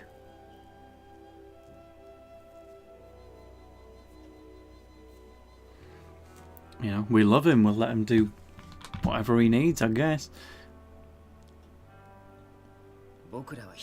Sebastian is waiting for an international bus for half an hour. I've been asking chat where they're going on holiday. This Sebastian guy is on holiday right now while watching me. What a king! Well, he's probably going home, but at least he started on holiday. You might be about to go on it. Either way, let us know where you're going if you're comfortable with it, because we're already having holiday chat while Okita's just kind of over here dying. He's not dead yet, though. We've got time.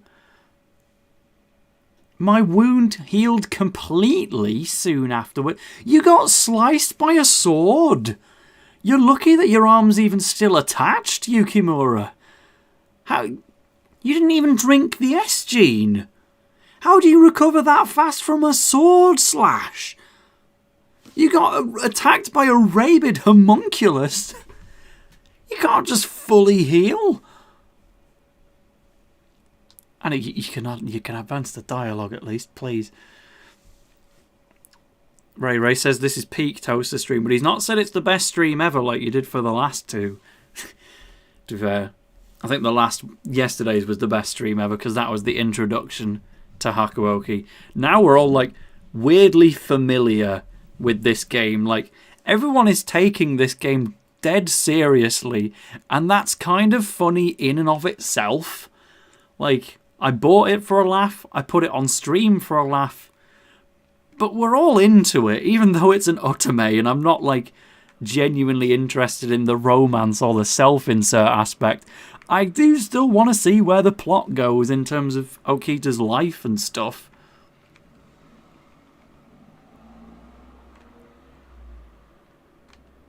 BB's off to London for Pokemon Go Fest and then off to Great Yarmouth.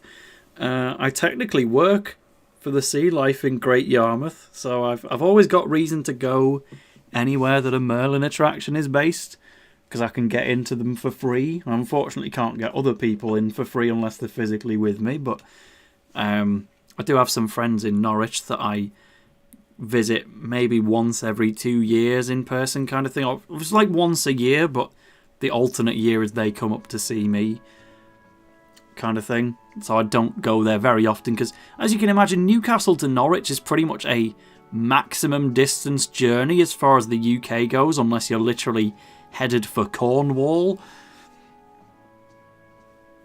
It's not close, but so it's bedtime now. Yukimura has parted ways with Okita, who is still just in denial about his illness. We didn't really get anything new out of that chat. Tail fancy a trip to Legoland, says Logan. Well, I could get you in, but you might have to fly me out. I don't know how to get to Windsor, that's the thing. Like, I'm in completely the wrong side of the country for getting to that. I would like to see it, considering it comprises my day job, but it's probably easier for me to get to the Legoland in Denmark than it is to get to the Legoland in the UK, which says it all, really. third person saying Chessington greater than Legoland. Mate, I work for all of them. You say whatever you like. Tails Company is greater than Tails Company. I shouldn't really say on stream who my employer is, to be honest, but too late now. You've had just about everything off of this, but who's letting themselves in now? It's Heiji Carter. How about the Deep? I do not get free access to the Deep. That is not owned by Merlin, but I have been there about 7 times in my life. I grew up in East Yorkshire, so that was my nearest noteworthy thing. I think I went twice in a month once. King Boo says he used to play Smash 4 professionally in Mexico way back when it first came out. No better time to get back into it. Mexico is cracked at Smash. Spargo's possibly the contender for the best player in the world now, and he's Mexican. MK Leo is finally going to be not ranked first in the world this season, but he is still top 5 and Mexican. SkyJ, the Incineroar player, has had a massive come up. Rox, the Sheik main, is finally getting his name out there.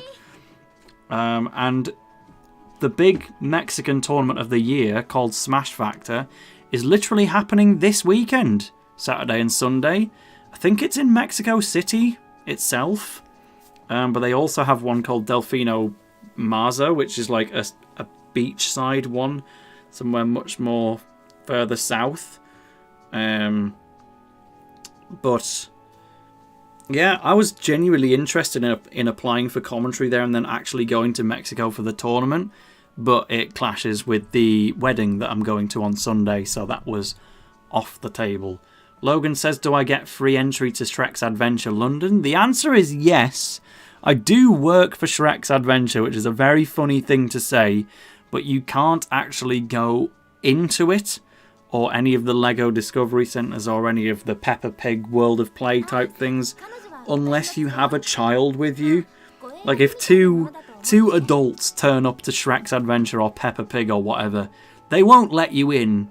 You have to be a parent or a guardian of the actual target audience. So yes, I could get us both into Shrek's Adventure for free, but we'd also be kicked out. Anyway, so here's another new lass. I think she appeared in one of the scenes that I saw while I was playing the game off stream, which I'm not really planning to do anymore. I think I'll just keep the game entirely as an on-stream thing if we ever revive it again. But I am familiar with Sen, as she's called, but she hasn't appeared for a long time. But she's come to take me. Sorry? Pardon? That had not been on the short list I'd begun to compile of reasons Sen had sought my company in the middle of the night. Me neither. It is now past 11.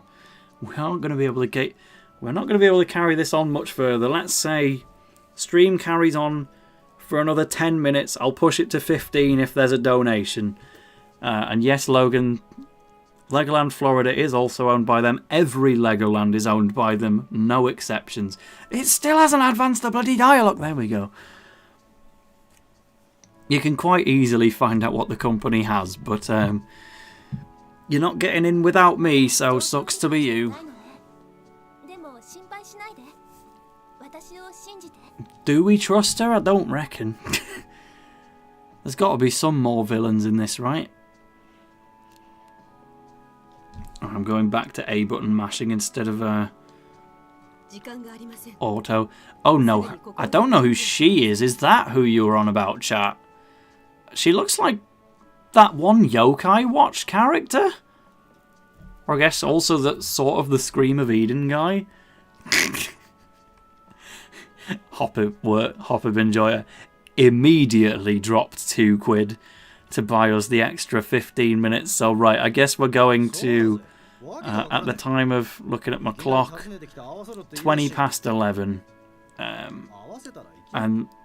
Or the end of some other significant event. Like if we, for example, ended the chapter, then that would do. But yeah, that'll do for a bit more. So I guess you consider Hopper Enjoy to be part of the Trobal Nation, just not one of the Scottish ones. Still pretty close in Newcastle. I mean, by all means, if I'm wrong, maybe you have met them, but I certainly haven't been to that region of Scotland before, so I can't imagine it's been very likely for you either. But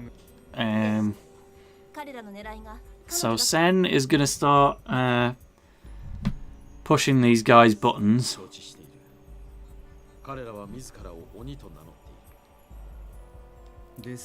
Bit of Kondo content. You can't have him around. If he sees blood, Sen is a goner. She's sacrificial enough to get written off by this guy. Okita's having a word. SunnyCon though, says Hoppip. Have you actually been to a SunnyCon before? You might have been there this year and completely missed me, who knows? But it's great having an anime convention literally in the city that you live in, even if it is just once a year. Oh, she's also a demon, so if she sees blood, she'll slay us herself. Uh-oh. And she's also a princess. Right, I feel like this is its own anime, the Demon Princess. And she is actually a ninja, it's not just an accidental design.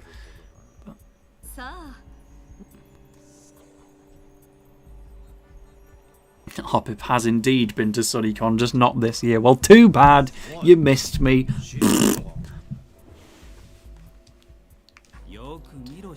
I think the date's already confirmed for next year if you all want to look it up on the website. Because I'd like to get a proper Inazuma mini meetup. I'm really trying to convince Tom to come, because obviously he has places to stay in the Newcastle area. I don't think he's going to, because he doesn't like big crowds too much, but it'd be awesome if you could get both of the British Inatubers at SunnyCon, alongside all of the artists there that I already met, and the viewers right here who know how to get there. But that's a year away, so you've got plenty of time to save up. I'll finally get the cosplays washed again. Because you can't wash cosplays too often, otherwise they'll shrink, but they're a bit desperate after 2 days worth of con attending. Oh, you literally saw the cosplayers out and about in the city on the day. I might have walked right past you and you wouldn't have even known.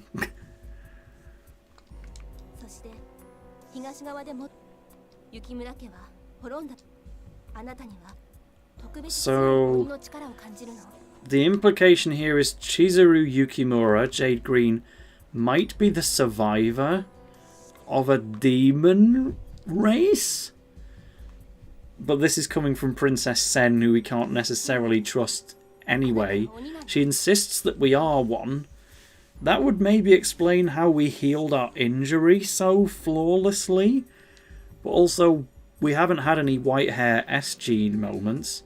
And we've definitely seen blood. A pure-blooded demon. Oh, so that Kazama guy who's got Osrock's voice wants to fuck me and make another demon. He sees Jade Green as submissive and breedable for demon purposes. Well, that's not good. Oh, Logan says so. SunnyCon is Friday 21st to Sunday 23rd of June 2024. That is interesting indeed, because my birthday is on the 19th of June, so that would be my birthday weekend. So I'll probably need to verify with all my other friends that any birthday celebrations they might want to throw are actually the weekend prior, so that I don't miss out on SunnyCon due to my own birthday. But yeah, that would be literally 2 days after I turn. You know what? You don't need to know.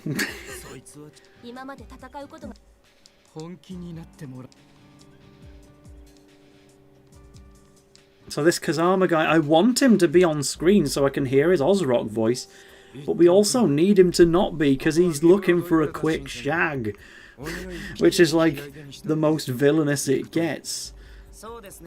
Okita will protect me, right? please. But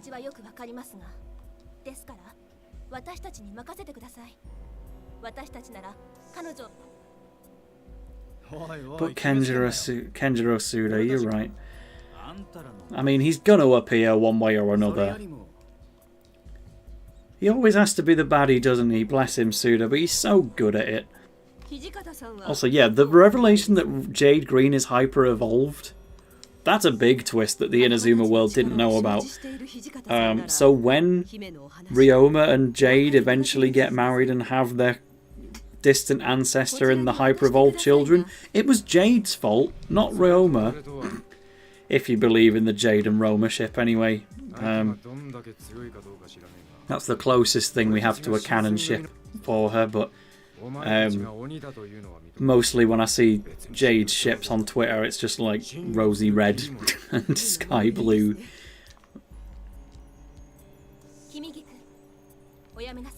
There is so much else you could be doing, Logan, but there's only 5 minutes of it left anyway. This would be the end of the stream right now if we didn't have the extra £2. So you're getting your extra 5 minutes worth, and then we're all going to sleep.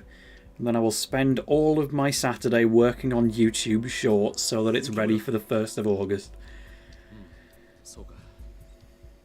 But I'm glad we're getting some proper plot anyway, because we weren't really having much up to this point. We had the attack on our protagonist and Sanan turning white hair again, but that was the only thing. We were having chats with Okita, but none of it has advanced his romance gauge at all. And it's all just stuff that we already knew. We haven't, in fact, advanced our romance gauge with anyone in this stream, which is wild because I've been playing this game for like 2 hours. But I guess this is just the plot chapter, and Sen is going to have an important role with it. But off she goes to bed. 6-hour stream. How many have we been going? We'll just double check.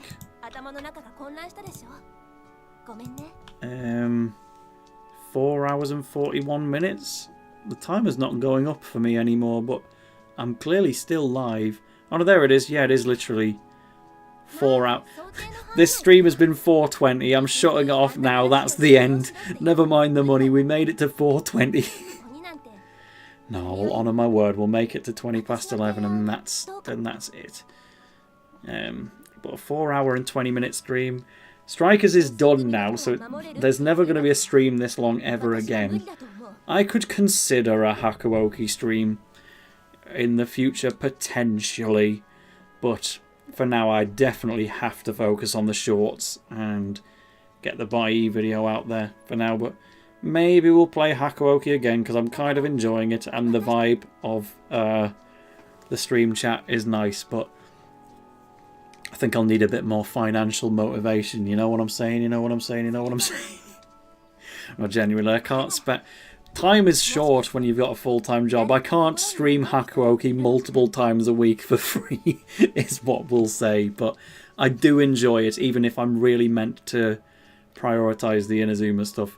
We have time for one more user-led question here before the stream ends.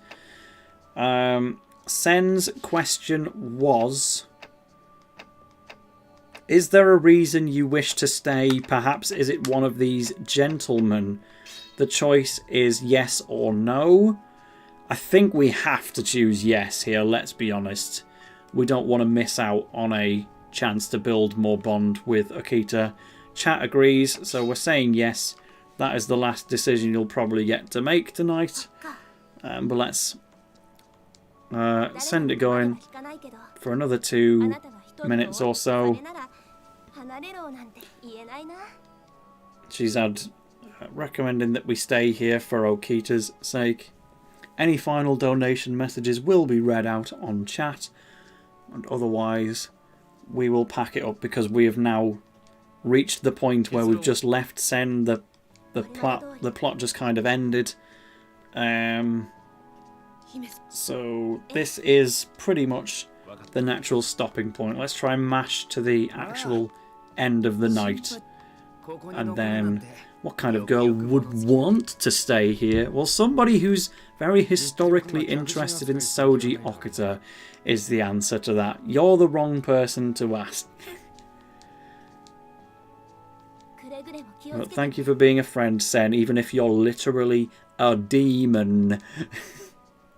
Members only playthrough of Hakuoki. I will never make members a feature on my channel. I would not be able to put out enough exclusive stuff to justify it. Tom can manage, I can't. I cannot produce content fast enough. He makes his Sporkle quiz videos member exclusive. Those are main videos as far as my channel are concerned. And the next one will be out pretty soon, because I obviously told Logan I'd already made it using his quiz, just the Bai video comes first. So there we go. This is an emergency. Oh no. Well, we're going to have to... The demons have attacked. And I think we're going to have to find out about it next stream, I believe. We have a choice. Go outside and stay in my room. You can make the choice. And then we'll pretty much have to leave it there unless £2 appears immediately to buy another 5 minutes, because admittedly I don't want to annoy the housemates is the thing. At 11:20 people will be trying to go to sleep at this point, but we do need to make the final choice. I'm not just going to leave the game on a decision screen. Everyone is so far saying outside. Yeah, this could be the cliffhanger, but you don't want to start a stream on a massive plot moment, because that will be when not all of the viewers have arrived yet. I don't want people missing out on the big plot moment at the start of a stream, because it's not like I'm segueing off Strikers into Hakuoki. If I do another Hakuoki stream, it's a dedicated thing. Ah! Is it him?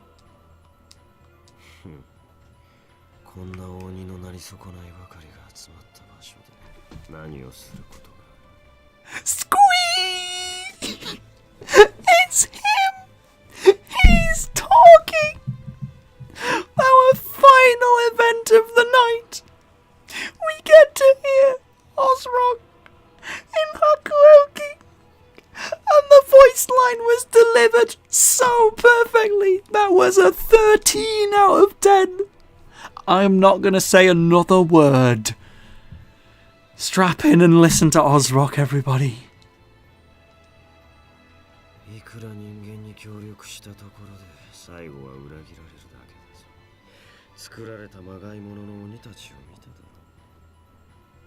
He's just the best. He's just the best.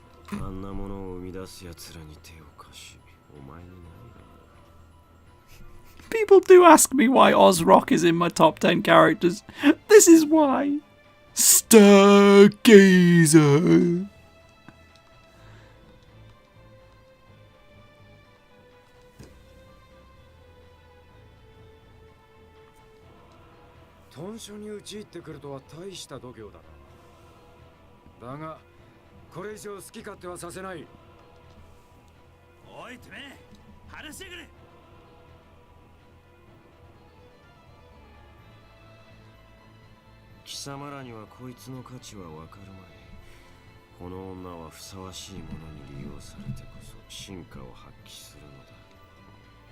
Bro, if this is the guy who wants to have demon babies with me, I'm saying yes.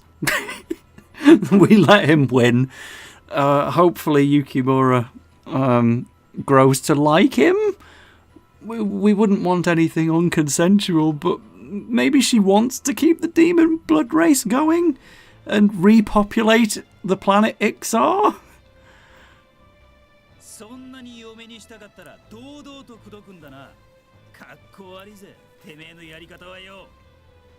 Just bring her a football.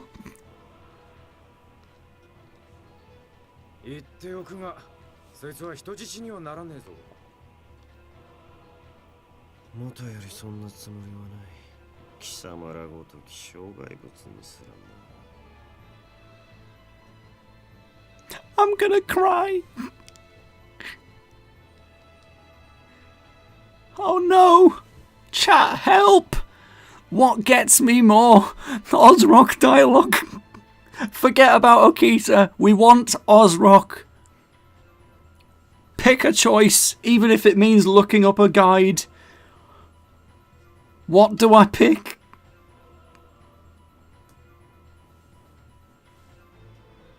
I can't believe Chrono Stones and Galaxy merge like this, says Hoppip Enjoyer. You're so right.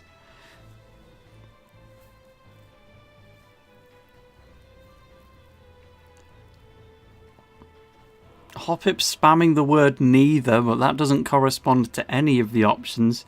Ray is saying escape. Troble's saying escape. Third person's saying attack.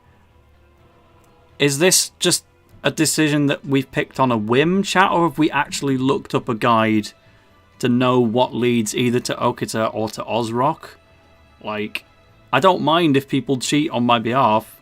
Usually I'd want you to pick randomly, just to have that sense of engagement feedback, but let's not be too hasty here, otherwise we might lose out on Ozrock voiced lines. Chat's very indecisive. Rinsler's being very loud with the escape support, but surely that sounds the least Ozrocky? Apparently Okita is escape. I guess I'll have to do it then, but I'm genuinely willing to prioritize Ozrock over Okita. But hopefully he'll just speak anyway? It sounds like we're going escape. Ray's still going attack. I have to make a decision somewhere. Basically, if Ozrock is a guess and Okita is a known thing, then fine, try to escape.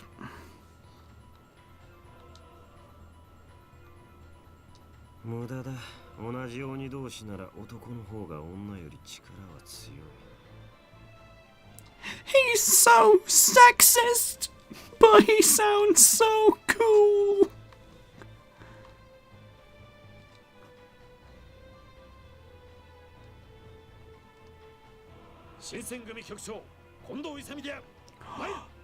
Kondo has drawn his blade. We've never seen this.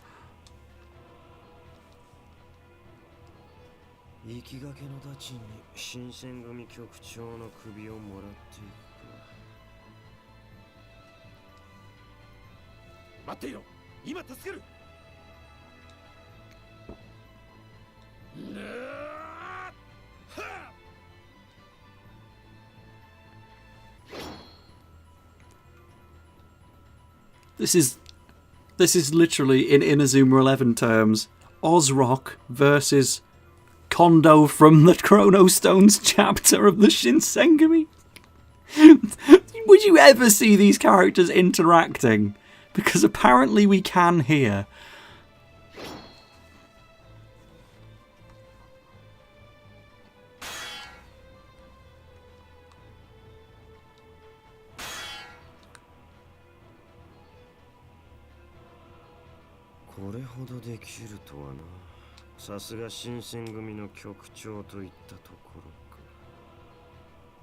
Radiation storm.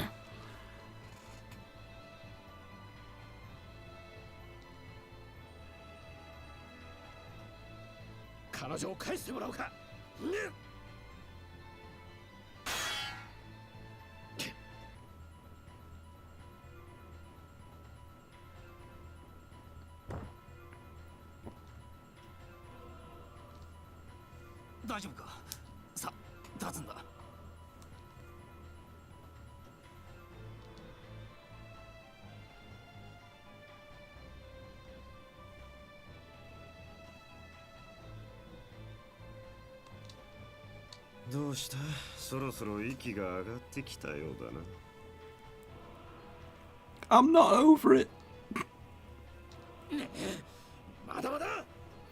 I thought he would have stopped having voice lines by now, but it's still going.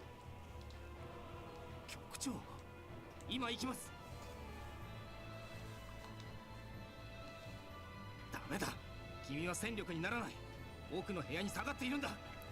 I really hope Ozrock's voice actor also is in the anime so that people can actually watch this episode.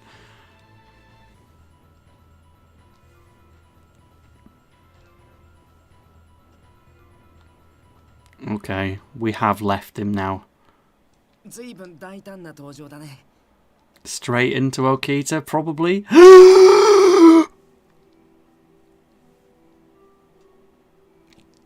Chat. I'm gonna need a fiver here. No way have we hit the first actual scene of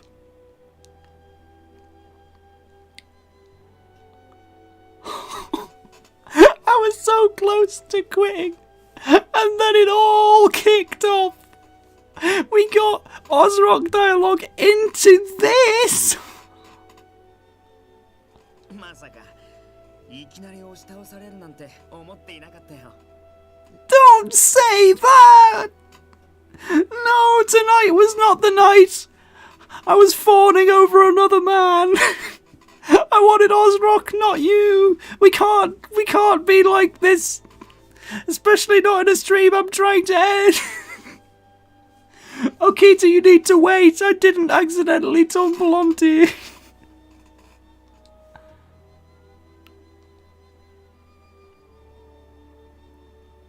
How is he soft?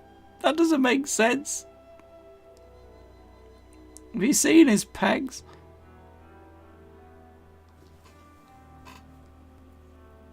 Well, this is how otames work. まあいいけど。でもそんなに僕の上は。No! This was not an 18 age rated stream. I mean, the game itself is 12 rated, apparently.「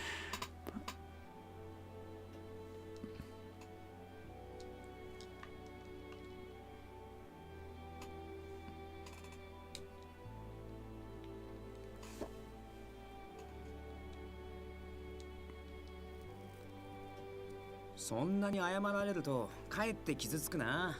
君に嫌われてるみたいで。 You might as well take advantage before he pegs it. He's clearly in here. Just his gauge is only half full, but it's definitely about to go up as a result of this. 外は大騒ぎだね。鬼が。本当は僕も出たいんだけどね。土方さんと山崎くんは近頃ますます過保護だから。でも近藤さんが出たんだよね。 I should check the box art. Is it 12 rated? 大丈夫。あの人はすごいんだ。僕なんかよりずっとね。 No, it's 16. That makes more sense. Well, I hope everyone in chat is at least 16 then. Otherwise, I've buggered it here. I was going to use the sweary word, but that would have made it even worse.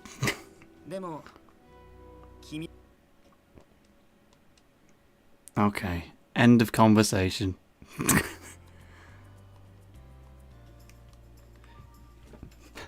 Hopip enjoyer. I don't like the tone of those words. Don't worry about it. You can't tell me. Well, hope everyone else at least is allowed to be watching this game. Anyway, that was it. It's another day. Jade Green started getting it on with Soji Okita. Ozrock came and showed us his voice. And we are finished. No extra fibers came through. It is properly done. I am saving. That's the first time I saved in the whole of Chapter 3. I could have lost a hell of a lot of progress. But yeah. But at least we know that the other person in this chat who bought the game from CEX, that being Trobel, was legally allowed to buy it, unless they didn't check. At which point, well, you can be the lawbreaker instead. Harry Sky says, I first heard of it at 12, I'm 20 now. You mean this game? Surely you mean Inazuma, right? Who the hell has heard of Hakuoki before my streams? I sure hadn't. But yeah, maybe we'll do this again, because this was really, really fun. But we're mega done now. So thanks everyone for watching. This was sketchy but entertaining. I've had the window open the whole time as well. I wonder who on the street was listening to all of that shite. But, yes, it's time to go. I've been Tale of the Toaster. Thank you for showing your support to Haku earlier when he was on co-commentary and subscribing. If you did, thanks for buying the game. Thanks for giving us 15 quid. And, if I do a dedicated Hakuoki stream in the future, we'll see if that keeps climbing up. And then I can justify making more streams on the stupid Shinsengumi dating sim game. Otherwise, we might finally have to bin it off. But some of these people were genuinely in the chat for the entire 4 hours and 40 minutes, which is absurd. So thank you all for watching for so long. We'll definitely be having a break from streaming while I prioritise the shorts and the normal content. And then maybe we'll be back. Bye!